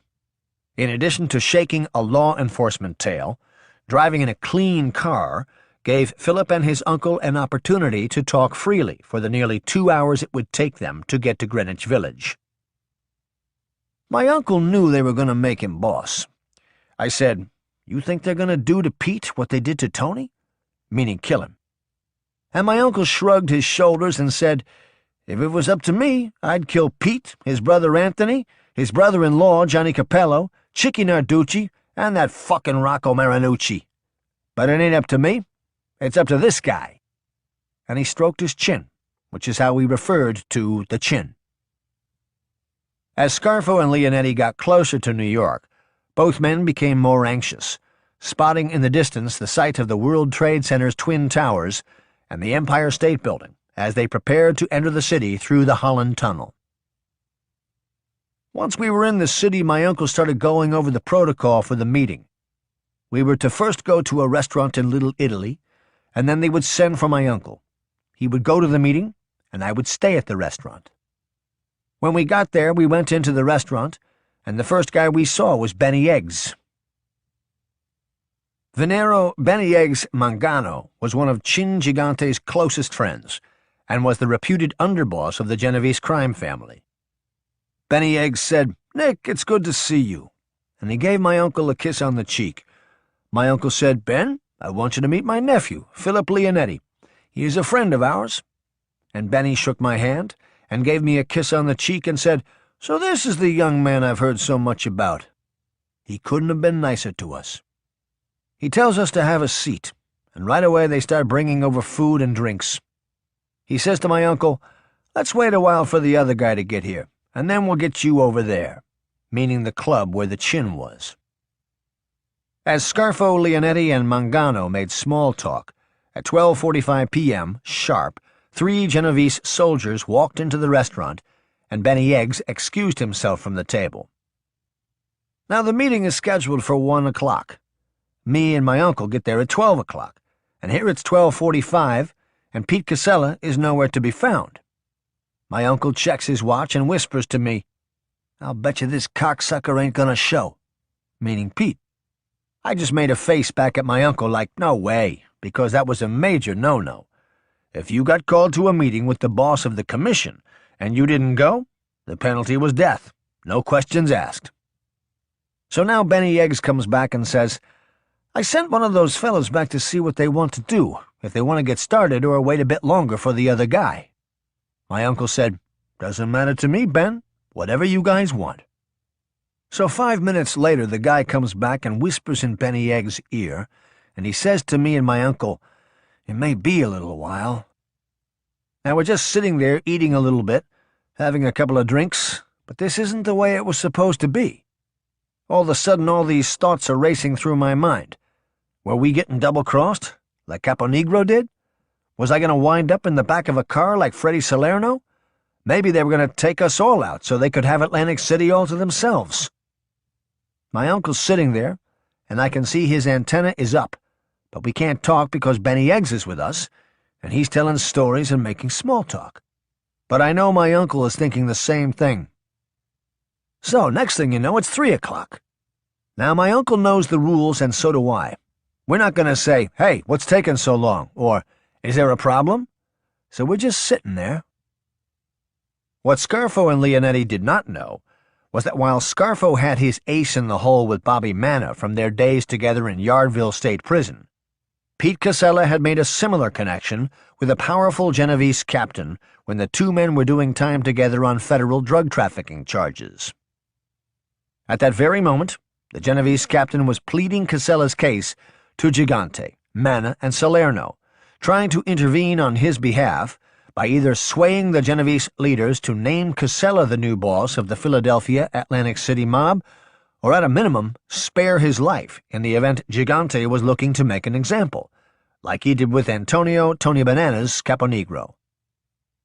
The whole time we're sitting there, The same guy who is running back and forth between Benny Eggs and the Chin keeps coming and going, whispering to Benny each time he does. All of a sudden the door opens and here comes Pete Casella, and he has Rocco Marinucci with him. Benny gets up to greet him, and Pete introduces Rocco as a friend of mine, which means he's not Cosa Nostra, he's not made, and Benny's colors change and he won't shake Rocco's hand. "You can't bring him in here," Benny says to Pete, and one of the Genovese guys barked at Rocco, "Go wait in the car," and Rocco was out the door. He never looked back. It was almost 4 o'clock, and Pete didn't even get a chance to sit down, and the guy who was going back and forth all day reappeared and whispered to Benny, and Benny said, "Okay, gentlemen, they are ready for you." And my uncle and Pete were being escorted towards the door. Benny said, "Nick, I'm going to stay here with your nephew and teach him how to play cards." And we all laughed, everyone except for Pete. Pete looked like he was scared to death. As Philip Leonetti and Benny Eggs Mangano played cards, Nicodemo Scarfo and Pete Casella were taken to the Triangle Social Club, which was only 3 blocks away. The windows on the nondescript storefront were completely blacked out, and inside there were 2 chairs, one for Scarfo and one for Casella. Sitting across from the 2 Philadelphia mobsters behind a table were the 3 Genovese leaders. Gigante was seated in the middle in his trademark bathrobe. The stone-faced Manna was to his left, and the dour-looking Salerno to his right, wearing his trademark fedora and puffing on a cigar that remained firmly between his teeth. According to Scarfo, who later told Leonetti what happened inside the meeting, Gigante wasted no time with pleasantries and started the meeting by speaking directly to Casella in his rapid-fire New York cadence. "Listen, we know what happened. Don't lie to us. If you lie to us, we can't help you. Tell us the names of everyone who was involved in this plot." Scarfo told Leonetti that Casella answered the question directly. "It was me. It was my idea. Me, Chicky Narducci, and Rocco Marinucci, and a kid Rocco knows." Scarfo said Fat Tony took the cigar out of his mouth and barked, "This motherless fuck, the kid. Does he have a name?" And Casella responded, "I don't know his name," and then hung his head in shame. Gigante smacked the table, and Casella looked up at him, and then the Don spoke. "You're finished. You are to retire immediately to Florida. You are forbidden from ever returning to Philadelphia. When you leave here, you get on a plane and you go. If you breathe a word of this to anyone, we will kill you, your brother, and your brother-in-law. Do you understand?" Casella nodded his head, and Gigante gestured for one of the Genovese soldiers to escort him out of the club. As Casella attempted to shake Gigante's hand, Gigante stared at him with disgust and spit on the floor in his direction, and Casella was whisked away. With Casella gone, it was just Little Nicky and the 3 Genovese leaders. Again, Gigante got right to the point. "Well, Nick, I don't see no one else here, so I guess that makes you the new boss." At which point Gigante stood, and Scarfo approached the table and kissed Gigante on each cheek, as Manna and Salerno clapped their hands. Scarfo would also kiss Manna and Salerno in a similar fashion. Nicodemo Dominic Scarfo was now the undisputed boss of the Philadelphia Atlantic City mob. He had just turned 52 years old and was strategically aligned with New York's Genovese crime family and Vincent the Chin Gigante, the most powerful mob boss in the nationwide crime syndicate known as La Cosa Nostra, this thing of ours. The underworld in Philadelphia and Atlantic City would never be the same. That night, when Scarfo and Leonetti returned to Georgia Avenue, there was a small contingency waiting for them. It was Chucky, Lawrence, Salvi, and Frank Monty. I introduced my uncle to them as their new boss, and everyone was hugging each other and kissing each other on the cheek. The 5 of us went down to Angeloni's for drinks to celebrate. My uncle told us, "We gotta let things settle a bit before we start making changes. We gotta do it right.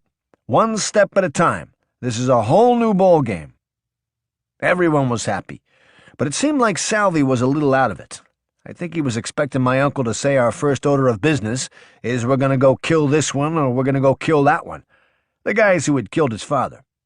But my uncle was saying, we're going to take things slow and let the smoke clear, which was definitely the right move for the organization. Nicky Scarfo enjoyed a steady stream of visitors to his Atlantic City headquarters over the next few weeks, as members and associates of the Bruno crime family came to pledge their allegiance to the new boss. Scarfo would also travel to Philadelphia and meet with the captains left over from the Bruno and Testa regimes to discuss the family's new hierarchy. Nicky Scarfo would name his close friend Salvatore Chucky Merlino as his underboss and Testa loyalist Frank Monti to the post of consigliere. Within a few short months, Scarfo would name 4 new caporegimes: Joseph Chicky Ciancalini, Salvatore Salvi Testa, Lawrence Yogi Merlino, and his 28-year-old nephew, Philip Crazy Phil Leonetti. Scarfo kept his old captain, Alfred Freddy Iezzi, on board, but the old-timer was already semi-retired. Scarfo also kept Bruno-era captains, Big Santo Idone and Joseph Joe Scafidi in place, but took down Johnny Capello, the brother-in-law of the recently deposed Pete Casella. Scarfo also kept the treacherous Frank Chicky Narducci in place for the time being, but little Nicky had already decided that Narducci's days were numbered for his involvement in the bombing death of Philip Testa. Me, Chucky, and Lawrence were the only ones who knew what Pete Casella had told the Chin about the plot to kill Phil Testa. My uncle was afraid if Salvi knew, or even Frank Monti, that they would kill Chicky Narducci immediately. My uncle said, "We're going to kill him. We're just not going to kill him yet." As March turned into April, little Nicky and his new regime were in full swing, and business was good, and it was about to get a whole lot better. One day, me and my uncle are having lunch with Saul, Kane, and Lawrence, and Saul says, "Nick, I got an idea for you. You should start a street tax. The way it works is, you tax everybody who is doing anything illegal, and you offer them the protection and support of your family in exchange for them paying the tax. I know it's been done in Chicago and real big in New York in the 30s and 40s. I think you could make a lot of money doing it." My uncle's eyes lit up. He knew that we had the muscle to enforce it. He made a face at me, and I made a face back at him, and we both smiled. From that moment on, the imposition and collection of the street tax became our #1 priority and one of our biggest moneymakers. As Scarfo was setting out to restructure the organization, each made member had to formally come in and sit down with the boss and the underboss and talk about what they had going on. Guys had to come in and report what they had going on, who was doing what, so that we could figure out what was out there and what we were going to collect, both as tribute and as the street tax. A lot of guys hadn't been paying Ange or Phil Testa the right amount in tribute for years, and some guys weren't paying at all. My uncle told everybody that came in the same thing. Those days are over. You and your people are going to pay what you're supposed to pay, or it's this. And he made the sign of the gun. Scarfo had assembled a group of killers around him, and everyone knew it. Despite that, there were those in the underworld who did not heed the new boss's warning. A man like Chelsea's Stevie Burris, the leader of Philadelphia's Greek mob. Burris had blatantly balked at Scarfo's demand that he be forced to pay the mob's new street tax, and Scarfo swiftly ordered his murder to send a message to anyone else considering not paying. My uncle had Long John set it up because he was close to Burris.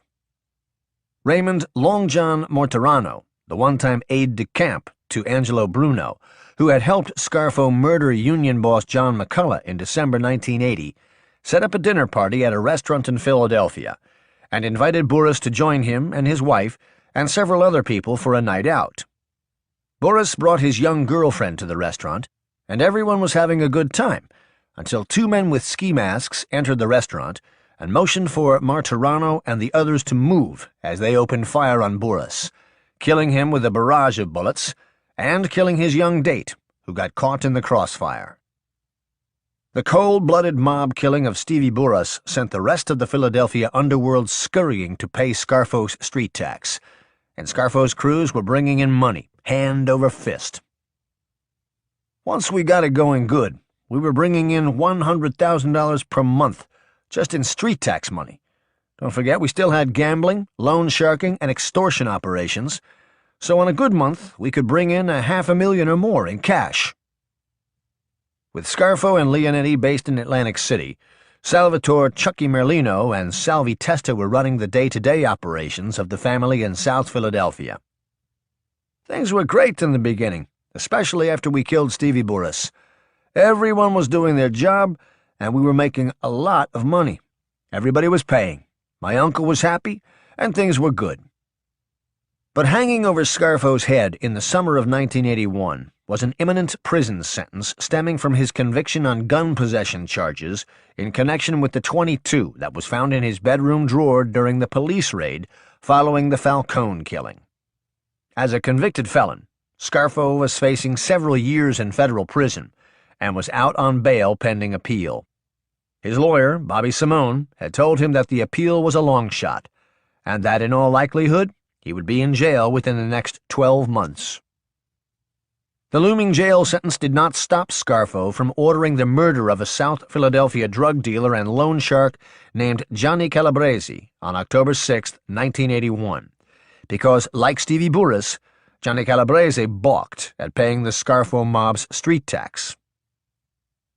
We approached Chicky Ciancaglini, who was close with Calabrese, and he set it up. 2 guys from his crew, Tommy Del Giorno and Fafi Iannarella, were the shooters, and another guy named Pat Spirito was the getaway driver. As Chick was walking Calabrese to his car, Tommy and Fafi came out of an alley and blasted him. He died in the street. The Calabrese hit was the latest in a string of gangland murders that started with the Bruno killing less than 18 months before, and garnered both a lot of publicity from the local media and a lot of extra scrutiny from law enforcement. 3 weeks after the Calabrese killing, Little Nicky turned his attention on an aging mob associate named Frankie Flowers D'Alfonso. Frankie Flowers wasn't a made guy.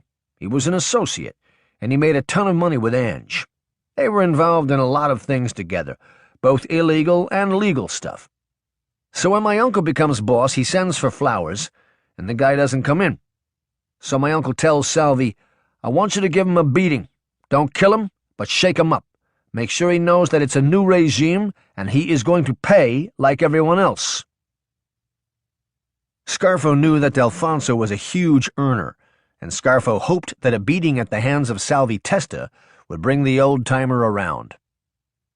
Salvi and Gino Milano, who was one of Salvi's guys, set up a meeting with Flowers, and he falls for it, and is walking to the meeting, which was going to take place on the street in the 9th Street Italian Market in South Philadelphia. As he's walking, Salvi and Gino jump out from behind a car. Salvi has a baseball bat, and Gino has a steel bar, and they give Flowers a beating. They tuned him up pretty good. When an ambulance crew found D'Alfonso, he was semi-conscious and bleeding in the street. At the hospital, it was determined that his skull had been fractured, his jaw had been broken, several bones in his face were broken, and one of his kneecaps had been shattered. D'Alfonso would spend the next month in a South Philadelphia hospital recuperating. By the time he was out, it was almost Christmas, and Philadelphia's new mob don, Nicky Scarfo, decided to throw himself a party. There was a place on South Street called La Cucina that we used to go to. Sam the barber, who was with us, owned it. We rented the place out and threw a big party. Everyone in the family was there. You should have seen the spread. Shrimp, lobster, champagne, the best of everything. It was a great party. Everyone who came brought my uncle an envelope for Christmas. Some envelopes had a couple hundred in them, some had a couple thousand. By the end of the night, I think my uncle had made almost $100,000 just from the envelopes. Some guys would put a Christmas card in the envelope with a nice message for my uncle. He'd laugh as he was taking the cash out. He didn't give a fuck about the card or what they wrote. It was a shakedown. We weren't there to sing Christmas carols. Towards the end of the night, I'm sitting at a table with my uncle and Chucky, and my uncle motions for Salvi to come over. My uncle says to Salvi, "I think it's time." And Salvi says, "Time for what, Nick?" And my uncle says, Your father. And Salvi's eyes get real big. My uncle says, it's two guys. And he nods towards Chicky Narducci, who was standing a few feet away from us talking to some guys at the bar. That's one of them. And the other one is the young kid with the pizza shop. Pete's friend. Salvi nods his head, and he's staring straight ahead in Chicky Narducci's direction, almost like he's in a trance. My uncle says, you handle it how you see fit. I want you to do this for your father and for this family. Salvi's sitting there, and his eyes had welled up with tears, and he leans in and hugs my uncle and gives him a kiss on the cheek. He wiped his eyes and said, thank you, Nick. And he got up and boom, he's out the door. I think his emotions had gotten the best of him. Now, when my uncle became boss, he didn't come back to Philadelphia and tell everyone what Pete Casella had said at the meeting with the Chin about who was in on the Phil Testa murder. The word going around was that New York had given Pete Casella a pass, and that they had retired him to Florida and made my uncle the boss. That was it. That was the story. No one knew that Pete had given up Chicky and Rocco Marinucci, except for my uncle, and the only people he told were me, Chucky, and Lawrence. We knew, but no one else in the family knew.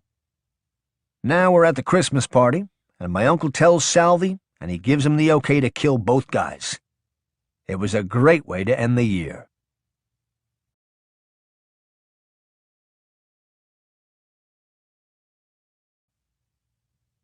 Frank Chicky Narducci was in a bad spot. While it appeared that the multi-millionaire mob capo had survived the bloodletting in the aftermath of the Bruno and Testa killings, Narducci faced an adversary with greater might than little Nicky Scarfo, Rico. Narducci was one of several defendants named in a 1980 racketeering indictment brought by the U.S. Attorney's Office in Philadelphia, aimed at dismantling the Bruno crime family. The racketeering-influenced corrupt organization, RICO statute, had become the federal government's most reliable weapon in the war against organized crime. Within the scope of a RICO prosecution, the government first had to prove that the defendants were members of an organization and that the organization had engaged in illegal activities. The government then had to show that each defendant had participated in at least 2 predicate crimes on behalf of the organization. Predicate crimes covered under the broad RICO statute included facilitating illegal gambling operations, loaning money at usurious rates, the trafficking of narcotics, extortion, and acts of violence, including murder. In theory, a low-level mob bookmaker, who was also a loan shark, could find himself facing more serious charges if other members of the organization had committed a murder on behalf of the organization. The RICO indictment that charged Narducci originally included Angelo Bruno and Philip Testa, but both men had died before the case was brought to court. Jury selection began on January 4, 1982, inside the federal courthouse, located on Market Street, a few blocks away from Philadelphia's Old City neighborhood, which is one of the most historic areas in the United States. Home to the Liberty Bell and the world-famous Betsy Ross House, Old City is where the Declaration of Independence was first read, and the Constitution of the United States was written.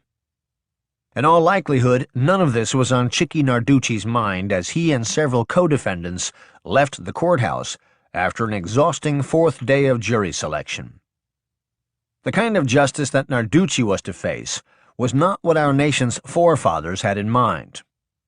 That evening, as Narducci parked his late-model Cadillac half a block away from his South Philadelphia home and exited the car, he heard someone say, "Hey, Frank!" and he turned around to see who was calling. It was the Grim Reaper. To Narducci's shock and horror, he was staring at Salvi Testa with a gun in his hand. The mob's longtime gambling czar's luck was about to run out. Testa pumped the first several shots into Narducci's face from point-blank range, and Narducci's body crumbled into the street below him. Testa and another gunman, his best friend and right-hand man, Joseph Joe Pungatore, would then empty their guns into Narducci's fallen body as he lay bleeding and helpless, wedged between his car and the curb, stuck in the gutter. When it was over, Narducci was dead, having been shot 10 times in the face, head, neck, and chest. Salvi was on cloud 9 after he killed Narducci. That's how much he hated him for what he had done to his father. He would brag about it and say, "I made sure he knew it was me, and I gave him a second so he knew what was coming. You should have seen the look on his face when he knew I had him." The revenge killing of Chicky Narducci could be justified by Narducci's involvement in the bombing death of Philip Testa. But Scarfo's next killing seemed to be rooted in only pure evil and vindictiveness. My uncle hated this guy from South Philly named Mickey Diamond. Hated him with a passion. This went back 15, 20 years. Mickey Diamond was close with Joseph, Joe the Boss Runeta, who was Ange's consigliere before Caponegro, and Joe the Boss hated my uncle because my uncle once made a disparaging remark about his daughter. My uncle said she was ugly, and Joe the Boss went nuts and wanted Ange to have my uncle killed, but Ange said no. This was in the late 60s, for Christ's sake, but ever since then my uncle hated both Joe the Boss and Mickey Diamond. Now, adding to this, around the same time frame, Chucky Merlino had gotten into trouble with 2 old-time mob guys. Mickey Diamond had ratted Chucky out to the old-timers, and they demanded a sit-down with Ange over what happened with Chucky, and because Joe the Boss was the consigliere, it was his job to mediate the dispute. Now, at the time, Chucky wasn't a made guy, but my uncle was, and my uncle and Chucky were best friends. So my uncle goes to the sit-down and represents Chucky. He goes to bat for him. This Joe the Boss hated my uncle so much, his recommendation to Ange was that Chucky should be killed. He wanted to kill Chucky because Ange wouldn't let him kill my uncle. My uncle challenged him at the sit-down, and this made Joe the Boss hate my uncle even more. These old-timers were all about respect. So Ange tells Joe the Boss, he says, "We're not killing the kid, not for this," meaning Chucky, and Chucky apologizes to the old-timers, and the whole thing is forgotten. But the venom between my uncle and Joe the Boss continued until he died. I think he died in 1977. When Joe the Boss died, that's when Caponegro became the consigliere, and Mickey Diamond kind of went with Caponegro. Once Caponegro got killed, Mickey Diamond was basically out of it. He wasn't really in play. So maybe a week or so after we killed Chicky Narducci, my uncle and I head to the Brajole Cafe for a meeting. I thought it was going to be just us and Chucky, but when we get there, it's Chucky and Frank Monty. A few minutes later, in comes the old-timers who had the beef with Chucky all those years before. Now, all these years later, Chucky is the underboss, and these guys are semi-retired. I'm thinking to myself, why is my uncle meeting with these 2 guys? My uncle says to them, "Fellas, I need your help with something." Now, if I don't know why they're there, I know that they have absolutely no idea why they're there. So they say, "Sure, Nick, what do you need?" And my uncle says, "It's about your friend Mickey Diamond." And he makes the sign of the gun and points it to the floor. "He's got to go." You should have seen the look on their faces. They looked like they were going to cry. Chucky even made a face at me like he couldn't believe my uncle wanted to kill Mickey Diamond after all these years, and he was going to make these 2 guys do it. Now, these guys know the rules. They know if they don't kill Mickey Diamond, my uncle's going to kill them. But that was how my uncle was. He never forgot nothing, and he never forgave no one. On February 25, 1982, Philadelphia police found the body of Dominic "Mickey Diamond" DeVito in the trunk of his car, parked in a residential neighborhood in South Philadelphia. DeVito had been shot in the head with a .38, and his body had been placed in plastic trash bags. His hands and feet had been tied behind him. The DeVito killing was the 16th Philly mob killing in 6 years, and number 17 was less than 3 weeks away. Around this time, there was a message on a local TV channel in Atlantic City that played over and over for almost 3 days that said, "Nicky and Phil, you're next." It was handwritten on a piece of paper and was mixed in with some local advertisements. When we saw it, my uncle said, "What the fuck is this?" I later found out that an Atlantic City cop who lived to break balls was the one who wrote it, and him and his friend, another cop who loved to break balls, put it in the projector inside of Convention Hall as a joke. There was nothing funny about what would happen next. Salvi Testa had started 1982 off by killing Chicky Narducci, one of the men responsible for the bombing death of his father on March 15, 1981. The other killer, Rocco Marinucci, thought that Scarfo and Testa were unaware of his involvement in the Philip Testa murder. That's because guys in Salvi Testa's crew had been referring burglary jobs to Marinucci, who, in addition to making pizzas and nail bombs, was also a renowned burglar. Right after Salvi killed Chicky Narducci, he went and grabbed Chicky's two sons, Frankie and Philip, and brought them in. He told them, "I killed your father because he killed my father." Now, Frankie and Philip were around La Cosa Nostra all of their life through their father, so they knew the rules. Frankie was a made guy, and he was part of Salvi's crew. Now, when Salvi tells them this, they knew there is nothing they can say or do about it.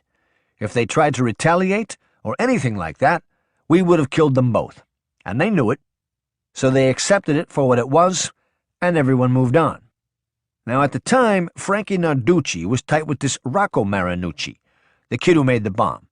So Salvi's crew, which included both Narducci brothers, are feeding this Rocco little jobs, and Rocco and Salvi's guys are making money together, and Rocco thinks he's in the clear. But this is the trap.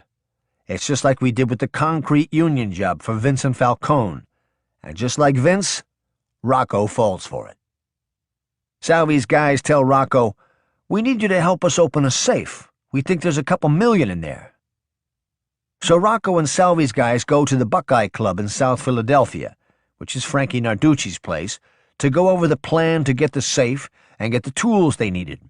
Rocco is thinking, this is it. This is the score of a lifetime.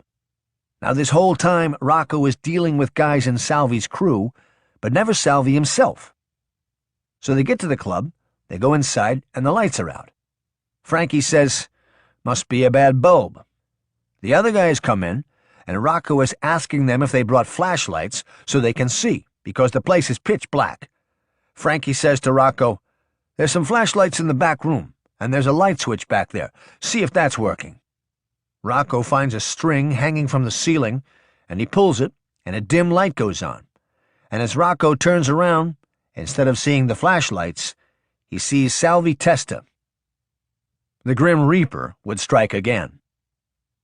Testa and his crew, who were known in law enforcement circles as the Young Executioners, lived up to their name by tying up Marinucci and brutally torturing him for several hours before putting him out of his misery. But things didn't go quite as Salvi had planned. Salvi told me afterwards that he bought a bag of M80s and cherry bombs, like the firecrackers you see on the 4th of July. He wanted to torture this kid within an inch of his life, and then, when he was ready to kill him, he wanted to put the fireworks in his mouth and keep setting them off until he died. But the problem was the saliva in his mouth made it difficult to light the firecrackers, so they kept beating him every time they wouldn't light. So finally Salvi pulls out a gun and empties it into this kid's head. Then they stuffed 3 of the firecrackers into his mouth to send a message that the killing was payback for what happened to Salvi's dad. The firecrackers weren't the only message that Salvi Testa and his Young Executioners crew would send. They purposely committed the murder on March 15, 1982, the 1-year anniversary of Philip Testa's death.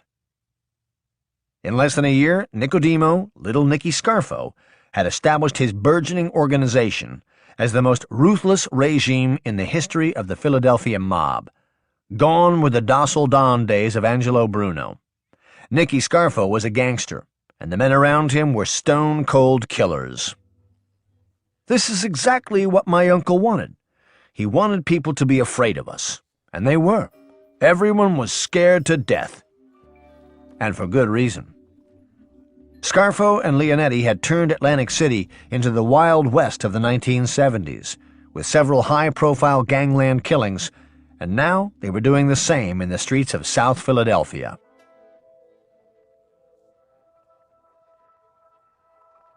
As far as appearances go, Harry the Hunchback Ricobene could not have been less intimidating. Barely 5 feet tall, with a squeaky voice, a long, bushy white beard, and as you might expect from his nickname, walking with a slump due to a curvature of the spine he had had since birth, Ricobene didn't look like much to contend with. He was. Born in Sicily on July 27, 1909, Harry Ricobene came to the United States with his family as a young boy, settling in South Philadelphia and quickly gravitating to a life of crime. Law enforcement records indicate he was inducted into the mob by Prohibition-era Don Salvatore Sabella when he was only 17 years old. Benefiting from the early experience of plying his trade in the underworld, he became an expert and well-respected racketeer by the time he reached his 30s, making money from a variety of illicit endeavors and keeping himself continually in the good graces of whoever was running the show in the Philly mob by always giving them a little taste of his action. That was until Nicky Scarfo took over. Scarfo wasn't satisfied with prior arrangements. He wanted more than a little taste of the Hunchback's vast riches. When he became boss in the spring of 1981, Little Nicky made it known to Ricobene, a one-time underworld ally, that he expected a non-negotiable set percentage of his monthly cash intake to be collected as part of Scarfo's aggressive underworld street tax. Despite the killings of John Calabrese and Stevie Burris, and the violent beating of Frankie Flowers d'Alfonso, all of whom had balked at paying Scarfo's street tax, Ricobene, the seasoned old-school mob vet, scoffed at Scarfo's demand. Over the years, Ricobene had built up a strong power base. He surrounded himself with a loyal and well-stocked crew of thugs, thieves, and fellow racketeers who answered to him and to him only. He, in essence, oversaw a family within a family. This fact made him believe he could challenge Scarfo in a street war, and that's exactly what he did. We started having problems with the Ricobenes in 1982. Harry refused to pay the street tax, and he was thumbing his nose at my uncle. This drove my uncle crazy. He used to say, "This guy thinks he's going to make a jerk-off out of me? We'll see about that." We tried everything to bring him in and get him on board, but Harry was a stubborn, old-time ciggy, and he made it clear that he didn't acknowledge my uncle as his boss, and he wasn't going to pay us. He left us no choice. We had to kill him. Scarfo decided to send his consigliere, Frank Monte, and the treacherous Raymond Long John Martirano to see Harry's younger brother, Mario Sonny Ricobene, with an order from Scarfo that Sonny help in setting up his brother to be killed. The move backfired. Instead of joining the assault against his brother, Sonny Ricobene went to his brother and warned him of the pending plot to kill him and who was involved. The Hunchback's response was loud and left little doubt that he was more than willing to go toe-to-toe with Little Nicky.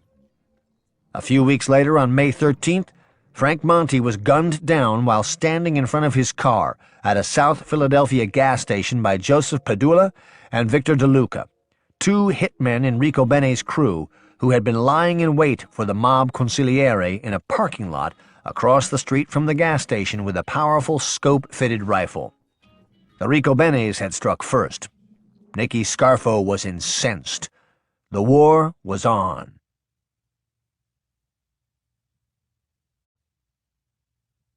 As if a street war with Harry Ricobene in South Philadelphia wasn't enough, Nicky Scarfo and Philip Leonetti soon became saddled with a new problem from an old foe in Atlantic City. Now, right around the time we started beefing with Harry, Frank Gerace gets word to us through Bobby Lumio that he needs to see me and my uncle. Frank Gerace was a bartender who we knew, and we made him the president of Local 54, which was the biggest union in Atlantic City, representing the hotel and restaurant workers in the casinos. At the time, they had like 15,000 people in the union, and they were strong, but we made them even stronger. Bobby Lumio was a made guy who my uncle put in a powerful position at Local 54. He was the secretary-treasurer and was on the executive board. He also lived in one of our apartments on Georgia Avenue. At the time, Bobby was dying. He had real bad cancer, and the doctors had only given him a few months to live. Bobby tells me one day, "You gotta get with Percy," meaning Frank Gerace. "He has a problem with Joe Salerno." I say to Bobby, "Joe Salerno the plumber? They got him in the witness protection program. How's he making trouble for Frank Gerace?" I'm thinking maybe his medicines got him loopy, because Joe Salerno isn't around anymore. And I don't think he planned on coming back because he knew we would have killed him. So Bobby's lying there in the bed, and he says, "You gotta get with Percy." So the next day I send for Frank Gerace, and I have him meet me down in Margate near a place that I had on Adams Avenue. When he gets there, I tell him what Bobby had told me, and he says, "It's true, Philip. Joe Salerno is going to testify against me at a hearing with the state. They are trying to get me out of Local 54 because they are saying I am with you and your uncle, and Joe Salerno is their main witness." I told Frank I would talk to my uncle, and we would figure things out. Now, this is bad. We made a lot of money from Local 54. We were getting $50, $60, sometimes $100,000 a month, all of it in cash. If Frank Gerace got bumped out, it was going to be a problem for our family. I knew my uncle was going to go nuts when he found out. Winning the Falcone murder trial wasn't enough for him. He wanted to kill Joe Salerno for testifying against us, but we couldn't get to him because he was in the witness protection program. Every time we were around the Narducci brothers, Frank and Philip, my uncle used to ask them, "You guys seen Salerno around?" Because Joe Salerno's family lived right near where the Narduccis lived. When Frank or Philip would say no, my uncle would go into a tirade about Joe Salerno, calling him a no-good rat motherfucker or calling him a cock-sucking rat, and he would tell them, "If that motherless fuck ever shows his face, it's this," and he'd make the sign of the gun. "I don't care who he's with. He could be with the Pope, and it's this," and make the sign of the gun. So the next morning when I pick up my uncle, I tell him about my conversation with Bobby Lumio and Frank Gerace. He went berserk about Joe Salerno. He said, "This motherfucker wants to keep trying to hurt us. We're gonna hurt him. We're gonna see how he likes it, this no-good rat motherfucker." He was irate. One, because he was going to testify against us again, and two, because this time it could cost us a lot of money. He said, "Today when we go see Bobby, I want him to get to the bottom of this."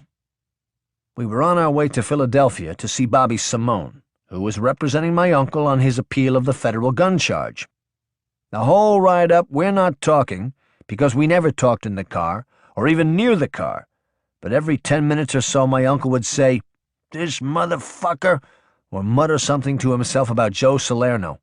I'm riding next to him, and he's talking to himself like a crazy person. So we get to Bobby's office, and he tells my uncle that if he doesn't win the appeal on the gun case, that he was looking at 2 years in prison, and he'd have to do about 18 months. It was almost like my uncle didn't hear a word Bobby said. He said, "Look, Bob, I'm not worried about the gun case. If I have to do the 2 years, I'll do the 2 years. I need you to look into this thing for me." And he told him all about the thing with Joe Salerno and Frank Gerace. Bobby said, "Okay, Nick," and he started talking about the gun case again, and my uncle waved him off and said, "Bob, we need to focus on this thing with Joe Salerno. We can worry about the gun case later." Bobby told us to give him a few days to see what was going on. During this time, Bobby Lumio was in a real bad shape. He was on his deathbed. One of the last things he said was, "Tell my friend I will miss him." He was talking about my uncle. This was on his deathbed. So after Bobby dies, my uncle hears what he had said, and my uncle said, "I don't give a fuck about him. Nobody's gonna miss him." This was a guy who was with us, a made guy, who while he was dying was looking out for us by tipping us off about the thing with Joe Salerno and Frank Gerace. But now that Bobby was dead, he couldn't do anything for my uncle. That's how he thought.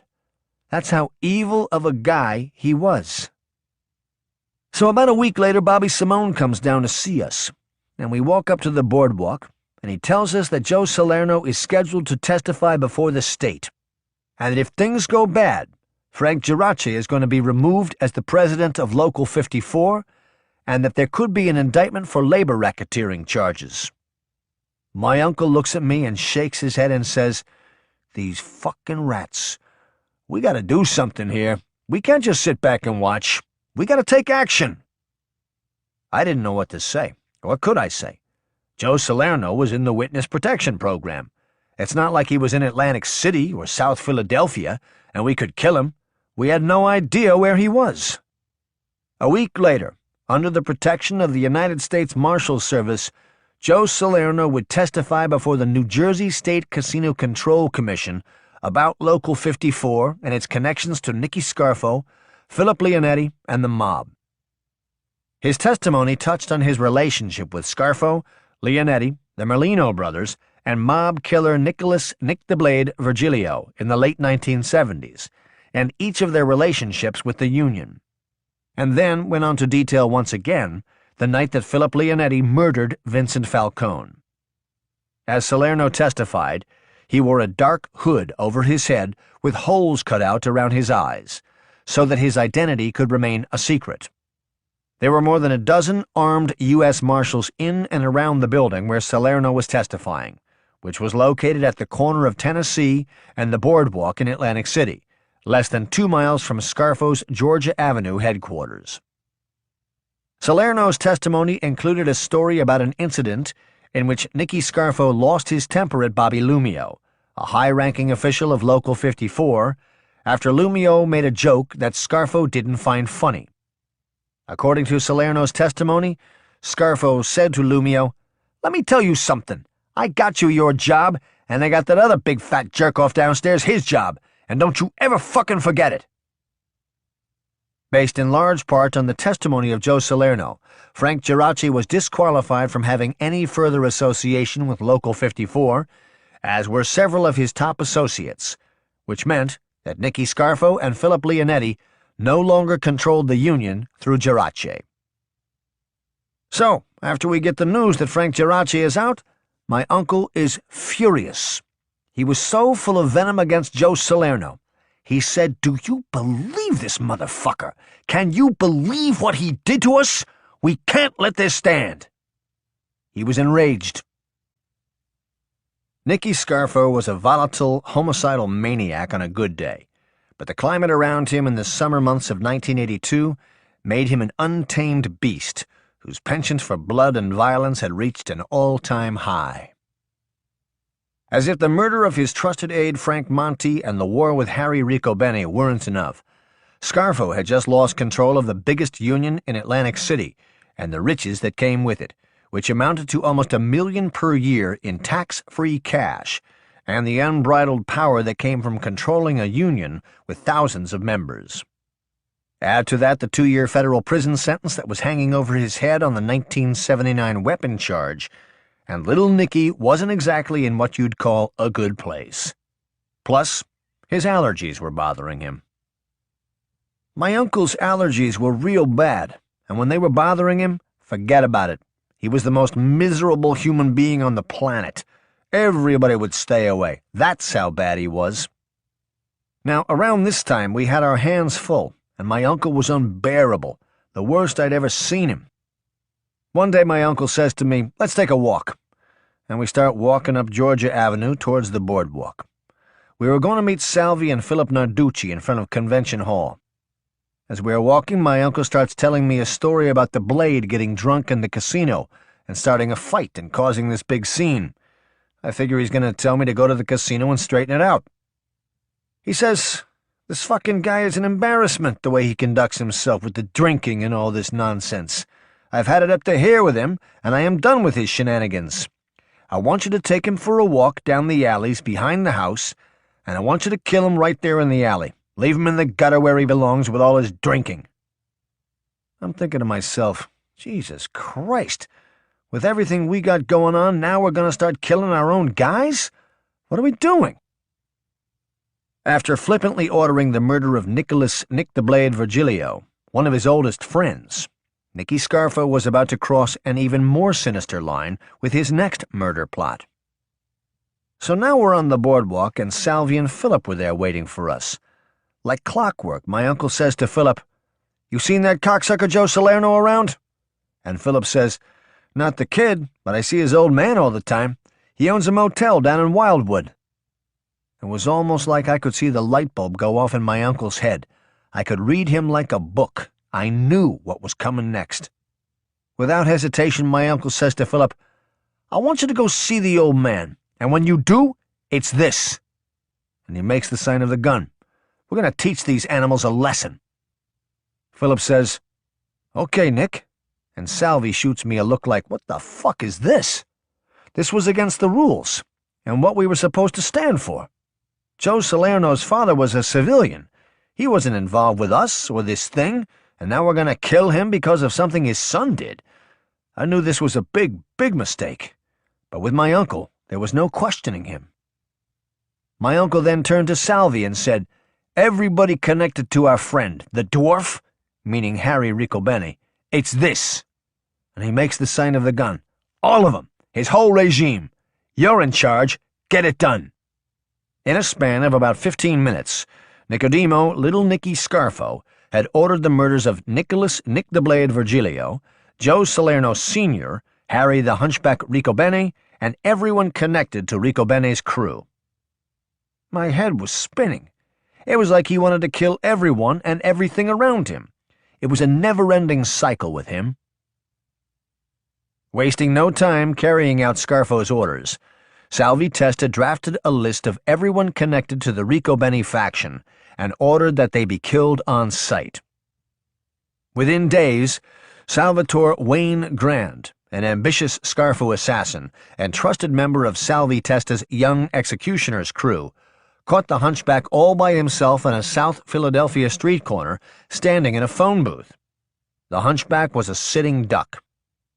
Wayne Grand ambushed Ricobene, blasting him with 5 shots from a revolver at close range. But miraculously, the 73-year-old hunchback was able to wrestle the gun away from the 28-year-old Grand before he could finish the job. When Philadelphia police arrived moments later, they found Ricobene leaning against the phone booth, bleeding, and holding his assassin's gun. When he was asked how he was able to wrestle the gun from his would-be killer, the hunchback responded, "He was done with it, so I took it." Ricobene would later tell associates he knew that the weapon was a 6-shot revolver and had counted the 5 shots that had hit him. Knowing that there was 1 bullet left, Ricobene stated he took the gun and attempted to shoot his assailant with the 6th bullet, but the gun was empty. So far, Harry the Hunchback was winning the war, and he was about to return fire with a strike of his own. While Scarfo's gunmen were out looking to kill everyone who was part of the Ricobene faction, the Ricobenes were out looking to kill the men aligned with Scarfo. In late July, Joseph Padula and fellow Ricobene loyalist Victor De Luca found Salvi Testa eating clams while sitting on a wooden crate in the middle of the famous 9th Street Italian market, and hit him with multiple shotgun blasts fired from their passing car. The hit team of Padula and De Luca had previously killed Scarfo's consigliere, Frank Monti, and now had wounded his street boss. The spry and vibrant Testa had half of his left shoulder blown off, but like the hunchback, he survived the attack, and after some time in the hospital, he was back on the street leading Little Nicky's assault on Ricobene and his renegades.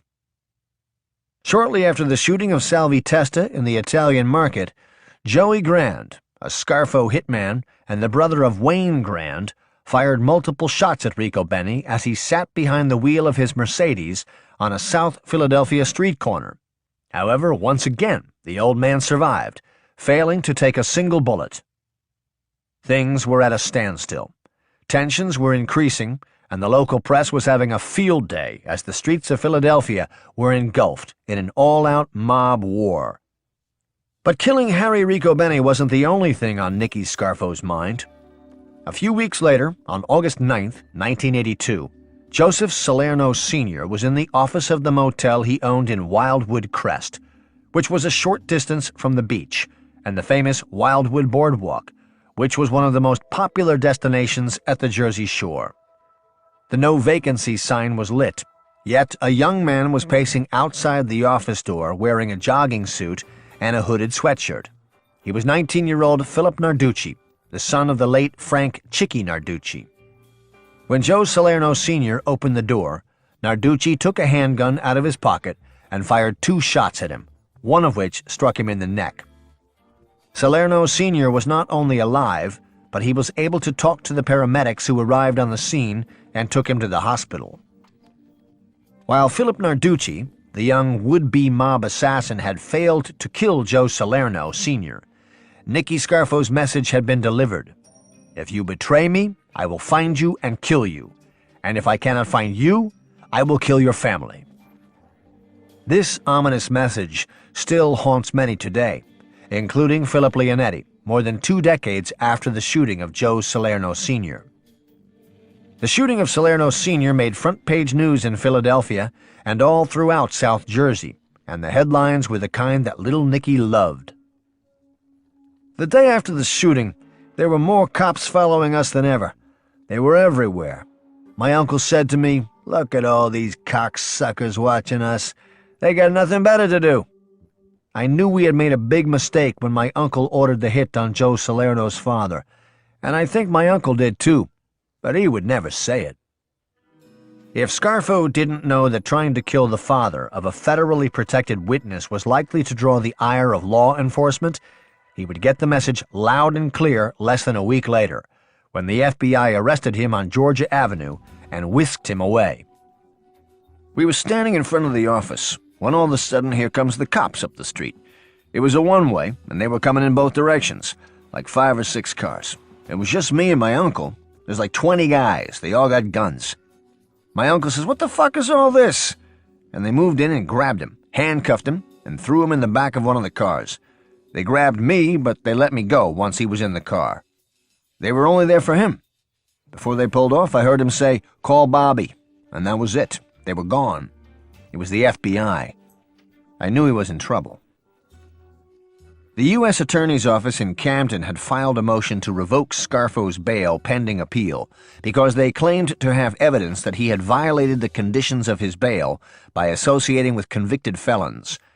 The judge took the unusual step of issuing a body warrant for Scarfo, in lieu of scheduling a hearing first.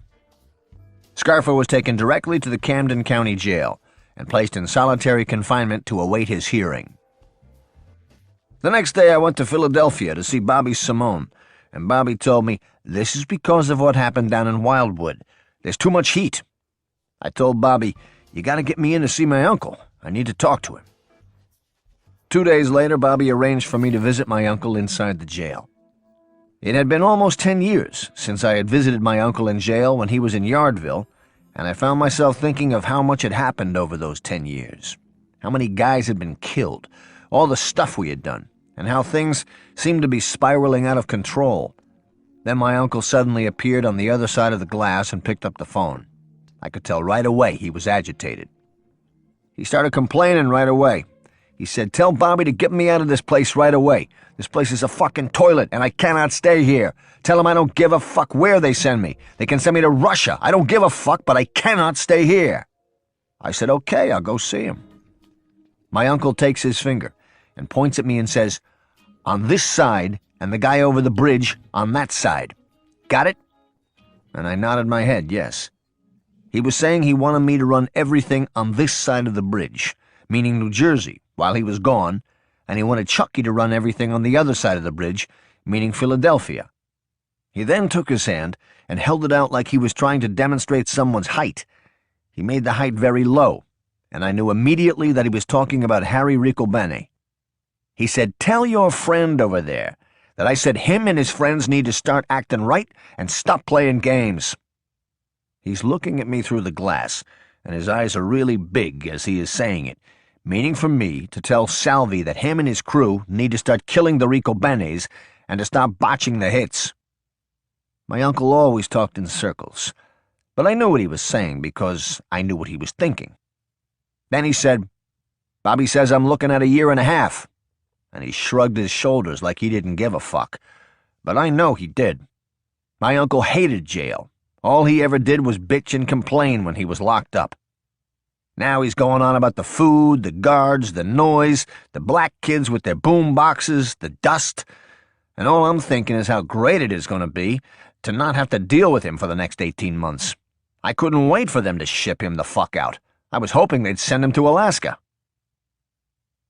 2 days later, Nicodemos Scarfo's bail was revoked, and he was immediately driven to the Philadelphia International Airport, where he boarded a plane with 2 U.S. Marshals and was flown directly to El Paso, Texas, and sent to the La Tuna Federal Correctional Center to serve his sentence.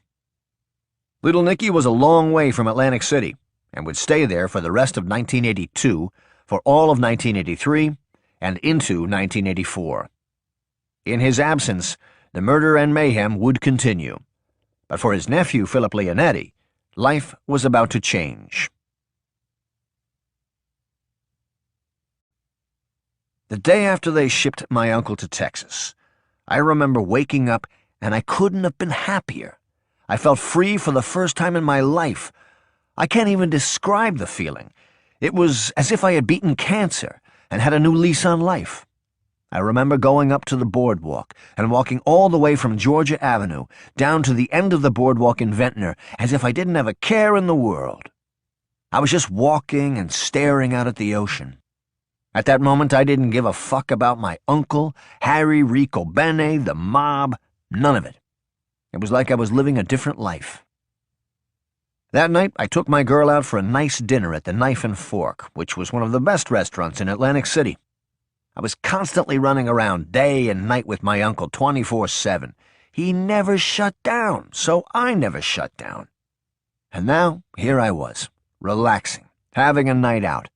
I couldn't remember the last time I had been out with her where I wasn't worried about what time I had to get home or what time I had to meet someone for my uncle. My girl told me that I was smiling the whole night. Philip Leonetti's girlfriend was accustomed to his daily routine, as she lived directly across the street from the Scarfo compound on Georgia Avenue. She was also somewhat familiar with the life of a mobster, as she had once dated Vincent Falcone, and was dating him when Philip killed him in December 1979. She was the one who came by the office and asked if I knew where Vince was right after I killed him. Maria. Me and her started dating a few months after I killed Vince, and at the time she had no idea that I had killed him. We never talked about him. It was as if he had never existed. In addition to having a steady girlfriend for more than a year, Philip Leonetti had something else in his personal life, an 8-year-old son. Philip Jr. was born in March 1974, right before my 21st birthday. I wasn't much of a father in the beginning, because I had put La Cosa Nostra first, which is what you are supposed to do when you take your oath. This thing is supposed to come before everything, even your family and your own kids, and for me, it did. But now I was starting to have second thoughts about this life, mainly because I was so sick of being around my uncle and just the way that he was, all the killings, all of the treachery. Maria and I started taking little Philip places like the movies, the Ocean City Boardwalk, the Philadelphia Zoo, things I would never do when my uncle was around. He'd go crazy if he found out I took my kid to the zoo. He would have said, "What are you, a jerk-off? Going there looking at animals?" But I was having the time of my life with Maria and Philip. I never felt so alive in all of my life. Just as Philip Leonetti was starting to get accustomed to life without his uncle, a phone call from an angry and agitated Nicky Scarfo from a Texas prison would snap him back to reality. I was in my grandmother's apartment with my mother and little Philip, and the phone rings, and my grandmother asked me to pick it up, and it says, "You have a collect call from Nick." I almost got sick to my stomach hearing his voice. I accepted the charges, and before he was connected, the operator said, "This call is from an inmate at a federal institution, and it will be monitored and recorded." And the next thing I hear is him screaming into the phone, "Where the fuck have you been? I've been trying to get you for 2 fucking weeks and you are nowhere to be found. Did you go to Philadelphia? Did you do what I asked? I'm sitting down here like a jerk-off while you're out gallivanting." I cut him right off and said, "I've been busy with Scarf Inc. I've got a couple new jobs." And he says, "Fuck Scarf Inc. and fuck those jobs." He is still hollering into the phone, and I hand the phone to my grandmother and say, "Here, you talk to him." And I left the house. When I got outside, I knew my uncle was steaming. I had never talked to him like that, or even talked back to him. But I was sick and tired of all of his ranting and raving. While I'm standing outside the office, who comes walking up the street but the Blade? Now, according to my uncle, I'm supposed to kill him. I say, "Hey, Nick, want to grab something to eat?" And he says, "Sure, Philip." And we walk to Caesar's. Me and him had been there a few times, and we were there together on the night that Ange had gotten killed. While we're eating, the Blade says, "I know your uncle's mad at me." I say, "Nick, my uncle's mad at everybody. He's mad at me, too." And we both started laughing. And he said, "I know, Philip. It's just hard for me sometimes." You see, the Blade had a young son who had drowned and died, and the Blade used to carry a picture of him around, and he would get fall-down drunk and talk about what had happened with his son. And then after a while he'd start trouble and get into a fight. I understood why he was the way he was. It wasn't his fault. Philip Leonetti was no longer his uncle's robot. He started thinking for himself and making his own decisions. And killing Nick the Blade wasn't going to happen. A few days later, Chucky drives down from Philadelphia, and me, him, and Lawrence go to Angeloni's for dinner. He says, "Bobby Simone came to see me. He talked to your uncle, and your uncle wants you and Bobby to go down to Texas to see him." I said to Chucky, "Hey, Chuck, you want to come down with us? We'll have a good time." And Chucky said, "He didn't ask for me, just you and Bobby." And we both laughed. If anyone knew my uncle besides me, it was Chucky. He and Chucky had been hanging since the 50s. Chucky knew my uncle like the back of his hand. I think, like me, Chucky was enjoying not having my uncle around. So the next day I'm in the office and the phone rings, and it's my uncle. It's the same routine with the collect call, only this time, when he gets on, he's not screaming. He says, "I'm glad I got you. How are things going? How is Scarf Inc.?" Now I know he could care less about Scarf Inc., but this is his way of breaking the ice a little bit. I say, "Scarf Inc. is good. Everything is good." He says, "Good. I'm glad to hear it." He says, "I want you and Bobby to come down and see me. You'll like it down here. It's right on the border of Mexico. The Rio Grande is right there." I say, "Oh, yeah?" And he says, "Yeah." I tell him, we will set it up and get down there before Christmas. And my uncle seemed happy with that. I'm thinking to myself, now we're making small talk. I think my uncle knew I was getting sick of all the bullshit. Then I told him I had dinner with Chucky and Lawrence, and he asked how they were doing. Again, more small talk. And then I couldn't help myself. I said, "Guess who else I had dinner with?" And he said, "Who?" And I said, "The Blade." He said, "You had dinner with him?" I said, "Yeah, we went to Caesar's.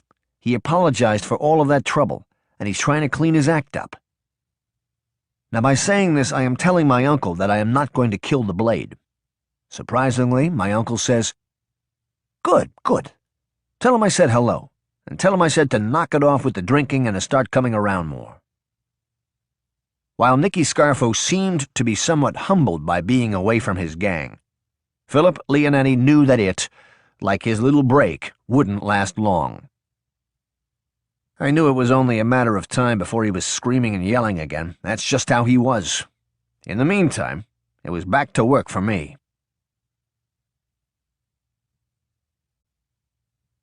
With Nicky Scarfo tucked away in a dusty federal prison over 2,000 miles away in El Paso, Texas, his longtime friend and underboss, Salvatore Chucky Merlino, was calling the shots on the streets in South Philadelphia, while his 29-year-old nephew, Philip Leonetti, was overseeing the family's New Jersey operation.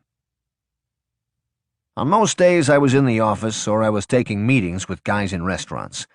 I'd usually have either Lawrence or Saul Kane with me, and sometimes the Blade. Blackie Napoli was coming down from Newark twice a month to bring my uncle's money, and the guys from Trenton were coming down once or twice a month. I was meeting with the Tachetta brothers, who were with Tumac Achaturo and the North Jersey branch of the Lucchese crime family, and I was seeing a lot of Sammy the Bull Gravano, who was with the Gambinos. Me and Sammy started getting real close. He'd always stop by the office if he came to Atlantic City, and me and him would go out to dinner. When all of these guys would come down to Atlantic City, out of respect, they would check in with my uncle. Now, with him gone, they were checking in with me. We'd go out to dinner.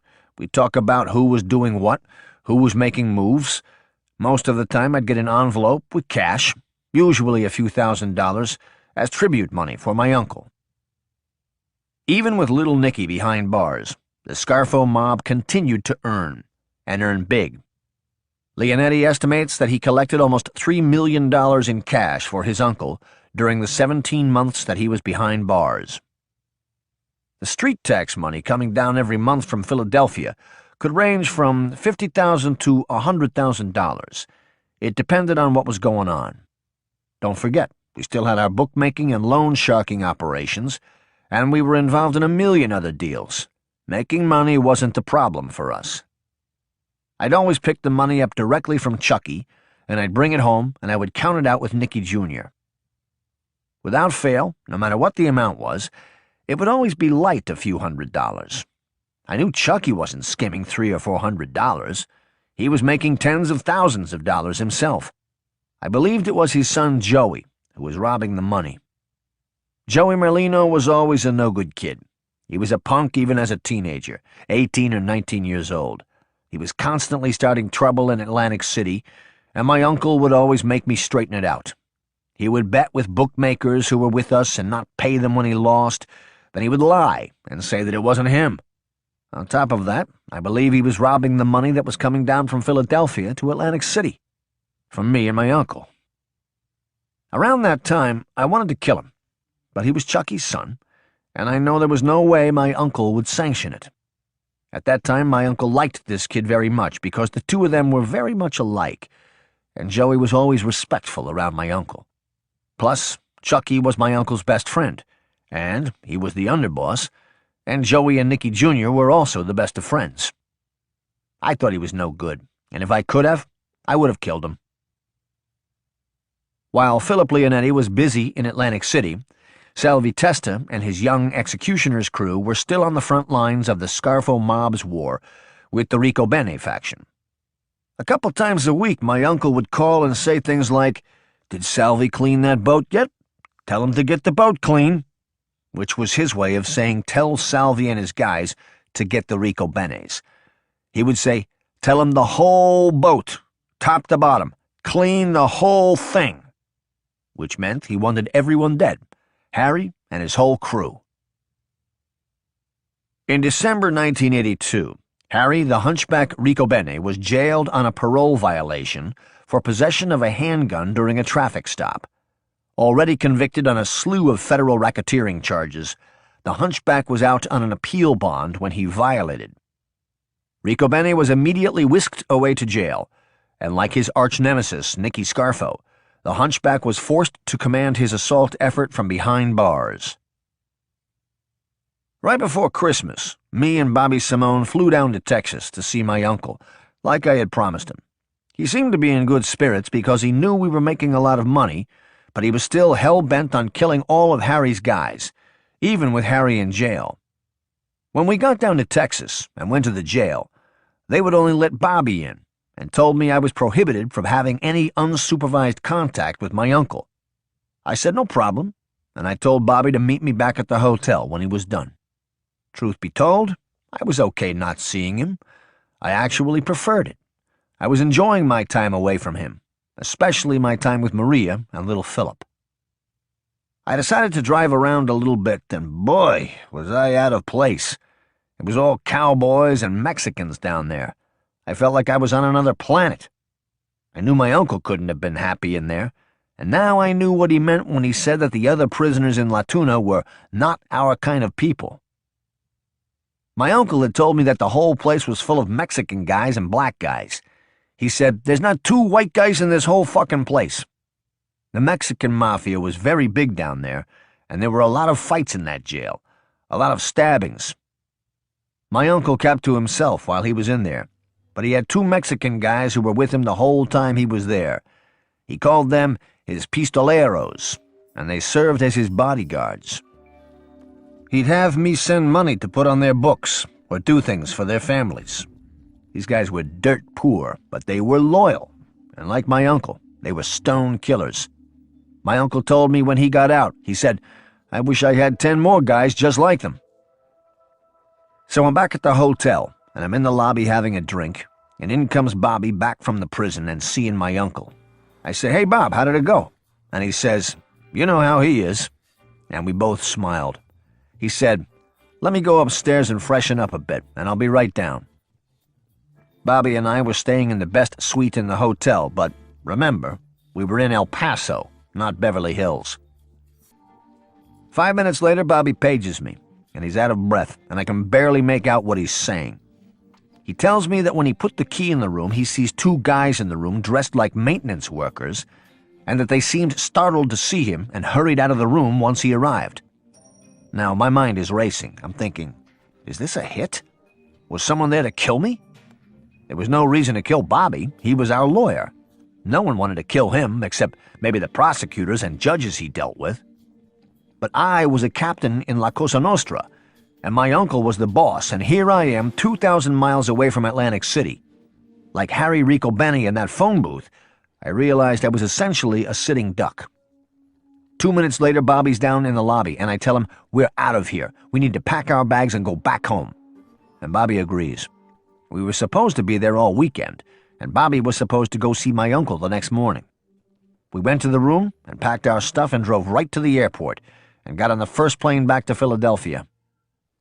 On the plane, I tell Bobby, that was either a hit or the FBI trying to bug our room. Either way, I don't like it. And Bobby agreed.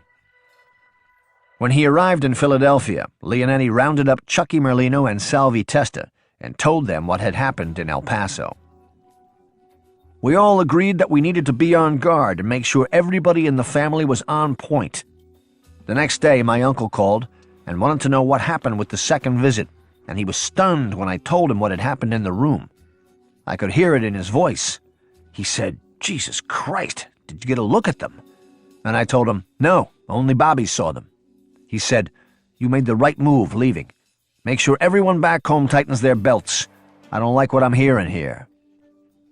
It was never determined if this was a botched hit attempt on Philip Leonetti or the FBI attempting to plant a bug in his hotel suite, but it was determined that the 2 men inside the hotel room were not maintenance workers.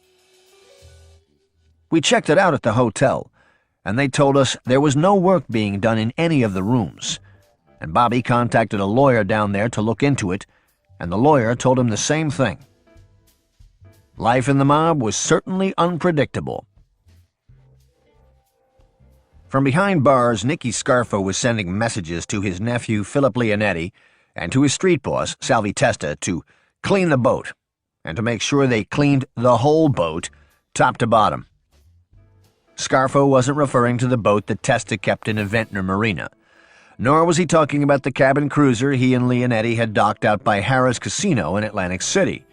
He was cryptically instructing Testa and his young executioner's crew to finish the Ricobene War by killing anyone and everyone connected to rival Harry the Hunchback Ricobene, who, like Scarfo, was behind bars. As 1983 got underway, the Scarfo mob was back to doing what it did best: killing people. On January 27th, the body of Robert Hornickel, a low-level South Philadelphia drug dealer who had run afoul of Scarfo's street tax, was found in the trunk of his car. With Harry the Hunchback Ricobene locked up, his brother Mario, Sonny Ricobene, was running the gang. This made him Salvi Testa's #1 target, as the Scarfo mob hitmen escalated their murderous efforts to appease their jailed boss. Pat Spirito was one of the guys in Giancalini's crew. I never liked him. I thought he was a crybaby and didn't think he was much of a gangster. But he was a decent earner, and he led one of the crews that was out collecting the street tax. Salvi gave Pat and his crew the Sonny Ricobene contract. At the time, Pat had Nicky Crow, Charlie White, and Junior Stano in his crew, and they all reported to Giancalini. That was about to change. We were getting reports that Pat and his guys were dogging it, not doing what they were ordered to do. None of them guys in that crew were killers, except for Charlie White. Pat, the Crow, Junior, they were all neighborhood guys, knock-around guys. They weren't gangsters. So one day I'm with Chucky, Salvi, and Ciancalini, and we decide that Pat Sparito needs to go, that we need to kill him to send a message to everyone in our family that we mean business, and that an order is an order. I knew my uncle wanted to kill Pat since the day he made him. After he got made, Pat came up to my uncle and said, "You know, Nick, you should think about making Patty Specs a captain." And my uncle just stared at him, like he couldn't believe this guy who just got made was telling him how to run the family. When he walked away, my uncle said, "Do you believe the balls on this fucking guy?" And Chucky said, "Nick, maybe we should get one of them suggestion boxes and let the guys give us ideas on how to run things, like they do at restaurants." Me and Chucky were laughing, and my uncle said, "Where do these fucking guys come from?" So Chucky ordered the Crow and Charlie White to kill Pat. A few weeks later, on April 29th, Charlie White Iannici, who was armed with a .38, shot Pasquale Pat the Cat Sparito in the back of the head as he sat in a parked car in South Philadelphia with Nicholas Nick the Crow Caramandi. As the war with the Rico Benes continued, it became obvious that the Rico Benes were losing their momentum. Harry the Hunchback was in jail, as were his top two soldiers, Joseph Padula and Victor De Luca, both of whom were locked up for the attempted murder of Salvi Testa. Botched or aborted hits from both sides ensued for the next several months, until a Scarfo hit team supervised by Testa pumped multiple gunshots into Rico Benes soldier Frank Martinez as he got behind the wheel of his truck to drive to work on a foggy October morning in 1983. Two of the shooters on the hit team that got Martinez were the Narducci brothers, Chicky's sons, Frank Jr. and Philip. Frank Jr. had helped Salvi Testa set up and kill Rocco Marinucci in retaliation for Marinucci's involvement in the bombing that killed his father, Philip Chicken Man Testa. Frank Narducci Jr. gladly assisted Testa, despite knowing that Testa had personally murdered his father, Frank Sr., for the exact same reason that Marinucci had been killed, because the elder Narducci had also been involved in the murder of Philip Testa. Philip Narducci was the gunman who shot Joe Salerno Sr. in Wildwood Crest on direct orders from Nicky Scarfo himself, despite the fact it was Scarfo who had ordered his father killed only 6 months earlier. In a piece of twisted, blood-soaked underworld irony, Joe Salerno Sr. had been one of the first neighbors to find Chicky Narducci as he lay dying in the gutter, and the elder Salerno even went and got a neighborhood priest to come and read Narducci's last rites. Now, the Narducci brothers were two of Scarfo's go-to soldiers, members of Salvi Testa's young executioner's crew. They were two of Salvi's top guys, and my uncle had told them both before he went to jail that he wasn't going to hold them responsible for what their father had done. So despite the fact that we killed their father, they were with us. The reality is, they didn't have a choice. Years later, a witness who would testify against Scarfo, Leonetti, and the Narducci brothers would tell FBI agents that he was baffled as to how the Narduccis could swear blood allegiance to the man who had killed their father. "Never in a million fucking years will I understand that one," the witness would say in one of his debriefing sessions. Frank Martinez would survive the October 1983 ambush, but the incident served to break the street war wide open in favor of Scarfo and would foreshadow similar events with different outcomes over the next 2 months. On November 3rd, Philip Narducci and another member of Salvi Testa's young executioner's crew, Nicholas Nicky Whip Milano, the younger brother of Testa's close friend Eugene Gino Milano, shot and killed Sammy Tamburino, a Rico Bene loyalist who had previously been aligned with Scarfo. Tamburino was killed in a southwest Philadelphia arcade that served as his headquarters, and the killing took place in front of his mother, who stood and watched in horror.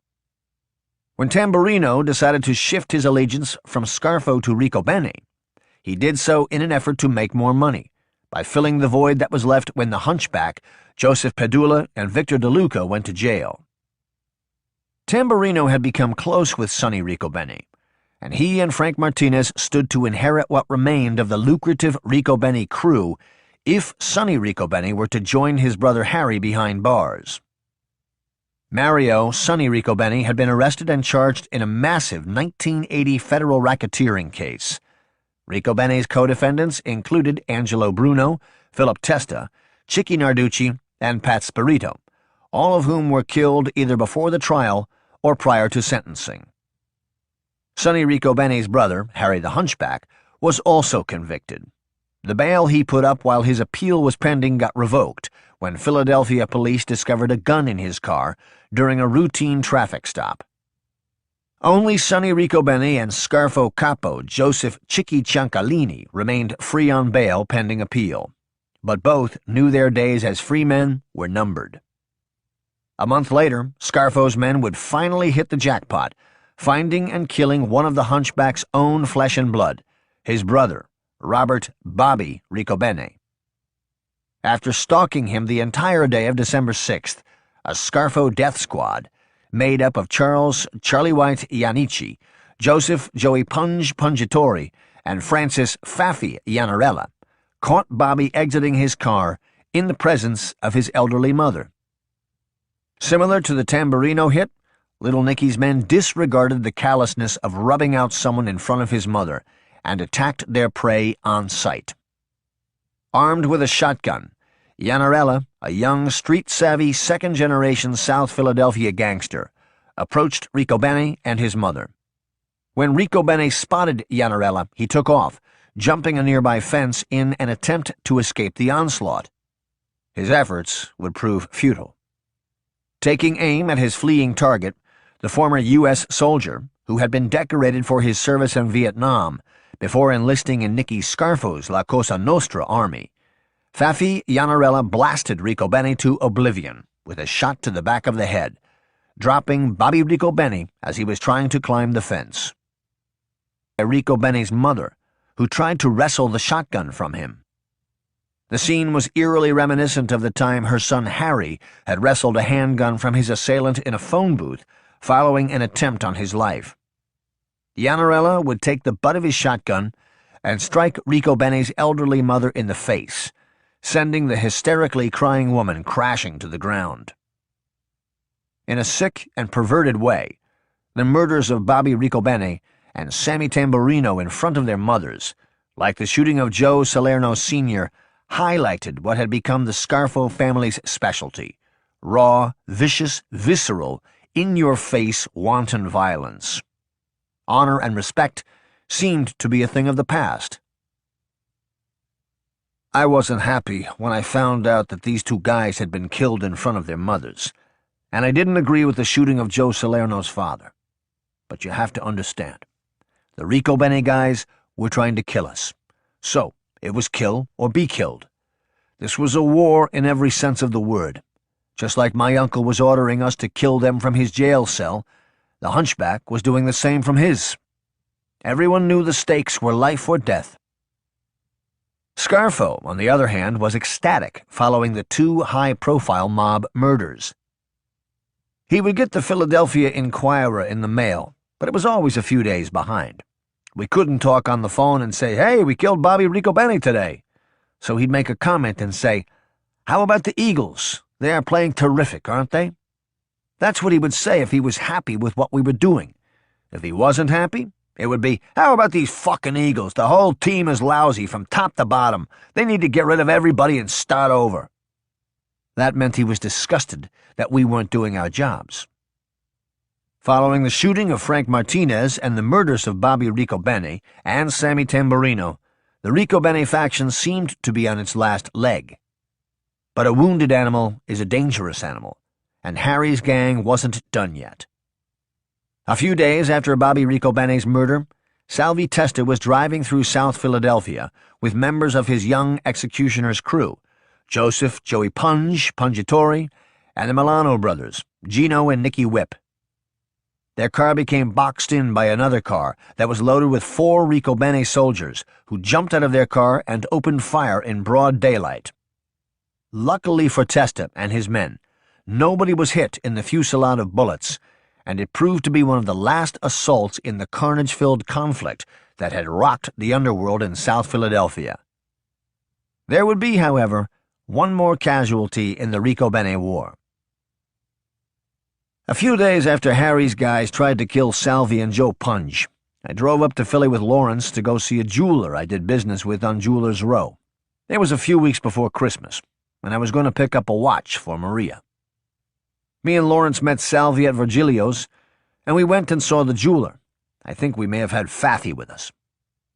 As we were leaving, we passed by a jewelry shop that was owned by Sonny Ricobene's son, Enrico. Salvi said, "Let's go in there and see what's on this kid's brain," meaning to see what he was thinking. I knocked on the window, and I saw Sonny's son coming towards the door, and then he froze when he saw who it was. I said, "Come on, we just want to talk to you," and I saw him retreat to the back of the store. With these jewelry stores, you had to be buzzed in. You couldn't just walk in the store. A few seconds later, a guy who worked there came to the window and said, "If you don't leave, we're calling the police." So we left.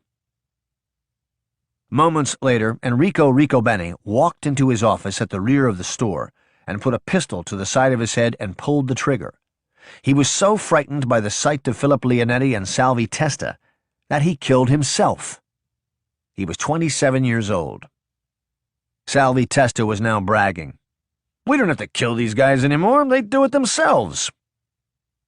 When the news of his nephew's suicide reached him in prison, Harry the Hunchback's heart and will were shattered. Things had gone too far. Both his brother and now his young nephew were dead. He was ready to give in and wave the white flag. During the first week of 1984, the Hunchback sent word to what remained of his crew that the war was over. Nicodemo Little Nicky Scarfo had won the war. The victory entitled Scarfo to everything that belonged to the Ricobenes, a treasure trove of illegal operations that he and his men would devour and add to their already overflowing stable of cash cow rackets. But all was not well in the ranks of the tumultuous Scarfo mob, despite the fact that it had won the Ricobene War and that Little Nicky was set to be released from prison in a matter of weeks. Those in Scarfo's inner circle didn't know it yet, but the plot would soon thicken and was about to get even more treacherous than it already was.